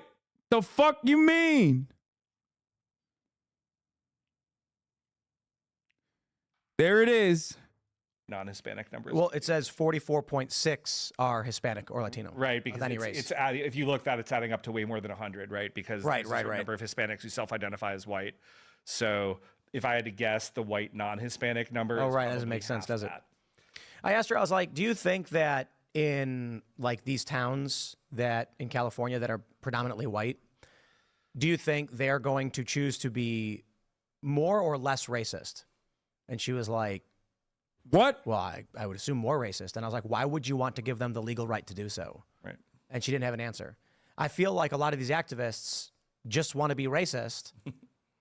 For real. I mean, that's it. I mean, like the outcome of amending the Constitution in the way they did, certainly at the state level could have some impact. Right. But there are counties that are predominantly white in California. There's the East, certain farming areas. And I'm like, that's not how any of this shit works. Also, the certain farming areas are so funny. No, man, the majority in farming areas in California are not fucking white. That's only in your mind, okay? White people ain't farming, big dog. The fuck? I don't think there's ever been a point in American history, unless you're considering Hispanics to be white now, okay? But usually they're not the white Hispanics that are in the farming communities. But beyond that, dude, the notion that, like, you know, white people are farming out there is so silly. Like, the reality is, I think if California changed the amendment, these overwhelmingly white areas would not implement racial laws to protect white people. Right. The other counties that aren't predominantly white would absolutely pass laws to harm white people. Right. Well, the interesting thing on that ballot initiative in California was every politician in the state endorsed, at least all the Democrats did, which is everybody who has office. They outspent the proponents about 30-1 or something preposterous, and everybody thought that they were going to win. And they lost 56-44 while Biden was carrying the state with 63%. So I think the good news is that actually racially discriminating is sort of unpopular in America, at least when you sort of expose it to light. But the bad news is there's a lot of this stuff, and as you point out, a lot of this is coming out behind the scenes. And so, I think part of what I'm trying to do in the unprotected class is just to shine a light on it, to say, hey, this is going on. According to the 2022 USDA Census of Agriculture, 95% of farm producers in the United States are white, which is about 3.2 million people. Yeah, that probably does not factor in migrant workers, which, let's see. Farm workers, demographics. You said farm producers too, but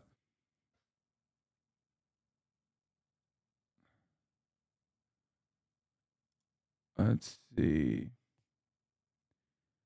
Demographics from the National Center for Farm Worker Health.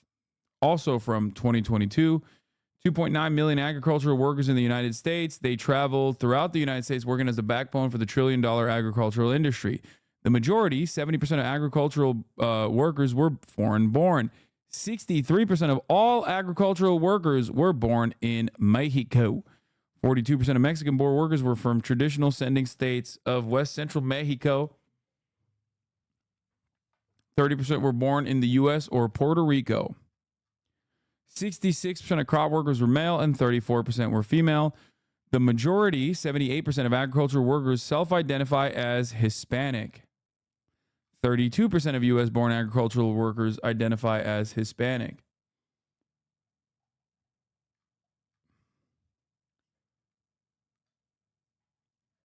Unless you're talking about the farm owners, that is not true. The majority, 62% of agricultural workers, reported that they were most comfortable conversing in Spanish.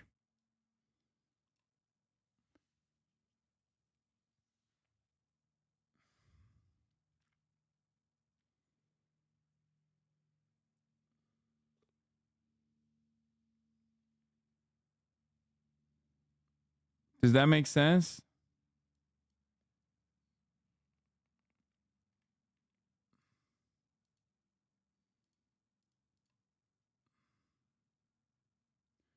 Many who are considered farmers do not do the majority of the labor. There's a lot of jargon around agricultural workers and their demographics to suggest a higher amount of white people in the labor force. Yeah.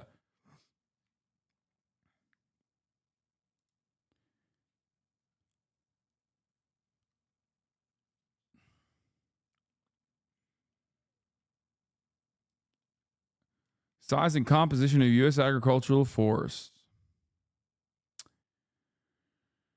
In the 1950s, the number of farm workers was totaling 10 million. By 2000s, that had whittled down to 4 million, less than 4 million, 3 million. The U.S. agricultural workforce is long considered a mixture of two groups of workers. One, self-employed farm operators and their family members, and two, hired workers. Both types of employment were in long-term decline from 1950 to 1990 as mechanization contributed to the rising agricultural productivity, reducing the need for labor. Since 90, employment levels have stabilized. The reduction in self-employment and family labor through the 1990s was more rapid than the decline in hired labor. Hired farm workers make up less than 1% of all U.S. wage and salary workers, but play an essential role in U.S. agriculture.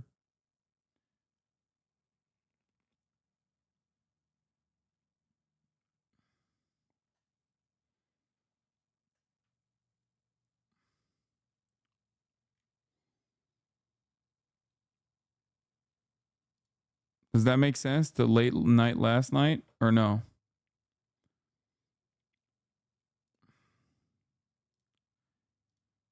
I hope it does. So I don't know where you're getting that number from, unless white just simply means like we now have any all. But the bad news is there's a lot of this stuff, and as you point out, a lot of this is coming out behind the scenes. And so, I think part of some people is, I think some of them like to be super intellectually purist and say, it was just the Civil Rights Act. It was really horrible.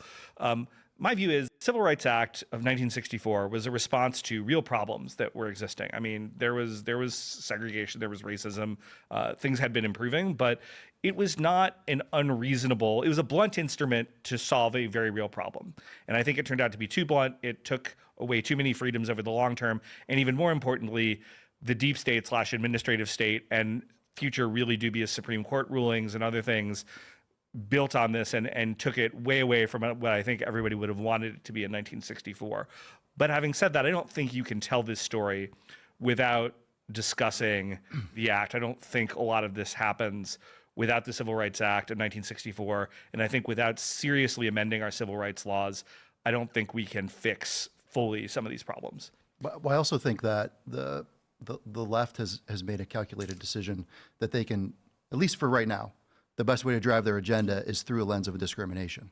So they have co-opted a lot of good laws, like the Civil Rights Act of 1964 and other state and local laws that are really meant to be shields to protect people from discrimination based on immutable characteristics that they have no control over and they shouldn't be deprived of jobs or other things because of, and they've decided to drive, an agenda through that and essentially say there's a point of view or a perspective that you need to bend the knee to, and if you don't, we're going to use this as a sword instead to harm you, to run you out of business, to litigate and make and Oh, okay. This chatter actually sent a really good and valuable description, but got blasted by Fossabot for typing up a goddamn essay in the chat. What is it? PRzer. I was kind of on the, I was right. Producer in the United States, agricultural policy is generally thought of as a farm operator. However, given the sometimes complex ownership and rental agreements of today's farms, the 2002 Farm Bill defines a producer for purposes of farm program benefits as an owner, operator, landlord, tenant, or sharecropper that shares in the risk of producing a crop that is entitled to a share of the crop produced on the farm, according to Wikipedia. So farm producers, 97% of the farm producers are white, as in like the owners of the farms are white, whereas close to 70% of the workers on the farms are immigrant-born, foreign-born, many of them specifically Latin American, Latino, Hispanic.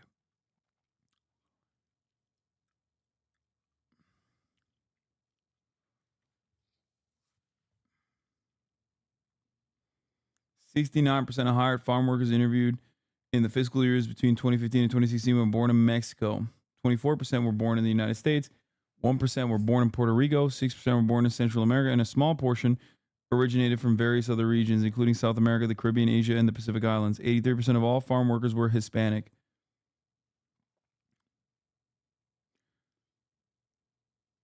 So that's the thing that a lot of people...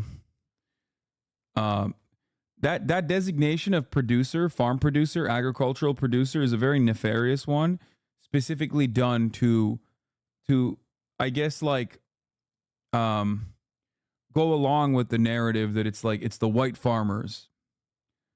When in fact, aside from the owner operator white farmers, many of the relationship that farmers have, and you see this in like Europe as well. Oftentimes people wonder like why farmer revolts are rather reactionary, right?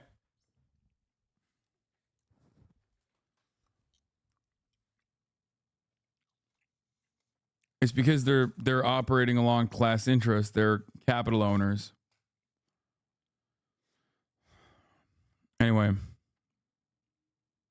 Vexatiously and make your life miserable. Our clients deal with this all the time. We represented Jack Phillips from Masterpiece Cake Shop at the U.S. Supreme Court. We won that decision 7-2 back in 2017. He's still been sued today because other folks in Colorado didn't like the outcome of that decision and just took the non-discrimination law and decided to Can't believe this. This was too boring for me to pay attention. Like low key, but high key. Not gonna lie. Let's watch the Brett Cooper, Manufactured Authenticity of Brett Cooper by Jose. For 27th, 2023, Miriam. Before we get into Jose, you're gonna get into the top of the hour ad break, which comes at the top of every hour. If you no longer want to see those ads, all you need to do is subscribe. You can say, "No way, Jose," to the ads at the top of the hour by subscribing for $5 or for free. Para usted, por favor. $5, por favor. Here's the 3-minute ad break now.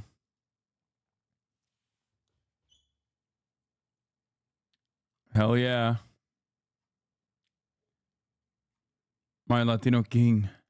On November 27th, 2023, Merriam-Webster declared that their word of the year was authentic. If you're like most people, you probably read that headline and went, huh, and then moved on with your life. 2023 wasn't just the year for authentic, it was also the year for the new right-wing darling, Brett Cooper.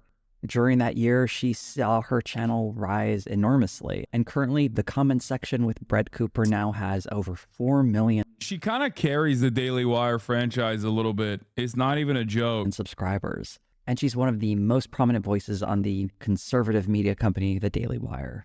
For those that love her, she's the bright-eyed, clever Zoomer who is giving a youthful face to conservative commentary. And her detractors would describe her as a phony cutout regurgitating propaganda while gaming social media. I wanted to dig a little deeper than either of those readings, though, and understand her not just through the videos she creates, but the context she exists in and how it reflects our own desire for authenticity. Although she was born in Bellingham, Washington, Brett Cooper was raised in Chattanooga, Tennessee. Her upbringing included a mix of homeschooling and public education, and she emancipated herself at 15 to avoid being caught in the middle of her parents' divorce.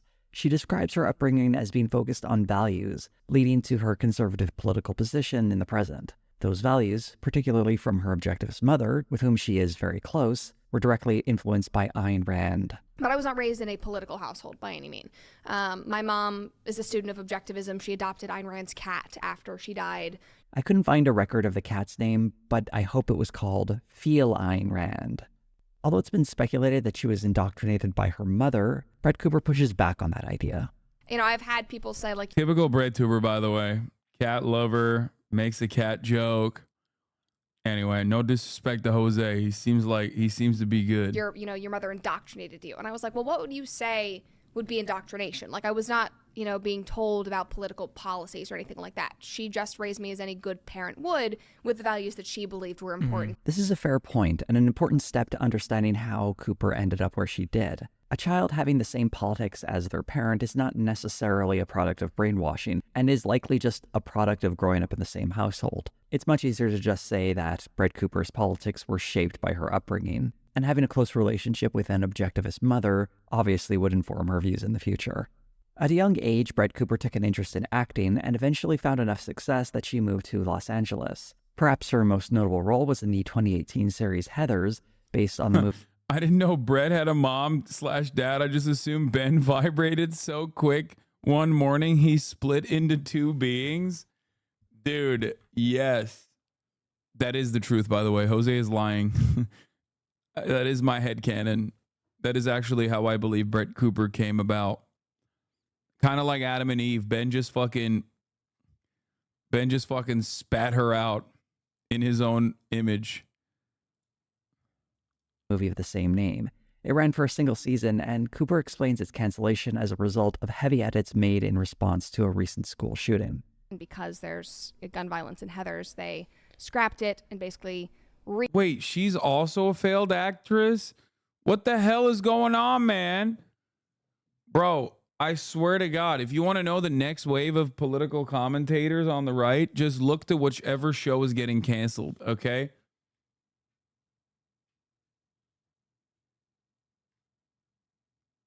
God damn. The Daily Wire cast is literally filled to the brim with people who have been quote unquote fucked over by Hollywood.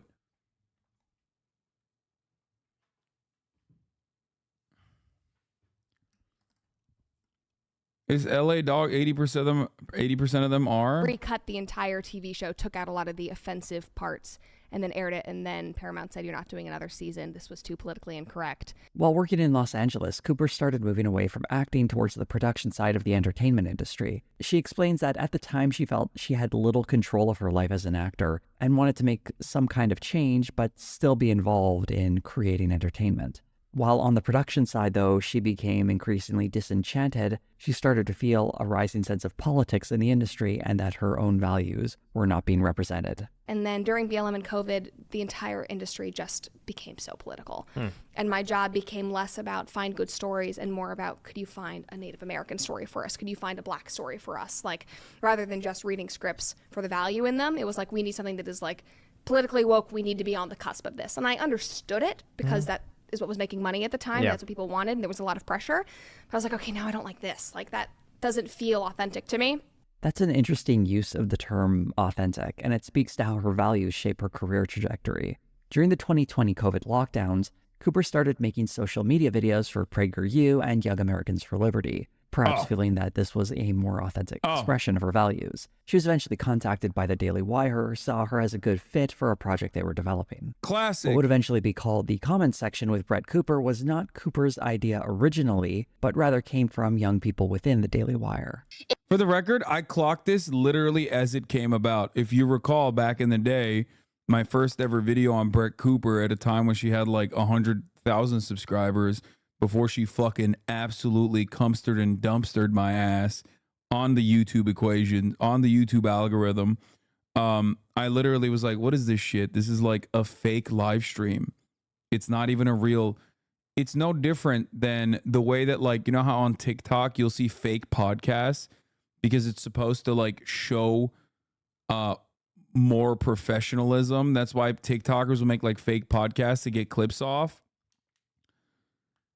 In a way, the Daily Wire was trying to emulate what I was doing at the time for many, many years at this point, and were literally trying to create like a fake stream.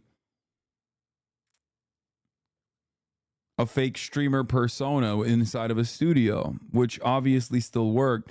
She popped off on YouTube Shorts, genuinely one of the worst features YouTube has introduced. So many right-wing hacks. Yeah. It was all people my age. They were sitting in the Daily Wire offices saying, we need content for us. Brett Cooper was discovered by Daily Wire staffer Gracie Blount Crook. I spent like 3 weeks scouring the internet for like... Yeah, I do remember. Do you think Hasan Piker is hot? No. Why do you think it's so hard?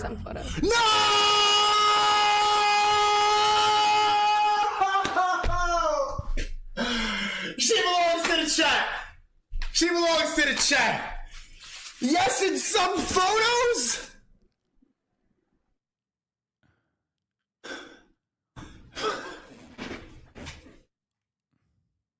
Please be lying. Recently, don't like the hair. Before, yes. Okay. Okay.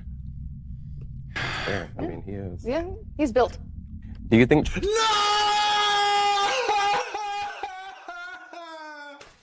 Hold it. Hold this fucking L, you goober.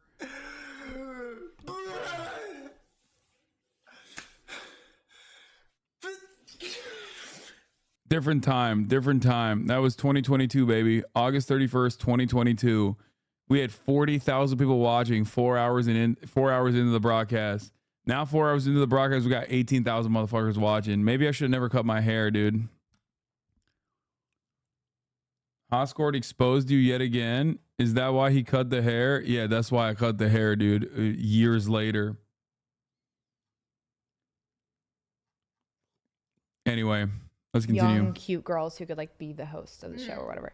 And I found you. Okay. And I remember very distinctly slacking Kobe and saying, BC is my girl. Like, we have to go with her or whatever. Crook also designed the set with the help of her mother, and according to Cooper, it cost a few $1,000s to put together. This YouTube channel's videos would be shot with a 3-camera setup, and we see Brett Cooper make use of that throughout many of her videos. The first video to the comment section was uploaded on March 1st, 2022.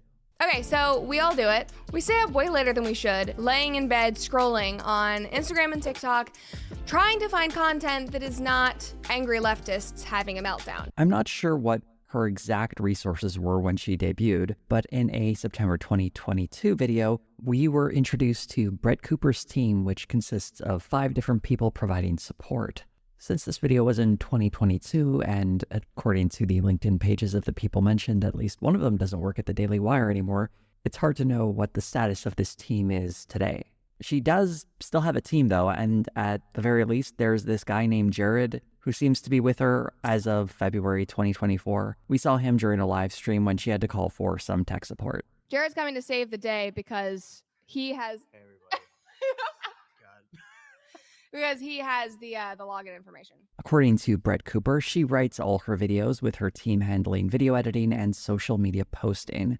Brett Cooper's start on YouTube was unlike most other video creators on here. She had a team working with her, financial resources to build a set, and access to an existing audience on the Daily Wire. This isn't to say Cooper is a puppet, but rather was set up with an enormous amount of resources behind her, all to cultivate a brand around her videos. People that are critical of the show or whatever will say, like, oh, this must be a top-down show. Like, you're told what to say. You're just an arm of, you know... Do they literally organize paid orbiters too? No, paid orbiters come directly from... just, like, being in the Daily Wire network.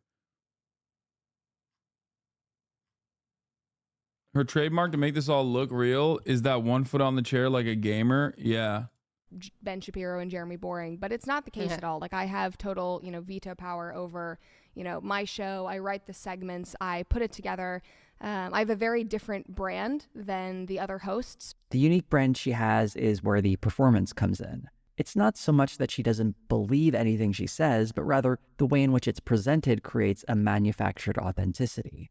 The look of the show carefully mimics the standard video vlogger or live streamer setup, as if we're visiting a friend in their private space to have a friendly chat about a topic. It's a style that countless other faces on YouTube and Twitch have cultivated and imitated for years. It's something audiences associate with an authentic person on the other end sharing their opinions about pretty much everything.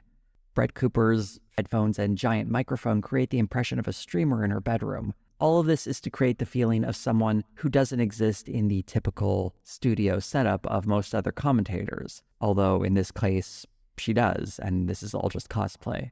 These are produced segments filmed on a set by someone hired to fill a role. It's the performance of an authentic experience. A big part of Brett Cooper's success early on was her use of YouTube Shorts. She very quickly racked up millions of views, and her most successful short has a staggering 40 million views. Oh my lord, why didn't I get in on the fucking shorts train, man? Not that it would have fucking mattered, because the reality is that shorts favor reactionary fucking content as opposed to other, you know, left-leaning, leftist content.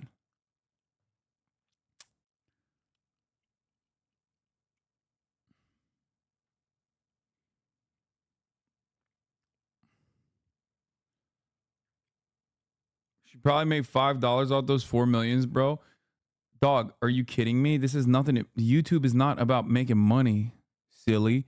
She's not making any money off of her YouTube page. Daily Wire is making money off of her YouTube page anyway. But that's precisely what... You're missing the point.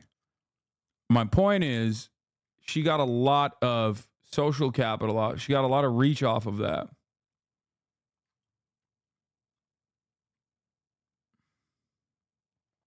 In addition to adopting that relatively new format on YouTube, she also commented on trending topics on social media, something that's still a standard in how she operates. So let's look at some of her more recent videos. One of the... Do you still think her channel is astroturfed Women up the can ass? get quite hairy. Exactly. Yeah, it turns out they don't even like the biology of cis women. They want the biology of cis women to be a certain way. Ironically, that certain way is quite literally dictated around the male gaze and what the male expectations of women and women as desires of objects of desire are, which is kind of the reverse of what these people are doing as far as their like form of protest. It's weak nuts as far as the form of protest goes. Is like it's not serious, it's not real. It's just like, but who cares? Wait, what is this clip? This clip has nothing These to do with pictures are anything. just horrifying. I'm trying to normalize this. We don't need to normalize that. We really don't. Nope. If dudes are expected to be almost. By the way, when you're AstroTurf like a motherfucker, 2.56 million subscribers, like it don't matter.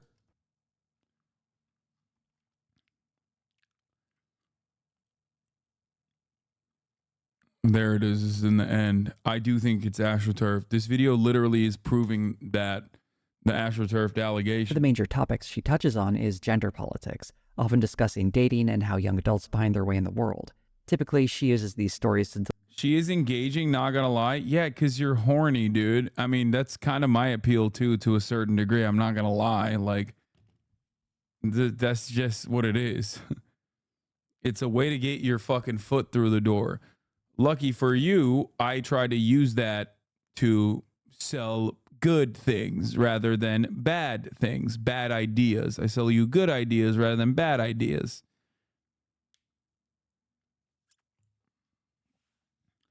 She looks 14, huh? First of all, she's a grown-ass woman, number one.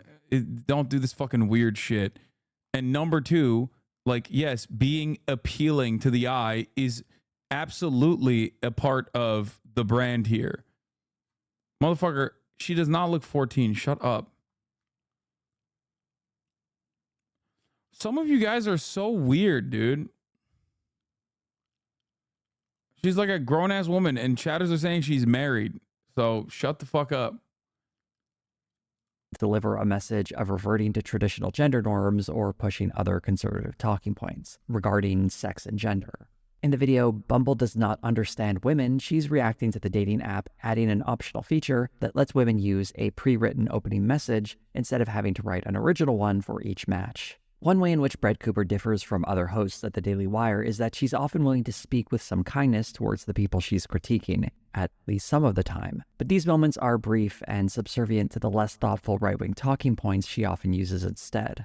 Like, if you actually wanted to rebrand and make the app better, you should let people on the app filter things like religion and politics for free, because according to your comment section, that is the #1 thing that people want. Apparently, there are multiple pay levels, and you have to pay a premium every month if you even want to see what somebody's religion is and filter based on that, which is absurd. That's all well and good, but it's also only in the final minute of the video. Before that, it was 8 minutes of stuff like this. Like, this is so classic. They are reverting to traditional norms, as we always do, but they can't say that, of course. They have to pretend like this is revolutionary so that they can keep going with their feminist nonsense. Here's another example, this time from the video. Women believe bears are safer than men. This is responding to a social media trend where women expressed how they've been so traumatized by sexual assault that they would feel safer with a bear than a strange man. It was meant to illustrate a very real fear experienced by women, and Brett Cooper Why she look like she's in a Swedish prison? Oh, the man versus bear shit. Very close to addressing that point in the video. Violence is sadly very prevalent in our society, and it's heartbreaking to see that so many women genuinely believe that a bear would be safer. Coming in only halfway through the video, this would seem to set it up for a very interesting and nuanced conversation about how women express their discomfort, and perhaps how men can do a better job of picking up on that. But instead we get... When humans have been asked what species should prevail on Earth, they don't even say their own kind. Instead of discussing the traumatic impact of sexual violence and how it was highlighted by this trend on social media, this video is actually about how people are too anti-human. You can care for the Earth that feeds us and keeps us alive and breathing and healthy without hating yourself and calling for your own extinction. I think women just... I think she does a pretty good job of softening like hardline right-wing positions. That I will admit, both with her aesthetic appeal, but also with like the way she communicates her positions. It's never like, I hate the Civil Rights Act. Like, you're not going to catch her saying shit like that. She's supposed to be like a more moderate right-wing force that gets your foot in through the door. I've never seen her go like so far that she has like a Candace Owens style nuclear take. It's very good. It's very good entry-level propaganda. This is precisely the reason why dumbasses in the chat are like, please have her on the Fear End podcast. Please, Haas. She's still a right-wing propagandist paid by Daily Wire. But some of you fucking idiots are too stupid to see that. No, she's not anti-me. I have a lot of fucking reaction-inducing takes. I have a lot of takes that are far beyond the edges of what the normal American would consider to be appropriate. I am nowhere near as manufactured or manicured as Brett Cooper is. That's the difference. That is precisely the reason why people catch me slipping, or people, people can clip me out of context and shit like that. That's the difference there. The other difference is because I have to be authentic. I cannot be inauthentic because I'm doing this for 8 to 9 hours throughout the fucking day. So that's the thing. She, on the other hand, can merely present herself as this person who is streaming when in fact she's just simply going in there, doing an hour-long read and clipping it down to like 20-minute sequences at most, 10-minute sequences at most. So in that process, she can maintain this facade that she is like an authentic commentator, just simply talking to you from her bedroom, when in fact she's not doing that. She is, it is no different than sitting behind a Ben Shapiro style desk and reading her laptop in the way that he does.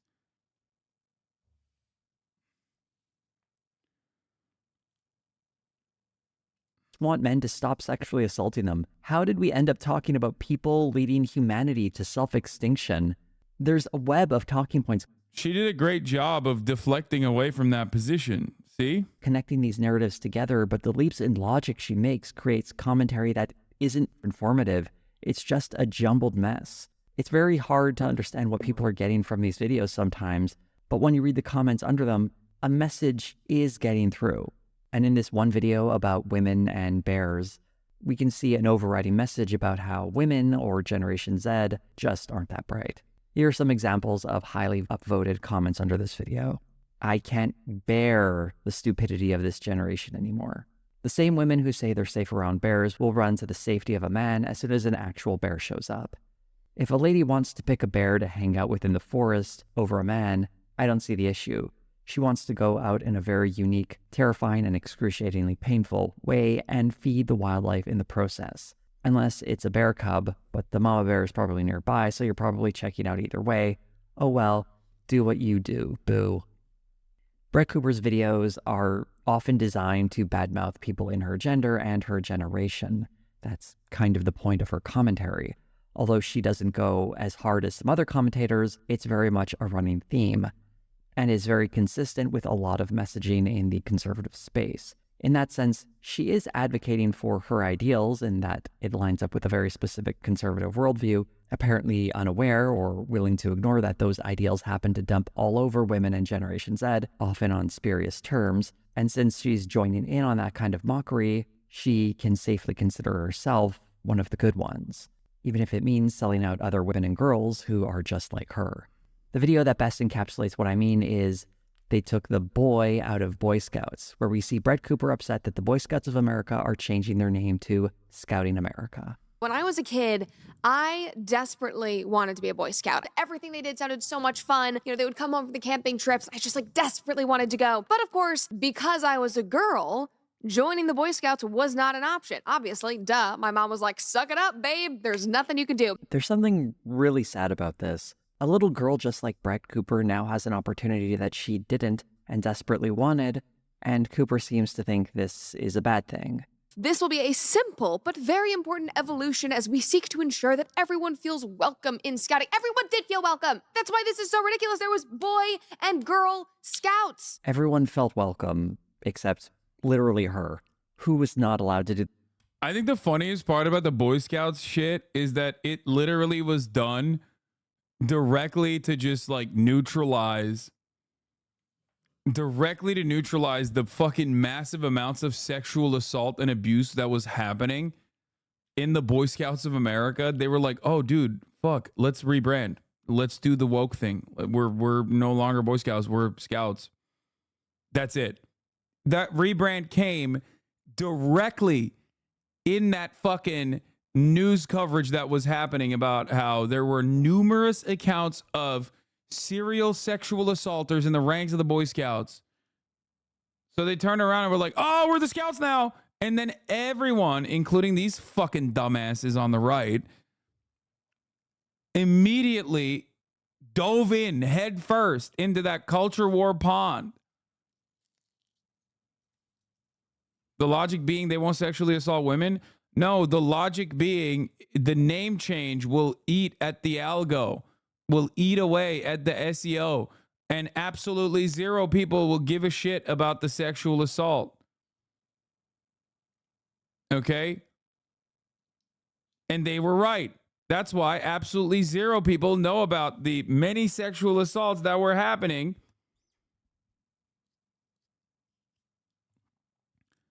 And everybody knows about the fucking Boy Scouts changing their name to Scouts. They very successfully diverted the attention away from a looming PR catastrophe. Their numbers were falling. They needed to shore up numbers. I'm sure that was another reason. This kind of stuff is pretty indecent in general. Like aesthetic liberalism and aesthetic diversity measures such as this one are so expertly and so cynically weaponized. Okay. It's basically like a parachute. Right-wingers do a similar version of this, obviously, or people who are like apolitical centrist content creators in general. When they see their numbers declining even a little bit, they'll immediately hit the I hate trans people line, bar for bar, like Aiden Ross did, you know, or Sneeko or many other examples. Like they always do that. This is like the liberal version of that. When they're like, oh shit, am I in trouble? Kevin Spacey. I'm coming out as a gay man, said Kevin Spacey after accusations of sexual misconduct, sexual assault, rape, and improper relations with minors.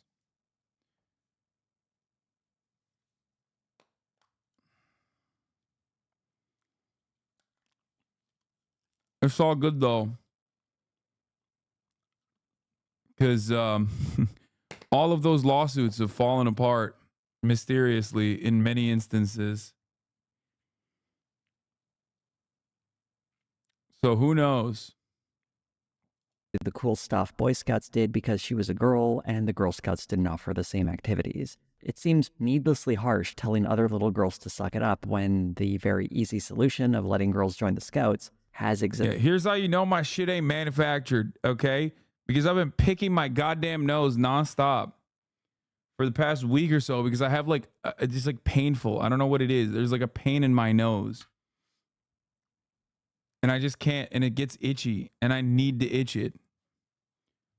That's how you know. I need to itch it. I can't stop myself. It might be a zit. I don't know what it is. It might be a nose hair, but it's really, really, really fucking annoying. And I'm probably making it worse. Existed for several years now. The principle supposedly being argued for here is that boys and girls need spaces exclusive to one another. Male camaraderie and community is vital.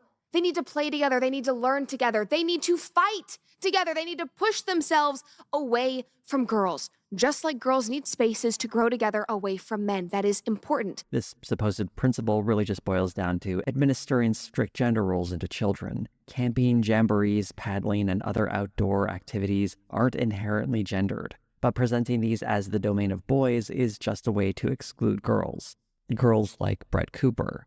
When getting into a bit of the history of the Boy Scouts, this video goes in a very weird direction though, when we see Brett Cooper wax nostalgically about what appears to be the introduction to the first Boy Scouts field guide. This, it will be seen, is a reproduction of the condition that ended in the fall of Rome. In her days of growth, every man was a soldier. In the end, a few great gladiators were in the arena, to be watched and applauded by the millions who personally knew nothing at all of fighting or heroism. Degeneracy is the word. For anyone familiar with far-right dog whistles, Yeah, dude, we need to make sure that everyone's a soldier by going to the fucking Boy Scouts. It's so stupid. I mean, Jesus Christ, probably a good activity to go outside and like learn how to camp and tie knots and shit. I myself was a Boy Scout in Turkey. I didn't really like it. I thought it was whack. But like, goddamn.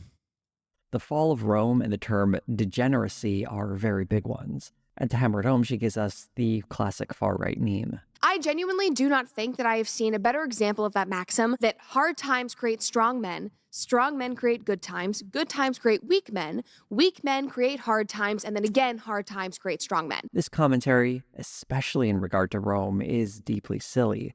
An article by historian Brett Devereaux provides context when he wrote, Western cultural memory fixes on the Gauls, Vandals, and Huns who broke the Roman frontier, but it is quick to forget the rather long list of non-state peoples broken by the Romans. The Samnites, Cimbri, Teutons, Ambrones, Helvetians, Ubronis, Arveni, Celtiberians, Lusitanians, Pannones, Dalmatae, Catuvillani, Iceni, Marcomanni, Quadi, Iazyges, and all the other hard people crushed under the Romans do not become households. It could be a cold sore or oral herpes. Bro, I can't even fucking say my nose is itchy without some chatter diagnosing me with herpes, bro. I swear to fucking God. It's inside of my nose, man.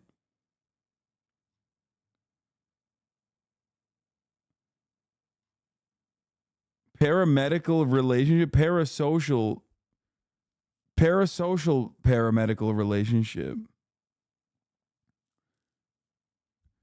Chatter will be like, bro, it probably is nose cancer. I'm just going to let you know, you have literally 1 month to live. This happened to a friend of mine. I'm really sorry. You have to die. Okay? It's like a classic situation where it's either A, scratch or something like that from playing basketball. I did get hit in the face a bunch. Or B, an ingrown hair or something along those lines. But Chatter went to, it's probably nose cancer. And honestly, you have, I know I said you have a month to live, but honestly, probably less than a month. I'm assuming half a month, give or take. Household names. Most successful large states in history can boast similar butcher's bills. On closer inspection, hard times creating strong men turns out to be a child's version of history, simplistic and unhelpful. The invincible barbarian or insurgent or terrorist was always just a mirage, a trap in strategic thinking. This poor reading of history has been used throughout the years and in recent history by right-wing figures trying to enforce strict gender roles and a more authoritarian style of government that fashioned young men into soldiers rather than simply letting them choose how they wanted to grow up in society. But even worse than misreading history, we also have an example of Brett Cooper navigating gender topics and getting science completely wrong in the video Stop Playing Politics with the Pill, in which she fearmongers about birth control pills. I suggest checking out Dr. Danielle Jones's video response to hear what an actual doctor has to say about this subject. No. I'm willing to bet that she does the exact same shit there too. If we were to watch Brett Cooper's video, she'd be like, oh guys, who amongst us hasn't had a weird hookup and felt conflicted about it later? It's normal to feel this way. Do not order over-the-counter birth control or fucking abortion pills. Do not. Nothing in that video was helpful or beneficial. It was fear-mongering. All of this light and not so light commentary on gender issues is not informed by facts or even decent research. Rather, it's a strict adherence to ideology and finding whatever little bits and pieces of evidence support it. It does raise the question that when she gets lost in a topic, going from talking about bears to the extinction of humanity, or argues against something that seems like she should naturally support, like wanting to let young girls into scouting so they can enjoy all the activities she wanted to do as a child, it raises the very obvious question of, is this how she really feels? Ultimately, it doesn't really matter though. In some way, shape, or form, she probably does believe what she's saying, but her role in all this and what she truly believes doesn't matter as much as what she's putting out into the world. And that's why the aesthetics become so important. Presenting her as an authentic, genuine person creates the impression that these videos are expressing a form of genuine politics. In the video, "We're Back, Baby," Brett Cooper celebrates various conservative wins within the culture. In this instance, frat boys protecting American flags and diversity, equity, and inclusion programs being scaled back. Now, in the same vein, which is just so epic, we are seeing even more change and resistance across the country, specifically from these frat boys. Other wins include Target not having a pride display this year, and lots of news on social media posts. As Gen Z faces climate change, inflation, and a housing crisis, the conservative vision of winning means getting some dunks on social media. It's hard to imagine someone falling for this, but looking at the numbers, some people clearly do. Here's one comment. "I'm in high school in Tien, and I got a lot of hope when some random kids started handing out American flags to people in the hallway." What Brett Cooper is presenting here is a counterfeit for having real politics, which is what this comment so perfectly illustrates. I hate to break it to anyone who loves flags, but they're fabric and don't have any intrinsic value. They're symbols, and they don't always mean the same things to different people. And the emphasis on the flag reflects a type of politics that ignores the material realities people live with and emphasizes instead symbols that make them feel good but may not necessarily reflect the reality in which we all share. This comment, I suspect, is alluding to the frat boy story I mentioned a little bit earlier. As a bit of a quick recap, the story of the frat boys at UNC Chapel Hill who surrounded the American flag isn't the brave act of courage. Dude, this was so funny. Like, God, the conservative movement is so weak and feeble in many respects that this was it for so many people. They were like, hell yeah, dude. They're so fucking, God, these frat boys, man, they're doing the dang thing. How dare our flag touch the ground, brother? That Brett Cooper presented it as.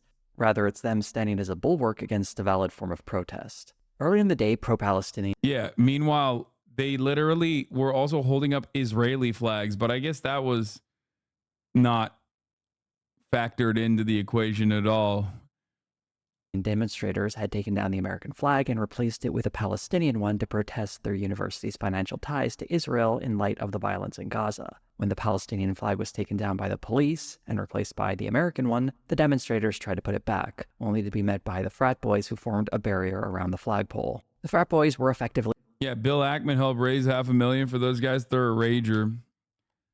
They're just such lame asses in general. Silencing a form of protest, which is an important part of free expression, all to defend a symbol of that expression. In this case, a symbol of freedom becomes more important than the actual freedom, and is then celebrated because it supports a particular type of right-wing politics. And so these boys became heroes who are given $500,000 to have a wild party, not because of them engaging in some kind of brave political action, but because they served as useful props to demonize a group of protesters the right would like silenced.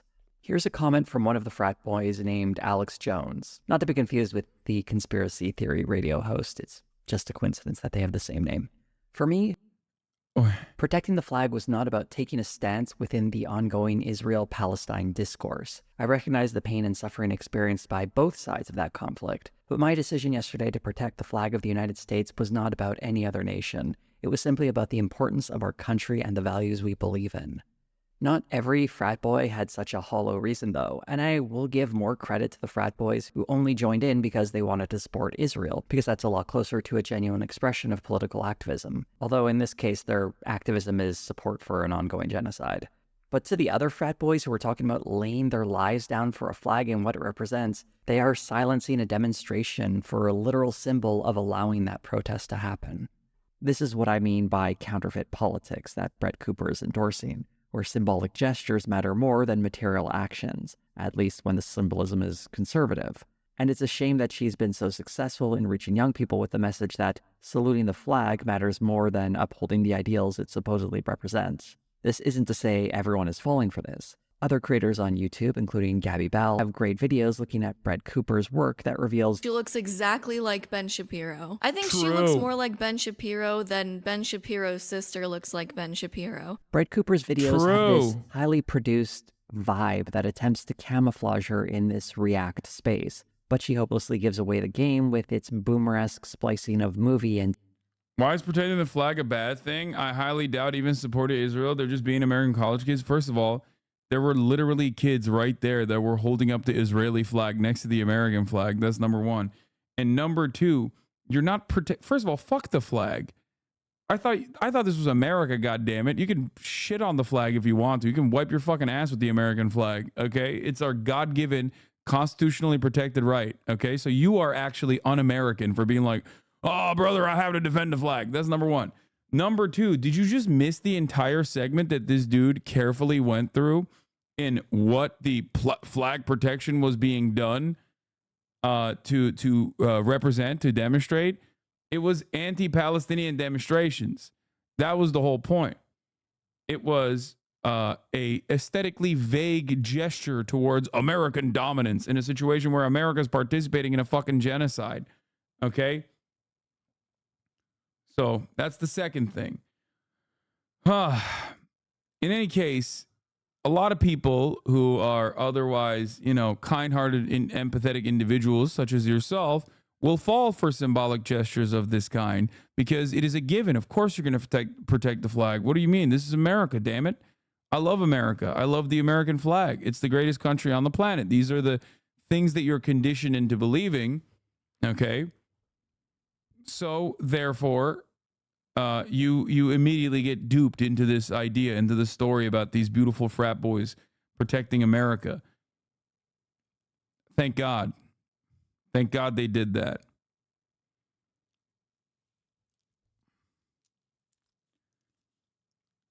Yeah, we put the flag on our underwear next to our nuts here in America. So they were going to take down the American flag just to put up a different flag? Yes, they did take down the American flag to put up a Palestinian flag as a symbol of Palestinian emancipation, to say, we are here, to say this college campus is in support of Palestine and the Palestinians who are victim to America's participation in the ongoing ethnic cleansing campaign. Now, having said that, however, of course, that ended up in this demonstration that you are defending currently, where people went in and said, fuck no, this isn't America. I mean, this ain't Palestine, brother. We fucking do genocide and we defend that genocide, and we will fucking ride the Israeli flag alongside the American flag. Hell yeah, baby. That's what they did. Do you understand? Why can't they show other flags out by areas they're protesting? Why even bother to take the flag law? Oh my God. Oh, this is precisely the reason why you can never win in this conversation functionally with people who are just like demonstrating their inability to understand. Are you empathetic to the cause? Do you care about Palestinians? Do you think that... Let me ask you a question, Moldy Hands. You have to answer quickly, okay? This ain't about the flag at all. This is just a serious question. Do you think that Israel is carrying out a genocide against Palestinians? Yes or no?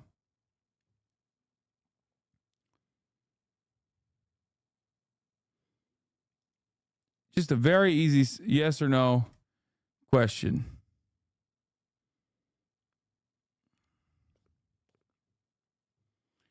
If you don't answer and then answer and ask a different question in an effort to deflect away from the main point of contention here, I'm going to have to give you at least some time off.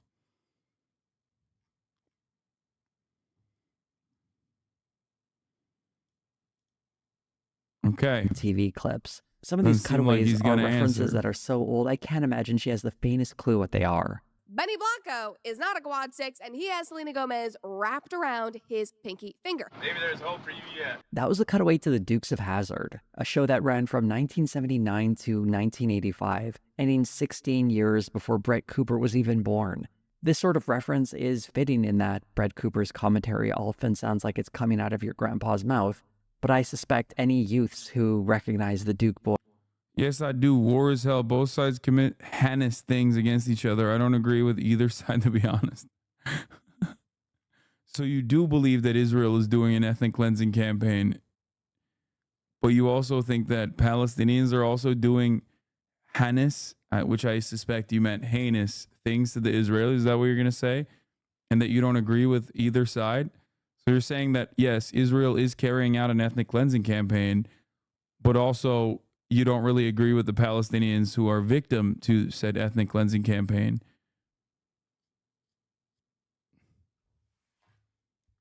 As in like they should be what? Sitting down and taking it or something? Like what should they be doing? What should the Palestinians be doing? Just eating the bombs? Like, I don't understand. Investigate within.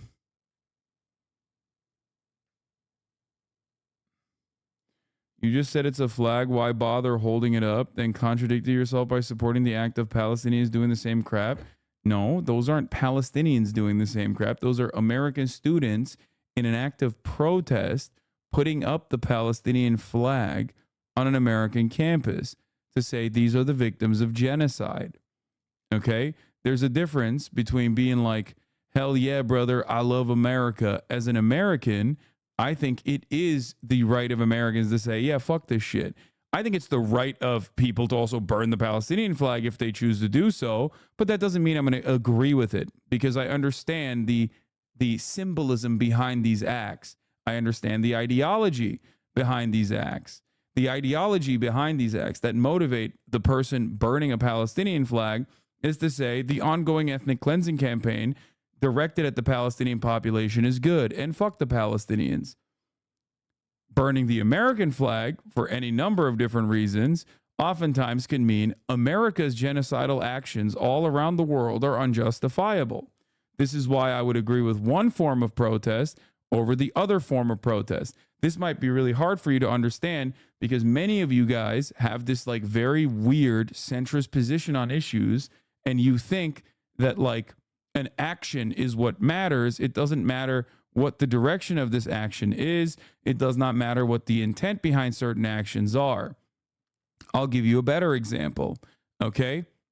You might say, I'm against violence. That's an understandable position that many people have. However, what kind of violence and who's doing it is important. For example, if I, a 6'4", 230-pound person, was brutally beating the shit out of you, someone who, let's say, is 100 pounds for the sake of this argument, okay, for no particular reason other than the fact that I just want to fucking brutally beat the shit out of you, that would be pretty unconscionable and pretty bad. However, that's just the act of throwing a punch in that situation. That's wrong. But beyond that, it's who's doing it and why they're doing it that makes it worse. Now, having said that, if I, the very same person, was throwing a punch against someone who was like, I don't know, trying to steal my dog or trying to hurt my family, you would find that act of violence not to be unconscionable, but perfectly well within the boundaries of what is just behavior. This is because people have the capacity to understand complex thoughts. I hope you are also capable of that. I hope you can also personally understand this. You know, sometimes an act, even if it's the same exact act, right, within different contexts, can be totally appropriate and just. There's a difference in the simplest terms. There's a difference between good things and bad things. Okay? To simply say, no, violence bad, you mustn't defend yourself would be silly, I think.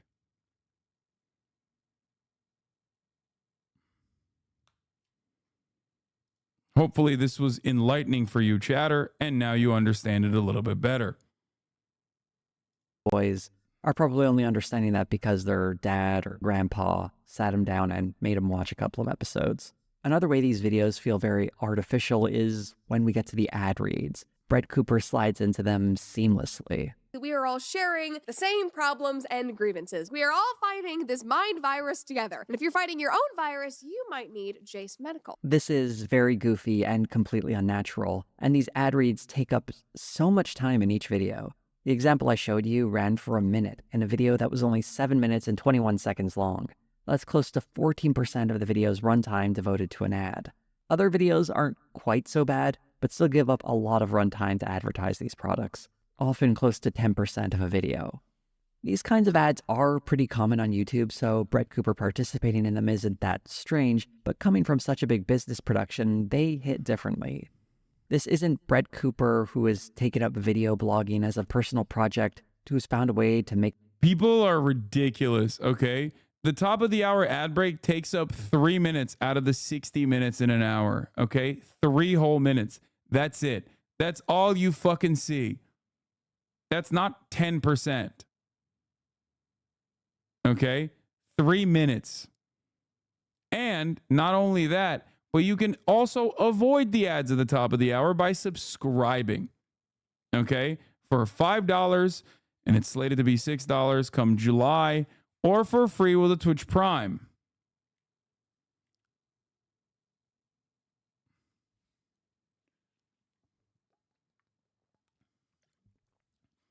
Decoy 1666, thank you for the 5 gifted subs. Here's the 3-minute ad break now. Make some extra money. She's someone who is hired to fill a role, and part of that job includes reading ads. She's using the guise of an amateur when she's actually a professional. And usually the appeal of these ads is that they come from an amateur who is following a passion project and is therefore considered more trustworthy rather than some kind of celebrity who's just getting a paycheck to endorse a product they may or may not believe in. There's a line on the Daily Wire About page that reads, "We're building the future you want to see." And when they speak to their audience, they often use grandiose terms about how they're going to change the culture and take it back from the left. You'll also hear folks from the Daily Wire make reference to Andrew Breitbart's famous saying that politics is downstream from culture. It's important to remember that the Daily Wire is presenting itself as a political project, spreading conservative values. One of the major differences between the Daily Wire and other conservative advocacy groups is that the Daily Wire is run as a for-profit business. As such, it's far more aggressive with its advertising and other monetization practices, and its conservative branding is often a means for making a quick profit. Some examples are the anti-woke chocolate bars and razors of dubious quality. They're sold to people as if buying a chocolate bar is somehow political activism. It's very similar to the counterfeit politics we saw Brett Cooper pushing in her videos, cynically telling people they can buy their way to a better world, or that the best way to celebrate free speech is to honor a flag, then respect the voices of protesters. In the article, Constructing Authenticity, Social Media Influencers and the Shaping of Online Identity by Maureen Eben and Elizabeth. Yeah, all the anti-woke products that they sell are so funny because it's the same ass cheeks bottom of the barrel product, but with just like conservative branding slapped onto it. I don't think that that is like even remotely profitable as a business. I think they were just like kind of testing it. There ain't no fucking way there's enough dumbasses who would be like, hell yeah, brother, I'd rather get fucking not gay Hershey's instead of just gay ass Hershey's, you know, especially when the price points are the way they are. Yeah. It's like pink tax, but for dumbasses. Exactly. Except the problem with pink tax is that if all the companies that sell feminine products are all applying that pink tax, and there is no alternative to certain products like, tampons or whatever, then you're kind of cooked. You know what I mean? You just have to pay more for the same shit because there's no alternative. That's the issue. Whereas this is even dumber than the pink tax. This just straight up is a dumbass tax where it's like, hell yeah, brother, I'm paying more because I want my chocolate bars to be anti-gay. consumer activism is a perfectly understandable direction that conservatives will move in because that's all they give a shit about. That's all they chirp about. In a world where Joseph, Robin, and Brandon, thank you for the 5 community, give the subs. In a world where conservatives get pretty much everything they want, obviously there's like only one area where they aren't able to demonstrate their desires or forcibly push their desires upon the broader population. It's culture, it's consumer products and things of that nature. So then they just constantly chirp about that too, because the project demands that you forcibly enjoy conservative culture. Okay?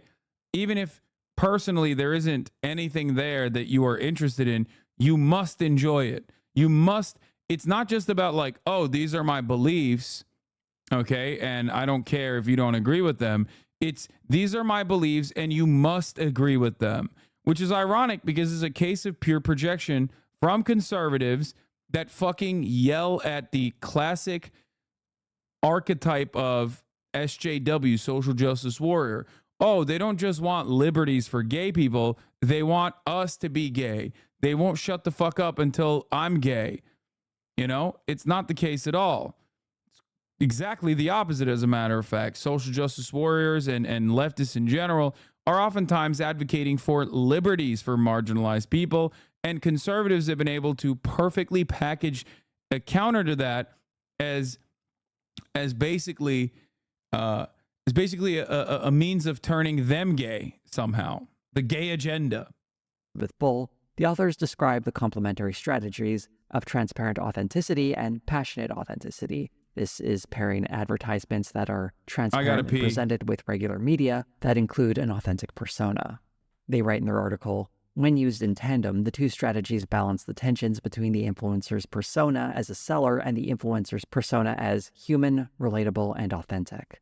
Viewed through this lens, Brett Cooper's success makes some sense. Although she is stylistically inauthentic, her personality seems to be informed, at least in part, by what she actually feels. It's not so much she's a fraud, but rather a willing participant in a business strategy that is using the constructed influencer persona and conservative branding to turn a profit. While I was researching this video, I noticed something interesting. When I typed authenticity into the search bar on YouTube, I got a lot of psychology videos on how people can become their authentic selves. When I did the same thing at my local library, I instead got a bunch of books on marketing.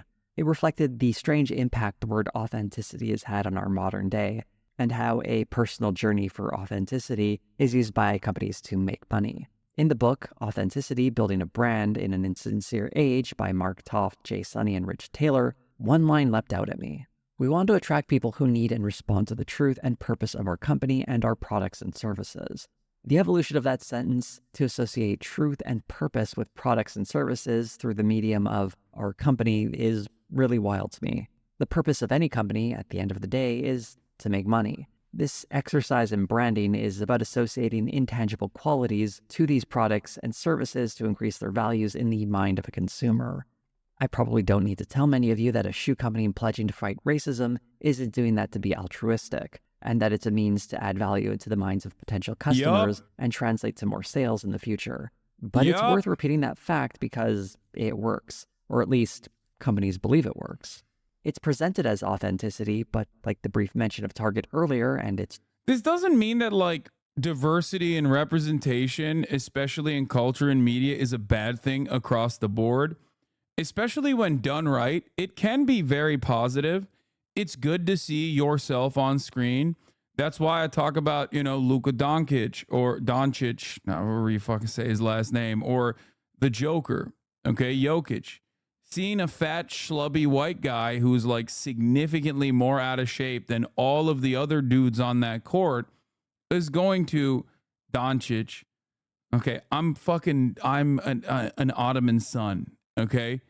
Obviously, it is in my fucking epigenetic memories to not be able to say a Slovenian last name or a Serbian last name correctly, okay, for obvious historic reasons.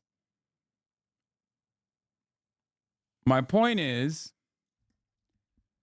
wait, Doncic is not fat? I mean, they are schlubbier than the average athlete. my point is, I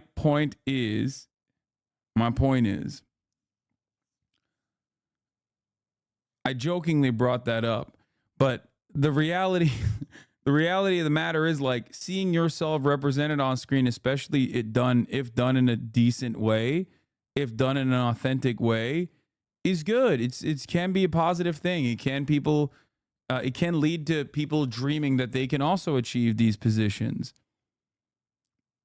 This is not overall a bad thing, okay? It's a nice thing. The problem with liberalism is that it's the only thing. And as a matter of fact, it's not only the only thing, but it's also the only thing worth fighting for, while simultaneously the very same corporation could literally be applying business practices that are harming those very same subsects of society that they're propping up in an aesthetic fashion. We saw one of the better examples of this during the Black Lives Matter movement, when in the aftermath of George Floyd's state-sanctioned, unjustifiable, extrajudicious murder in the hands of Derek Chauvin, there were a lot of protests. Black Lives Matter all of a sudden was co-opted by liberal outlets and liberal institutions. People basically had, companies like Walmart were throwing up the black fist in support of Black Lives Matter. Now, while they were doing that, Walmart was also, still actively funding local PBAs, police benevolence associations, and the like, giving them new cop cars, things of that nature. That was antithetical to the fucking black fist that they were throwing up simultaneously. This is a phenomenal demonstration of the aesthetic front of liberalism co-opting social movements, while simultaneously using that as a way to just, stop you from paying attention to the actual impact, the tangible impact that they have in reinforcing the same exact dynamic, same exact unjustifiable hierarchy, same exact power struggle. Anyway, so just so you understand. Dropping of pride displays, these values can be jettisoned at a threat to the company's bottom line. The Daily Wire is not an exception to this marketing strategy. It's how they can opine about the supposed degeneracy of Hollywood while working with a production company that ignored one of its producers' long history of being a sexual predator. These conservative values, meant to signify the company's authenticity, become more flexible when it's time to make some money. To join the Daily Wire seems less like an authentic career path and more like joining a business that claims to have conservative values. And to an extent, I'm sure many of the people working there do have those values. But a quick look at the Glassdoor reviews for the Daily Wire reveal many former staffers who were attracted by the mission and were then chewed up by the demanding work hours and capricious leadership that uses the genuine desire these people have to help the conservative movement to exploit them as workers. To give you a better sense of that, here are a couple of the reviews. Must sell soul. Pros. At first it's cool, you're excited, got your dream job sticking it to the leftist soy-riddled emasculated man. Famous people walk by. Nice. You made it. Cons. They blocked out the windows so you can't tell what time it is. They make it very clear they don't care about your work-life balance. Wow, I'm shocked that a right-wing hyper-capitalist institution would do all of the expected, awful, devastating, no workplace protection having moves that they literally espouse on a daily basis. Like, when you're hired by the Daily Wire as an editor and you're editing a video from Ben Shapiro who's talking about how workers deserve less, does it not even enter your mind that perhaps he might be talking about you, the worker yourself, working hours on end, toiling away for someone else? Do you never, when you watch a Daily Wire video and you get the vibes that Ben Shapiro might not exactly be too fond of workplace protections, do you not perhaps think this is not the best employer to work for? I don't know. Just something to consider. This is what I said literally This is what I said about Steven Crowder. When people were leaving the Steven Crowder franchise, the Louder with Crowder franchise, and they were like, I could not believe the fucking litany of lack of labor laws and litany of workplace violations that were occurring on a daily basis. I'm like, what do you think was going to happen? It's like joining the Klan and then being like, wow, you guys don't really like black people all that much. Brother, you joined the Klan. The fuck? That's their thing. You joined the anti-worker organization. You got what they were saying openly. They weren't hiding it. They were being honest about it. They said it in a town hall, which more so resembles a Hunger Games announcement, despite horrible things happening to people who work there because they had none. Bigwig owns a Tesla and gets in like Batman but dresses as if gay. It's hilarious. They rail against the left as if they're any better. They ignore the real issues in favor of making fun of sad little leftists with half-brains. When you start there, you're high on making a difference, but if you're not an idiot, you quickly realize the only difference you're really making is dividing neighbors, spreading hate. Real godly of y'all. If you have a real conscience, you will not like this place. Must be willing to sell soul to conservative devil. Of the 15 or so reviews, there are a few positive ones, although they strangely all seem to come at around October of 2022. There's a review here that sheds some light on why that is. You have been warned. Pros, you get to work with some really smart people, plus having the DW on your resume is like gold in conservative circles. You also get to make a real difference in the culture wars. Hashtag SBG for life. Cons, it's an incredibly toxic work environment. What the fuck is SBG for life?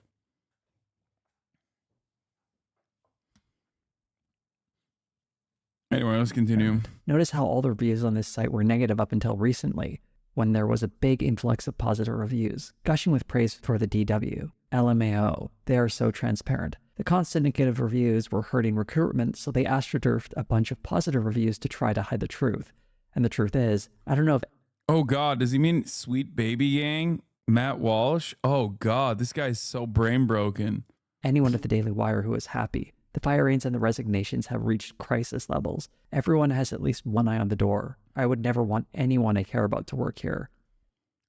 Yeah. I wonder why. For two reasons, by the way. One, because it's a media company, and media companies are notoriously difficult to keep in the green, especially when, you know, advertisement dollars dry up or whatever. Even though I would expect conservative media companies to do a lot better in that field. One, because there's a steady flow of dollars coming in. Advertisers that want to work with you because you have a decently sized audience. But more importantly, I suspect conservative companies have big dollar donors that are funding them in times of need. So I'm kind of shocked that they would have these kinds of like downsizing fears at the Daily Wire. Terrible, unethical company. Pros, there is no pros to working at this company. It is built on lies. Cons, many cons. The founder of this company is truly a terrible human being and has created an organization based on lies and unethical behavior. The company is so disorganized and has no clear direction or philosophy. Its mission is to spread lies, sadly. There is also a lack of transparency. A company full of narcissists. Advice to management? It's 2022. This company needs to be shut down already. No real values. The Daily Wire seems like a miserable place to work, and many of these reviews are clear. Executive leadership think they're the salt of the earth. They couldn't care less about the employees. All of the reviews have summed it nicely. Positive ones were written after HR asked folks to write them. Dude, they couldn't care less about the employees. Again, brother, it is the fucking Daily Wire, dude. What are we talking about? How are people so fucking stupid? I'm going to look at Ben Shapiro. I want to see what Ben Shapiro's YouTube page with 6.8 late on Thursday afternoon, American. Let's do this. Socialist tells Ben Shapiro workers should own the means of production. 3.5 million views. Shapiro reacts to discussing race baiting. United Auto Workers strike explained.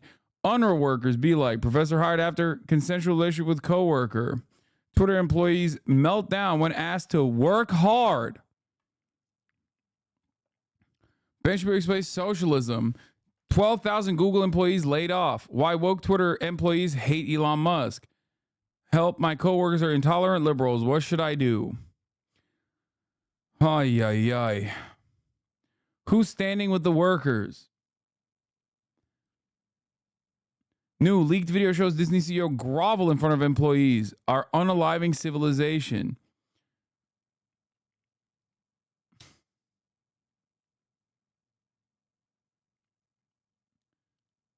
They run on politically paying laborers as little as possible. Yeah, I mean, to be fair, I will say this. That was a little bit of an old head Hasan moment of me to expect that Ben Shapiro's new videos would be talking about workers' rights, because that's old school Republican Party shit. Donald Trump did kind of change that with his populism a little bit and made it seem as though the Republican Party is aesthetically pro-worker. If you guys recall,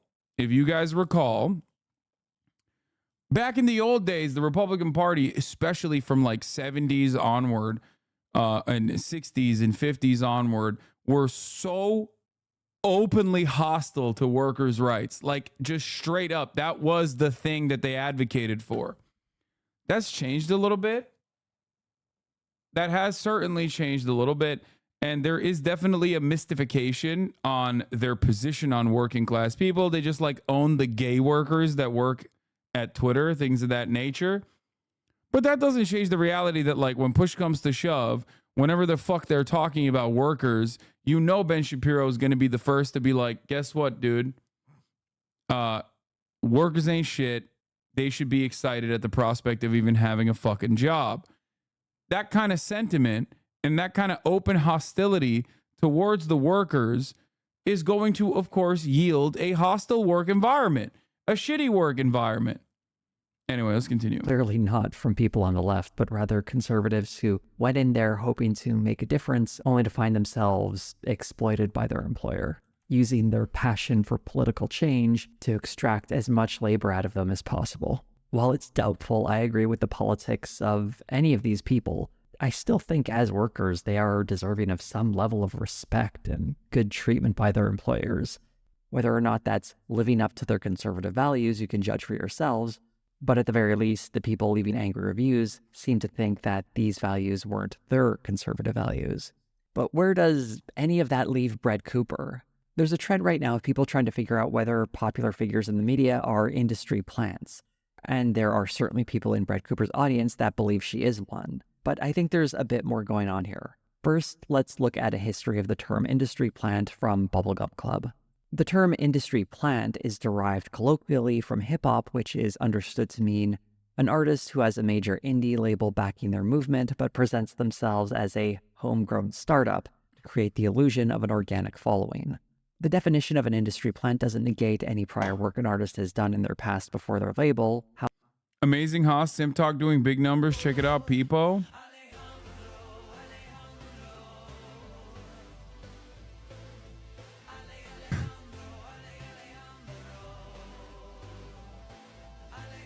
Me, when I found out Hasan Piker actually does know how hot he is.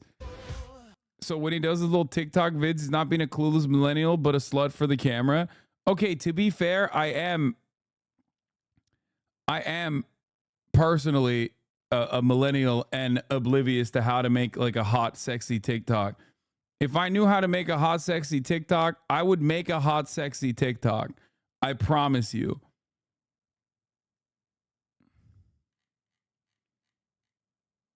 The first comment, Hasan the Nepo Trust Fund warrior. I know. Dude, one day, I promise we're gonna have the trust fund one day. Sorry that I serve face and ass at the same time in one video will happen again. Lol, your haters have one joke. I know.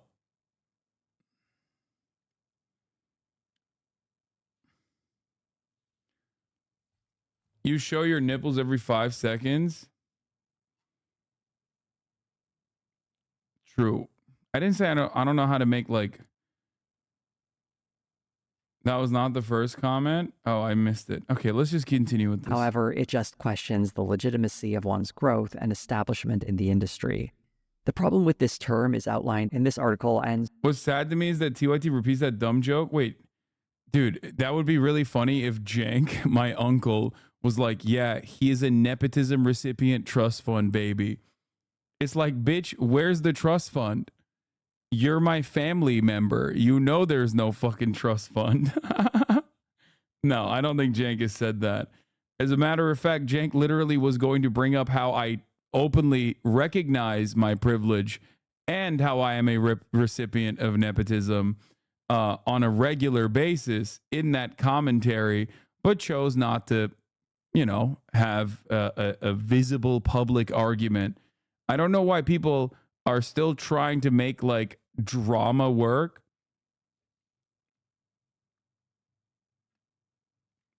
So, you know, like I have said from the jump, Jank is my family. I love him. Anna is like family. I've known her for 20 years. I do not care. We have political disagreements. That's fine and dandy. But ultimately, you know, I wish them well. I hope that, you know, I hope that whatever's going on is resolved. But it's not even coming from Jank's side, I don't think. This was a great TikTok you posted. I didn't even post this. Austinox made this.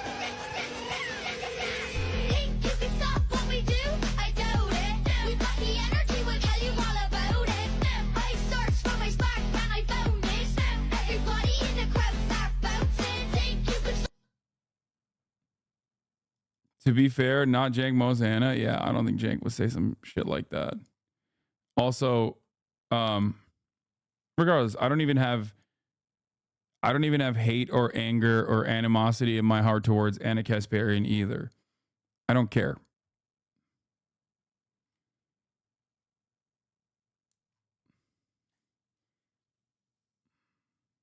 and several others. The desire to point out someone as a plant often ignores talent they may genuinely have, and is often hard to distinguish from the process of how big media companies find new talent. It's also giving companies that rely on talent far too much credit in their presentation. An article in Loud and Quiet explains it well.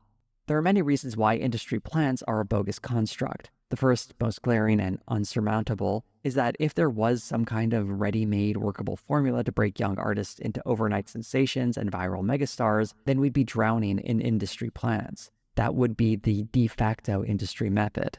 When applying this loose label to Brett Cooper, we have to be even more careful, as the article also highlights how this term has been used to target women. The overwhelming majority of artists attacked and accused of being plants are young women. The idea being that they are not capable of attaining talent, fame, and success on their own at such a young age, with no help, and therefore are immediately suspect.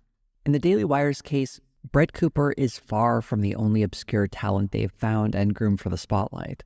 Matt Walsh, Michael Knowles, and Ben Shapiro have all been, to varying degrees, polished and marketed to a wider audience. A 2018 Vanity Fair article in particular highlights how Ben Shapiro was groomed for the spotlight and is very much a precursor of what would later be done for Brett Cooper.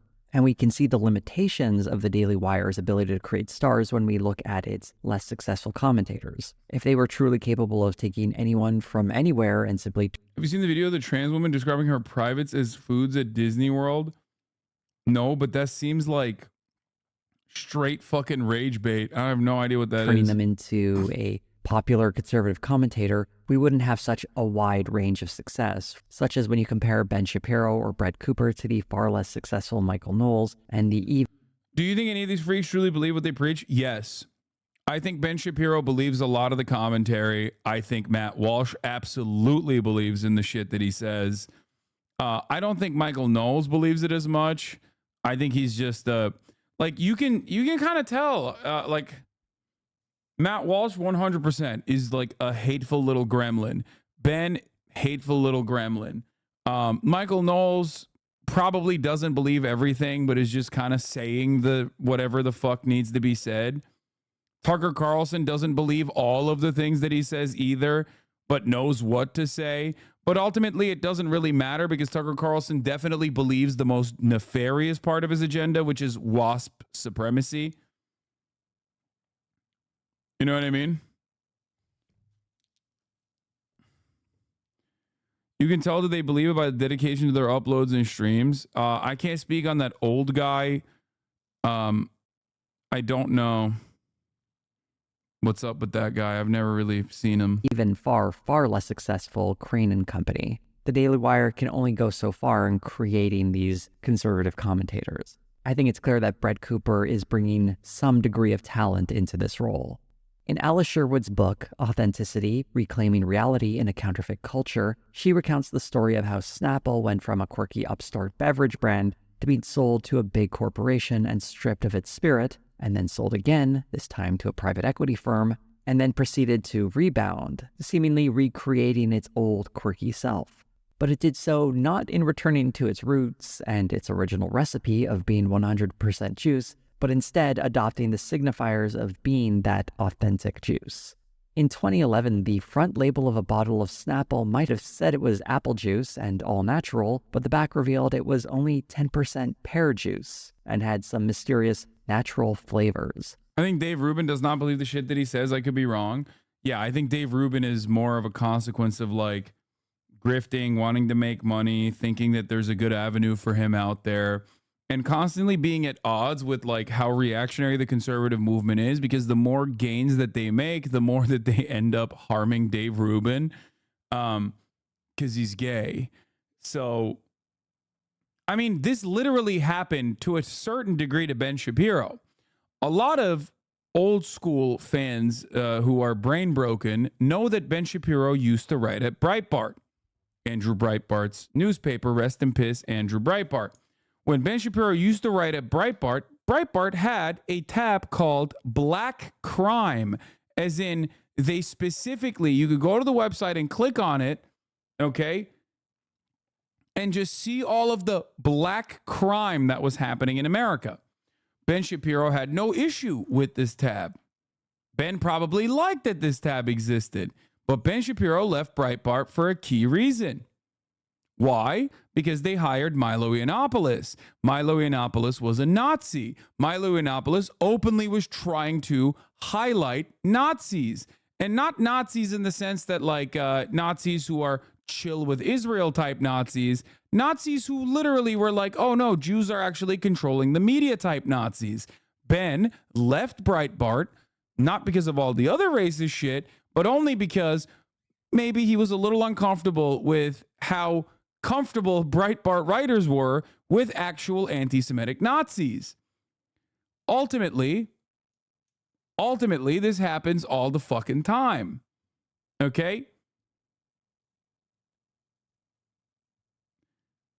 If you're a conservative and you're not like a fucking purebred white, okay, there is going to be a layer of marginalization that ends up oppressing you as well. Something to consider.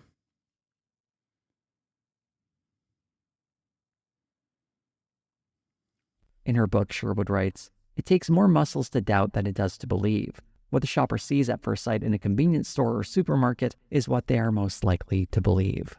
What this encapsulates so well is what's being sold is a vibe. The product exists and might even be tasty, as pears supposedly have an apple-y flavor, but the packaging is doing the heavy lifting here, telling the person they're about to enjoy some apple juice that's all natural. It's just enough of that authenticity to get someone to buy the product when the product is just a cheaply produced knockoff of the thing or feeling the packaging is supposed to remind a person of. This is at the heart of Brett Cooper's inauthentic channel. She has the talent to, at least for a little while, attract an audience. That's not nothing. But her channel isn't just a showcase of her raw talent. It's wrapped up in something else. A branding that presents her as a regular person having fun on the internet in her bedroom, when the reality is she's working for a company that uses conservative branding to make money.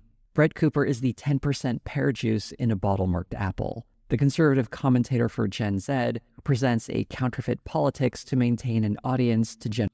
You want to tell me that 200 armed Hamas members that died in the operation as Israeli fanboys claimed they were only capable to kill a single IDF soldier? Holy moly, that sounds like they were a real threat to Israel's existence.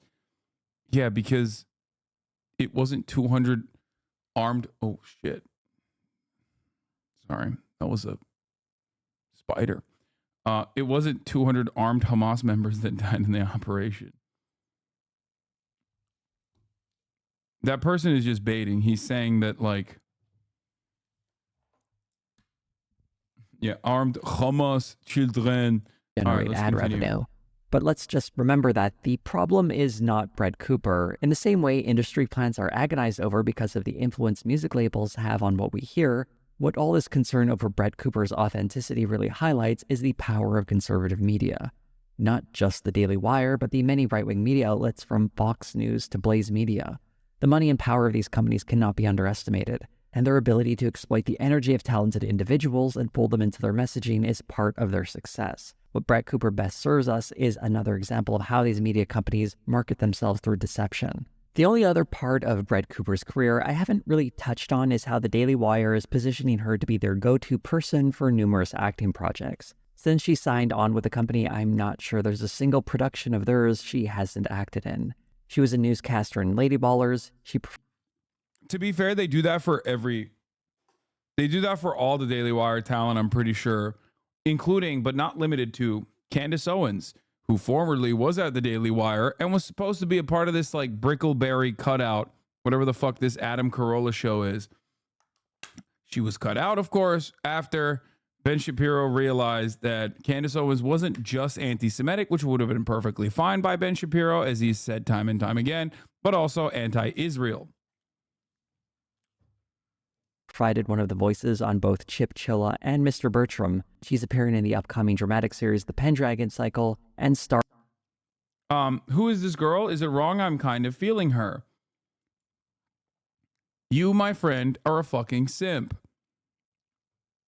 Okay? I don't know how else to describe this other than the fact that you are an unimaginable simp, a simp of epic proportions. This is all it takes for some of you dumb fucks. Oh my lord. Down cataclysmic, down abysmally. Please just, I wouldn't say stop gooning. I would say jerk off before you type. Okay? Because like normally, this would be real sexist, right? What I'm saying would be real sexist if I was simply saying, oh, you're a fucking simp because you're coming in to defend a female content creator. Except in this circumstance, this person has not given you anything for you to be like, oh yeah, she's doing a great job. She is a right-wing commentator who is inauthentic, ultimately. And the entire video is about how she is inauthentic and promoting conservative ideals and ideologies, but while masquerading it tonally in the most like neutral ways possible. And yet you still find yourself falling for the grift. So obviously there's only one aspect of what she's presenting that you find to be good.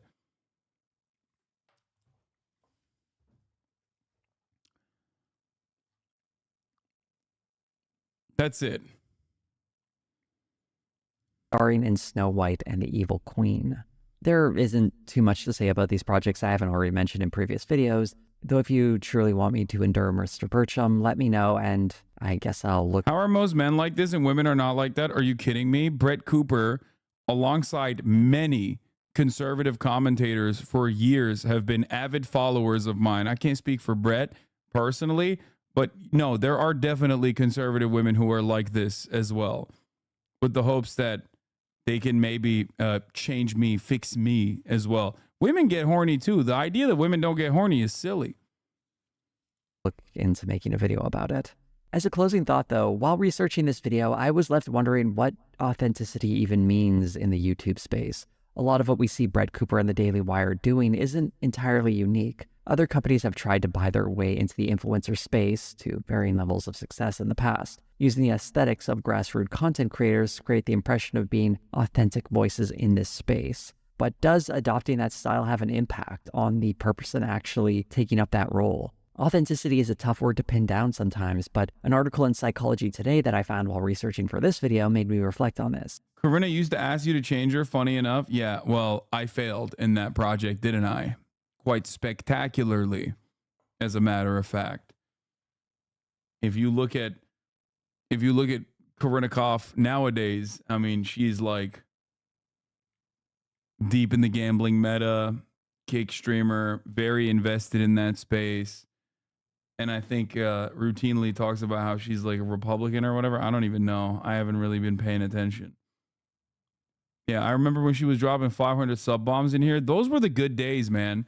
Those were the fucking days. She was one of my Oilers. 100%.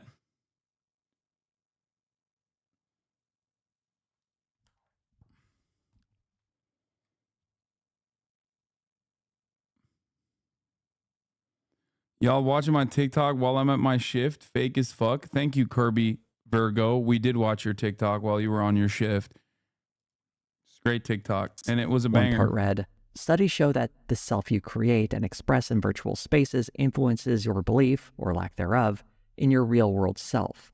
Avatars are not without consequence, so take them, but not yourself, seriously. Identity is an all-the-time, rest-of-your-life process of becoming, and technology is here to stay. Negotiating that intersection can be confusing, and there will probably be missteps, but you need not settle for being a bland avatar. Give yourself permission to be a bold, whole person that you can be proud of, in flesh and pixels alike. When that virtual self is paired with a profit incentive, it seems less authentic to me, and that performance of authenticity impacted by that profit incentive has an impact on the performer as well. We become the people we pretend to be, after all. It's something I've felt in myself too. While operating this channel, I've learned so much about other people and their circumstances, and I've felt myself become more empathetic to causes and perspectives I've never considered. Before starting this channel, I could say it's terrible to lie about someone's murdered loved one for a propaganda video, but I didn't know what that rage felt like until I found Lauren Southern doing just that in her Borderlands movie. And even now, I can still feel that anger lingering in my belly. On the other hand, when I read about how much something as simple as an identity being realized by a character in a sitcom can mean so much for the person it represents, the whole thing carries a greater weight. It's not just a nice thing to have, but an important gesture telling someone that they too get to be part of popular culture. There's also the darker side though, as the negativity that swirls around topics and figures urges me to be harsher and less understanding towards them. Or competing voices tell me to sell out my convictions with the promise of profits and a false sense of balance. There are so many pressures urging creators in directions they never imagined for themselves when they start this YouTube journey. Not all of them bad, but not all of them good either. And I'm sure it's incredibly difficult for anyone trying to figure out just how to navigate this space without losing something important in yourself. There are a lot of phonies and fakes in this political commentary space on the right and the left. To be fair, that's the thing I don't like about like grifting as well. I honestly only care about grifting as far as like what the output is. I'll be honest with you, because I think that like some content creators, depending on which way the winds are blowing, will like kind of be left leaning, and I don't necessarily have an issue with that as long as they remain true to that and then shut the fuck up when the issues turn around with a right-wing shift and they don't fucking end up leaning on that front. Grifting only matters when people's attitudes, when people's like opinions are malleable and they will use their platform for evil, for right-wing politics, for pushing a right-wing agenda. Does that make sense to you? Like, people always ask me, like, do you think this person is authentic? That person is authentic. Do you think that this person, believes what he says? You guys ask me this question as well. What's really interesting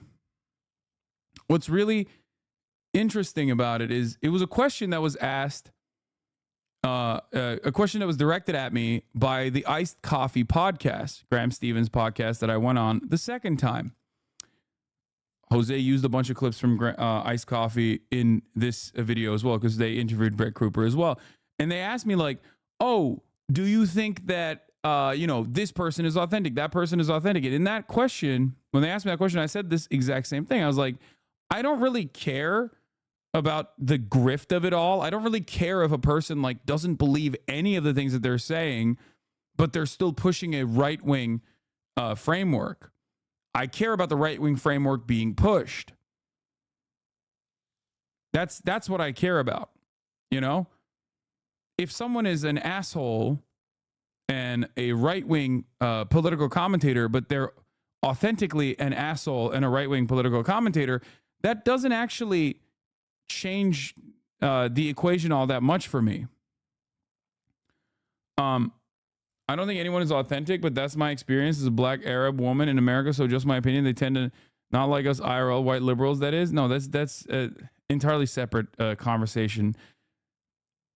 I'm specifically talking about right-wing commentators and left-wing commentators, blah, blah, blah, like political commentators in general. I don't care. I personally don't care if Ben Shapiro is authentically who he is or if he's a fucking socialist in secret. I care about Ben Shapiro's output. If Ben Shapiro never made another video tomorrow and then chose to be a right-wing guy ultimately in his day-to-day, then I wouldn't care about it as much. He's putting right-wing agitprop out there.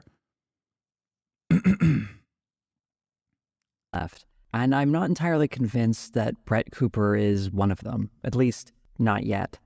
When watching her videos, she'll often have like a line or two where she reflects a kind of kindness and sympathy towards the subject she's discussing. There doesn't seem to be that level of cruelty or harshness you see from someone like Matt Walsh or Ben Shapiro or Steven Crowder or Tim Pool or many of the other commentators who have been doing this for far longer than she has. This, I think, is one of the long-standing impacts of doing this work.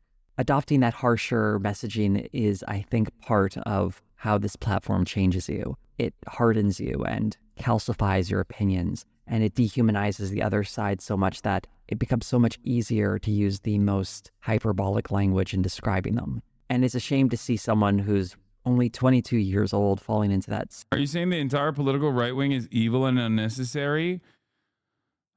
It depends. This is a vague generalization, right?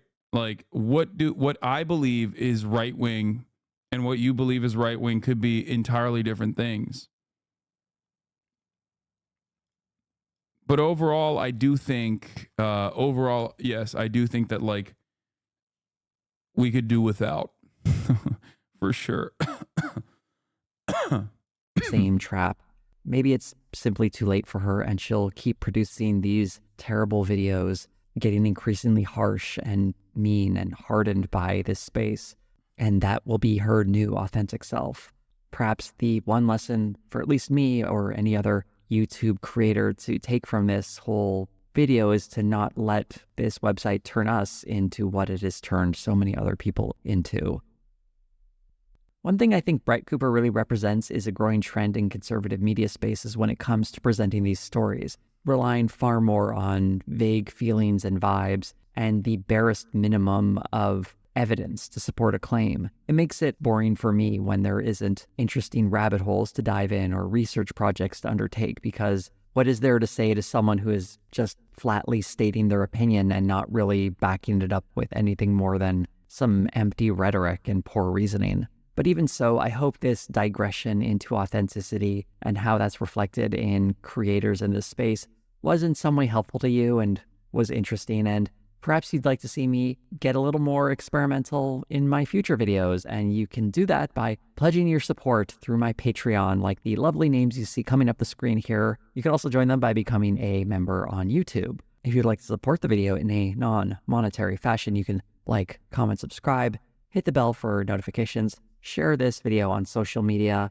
and just keep on being wonderful.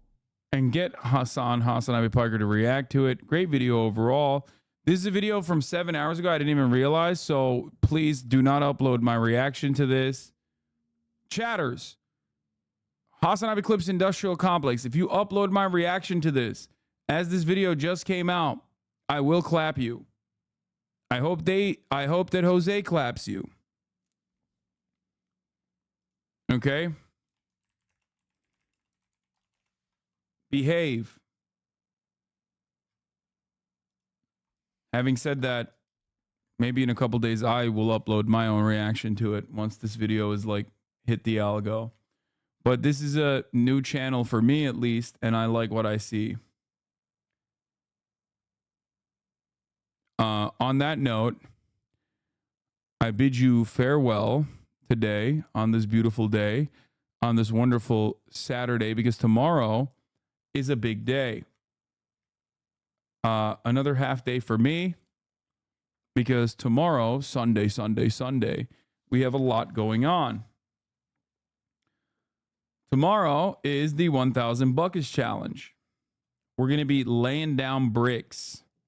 Hopefully not too many bricks, so that I can actually complete the challenge in and of itself.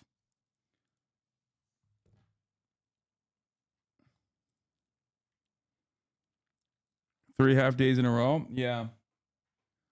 I know.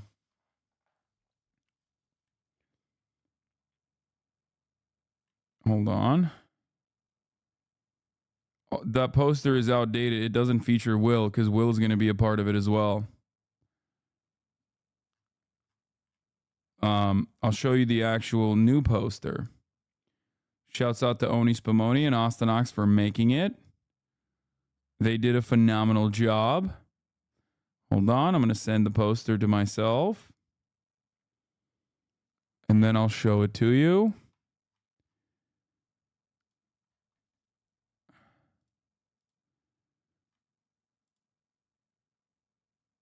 Here it is. This is the real poster. I'm actually gonna post this on Twitter as well. Right now.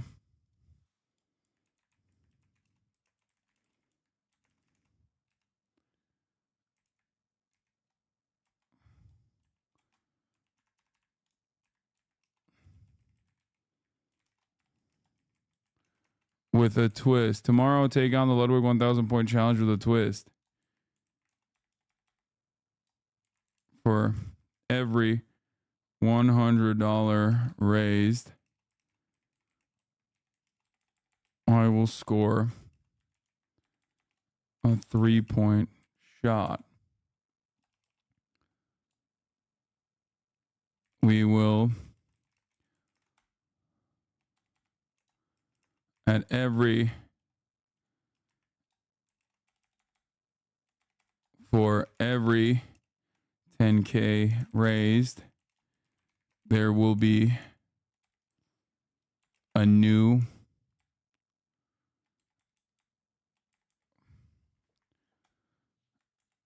at every 10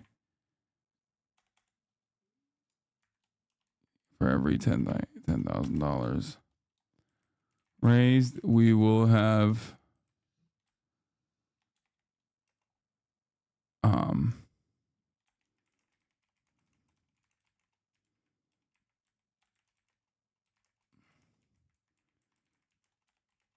many guests fundraising.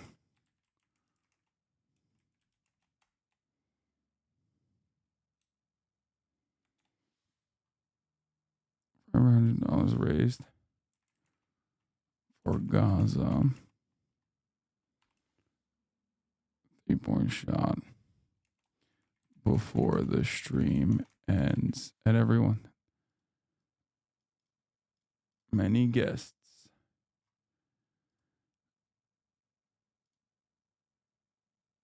Here it is. Blast this off, chat. Promote this all over. Okay?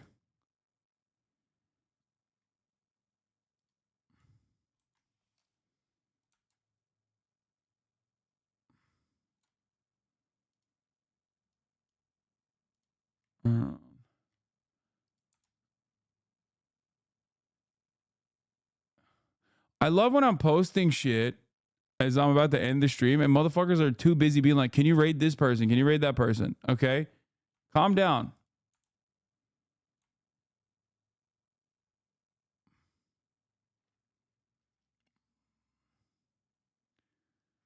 It is based on donations raised starting at a specific time. Wait, I should probably post that as well. Yeah. Starting at 11 a.m. PST at Twitch/HasanAbi.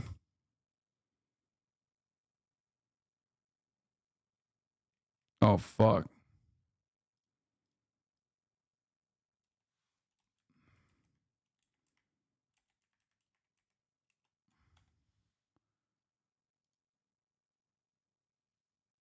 Is that...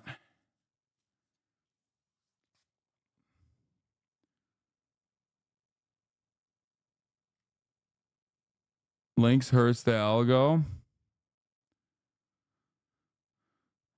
Tomorrow I take on the Ludwig. Oh, yeah. Starting at 11 a.m. PST. You're right. I already said tomorrow.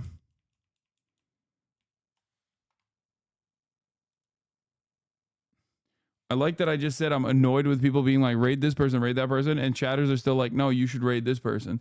So you do shots when people donate? Yes. Will you have a Palestinian jersey? No. Unfortunately, because I just simply do not have one. Okay? All I want to know is if you will play the original of Hasan is streaming. Lots of new chatters haven't seen it. What is this for you? What the fuck is this? I donated, no shout out. What? It's going to be a different link, by the way.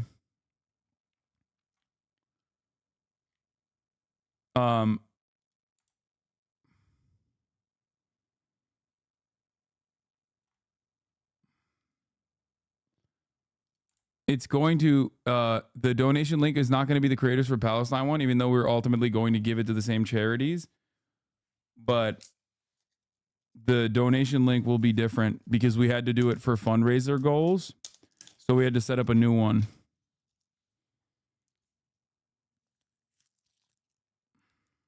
So you could keep up with the fundraiser goals. We'll leave you shirtless. Maybe.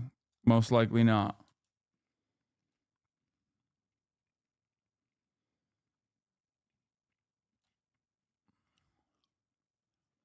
Can you swap your places with Ray so she's more prominently advertised? Probably a better idea. Is Kaya playing? Yes. Kaya will also be prominently featured on the court. Anyway, love you guys, and I will see you tomorrow.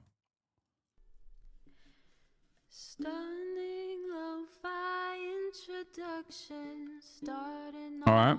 Bye-bye, everybody. See you tomorrow. All the shadows trickling in has helped people hate. Sunny Los Angeles, California, says Hasan. The starlock to the starlock to the topic just begun.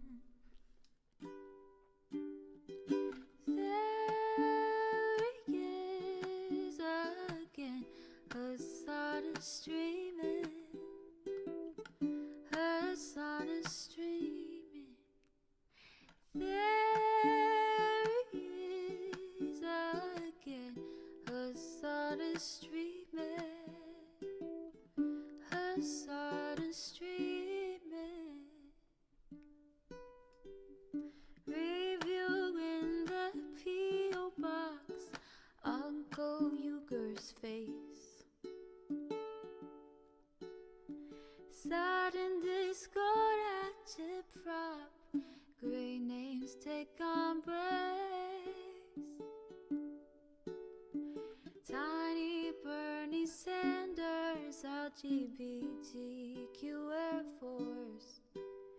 The whole left at your fingertips, Ane at your door. H3 crowded up the Young Turks online show.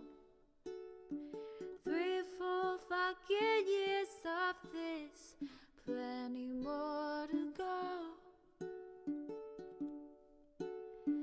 90-day fiance talks of champagne bourgeoisie. A Trump rally live reaction on mass riot at DC. There he is again, Hasan is streaming. Hasan is streaming. There he is again, Hasan is streaming. Hasan is streaming. Reading a live stream, fair comments, Austin show chat advice, and all the ways the right-wing pipeline can suck you in online. JCS react, Lord frame gets broken, cover blown. A full-blown mass pandemic, monster streaming at your home. Total radicalization coming out to find. The system you were taught to trust in was broken the whole time. All these daily streams, whether big or whether small, have helped me and so many find the meaning through it all. There he is again, Hasan is streaming. Hasan is streaming. There he is again, Hasan is streaming.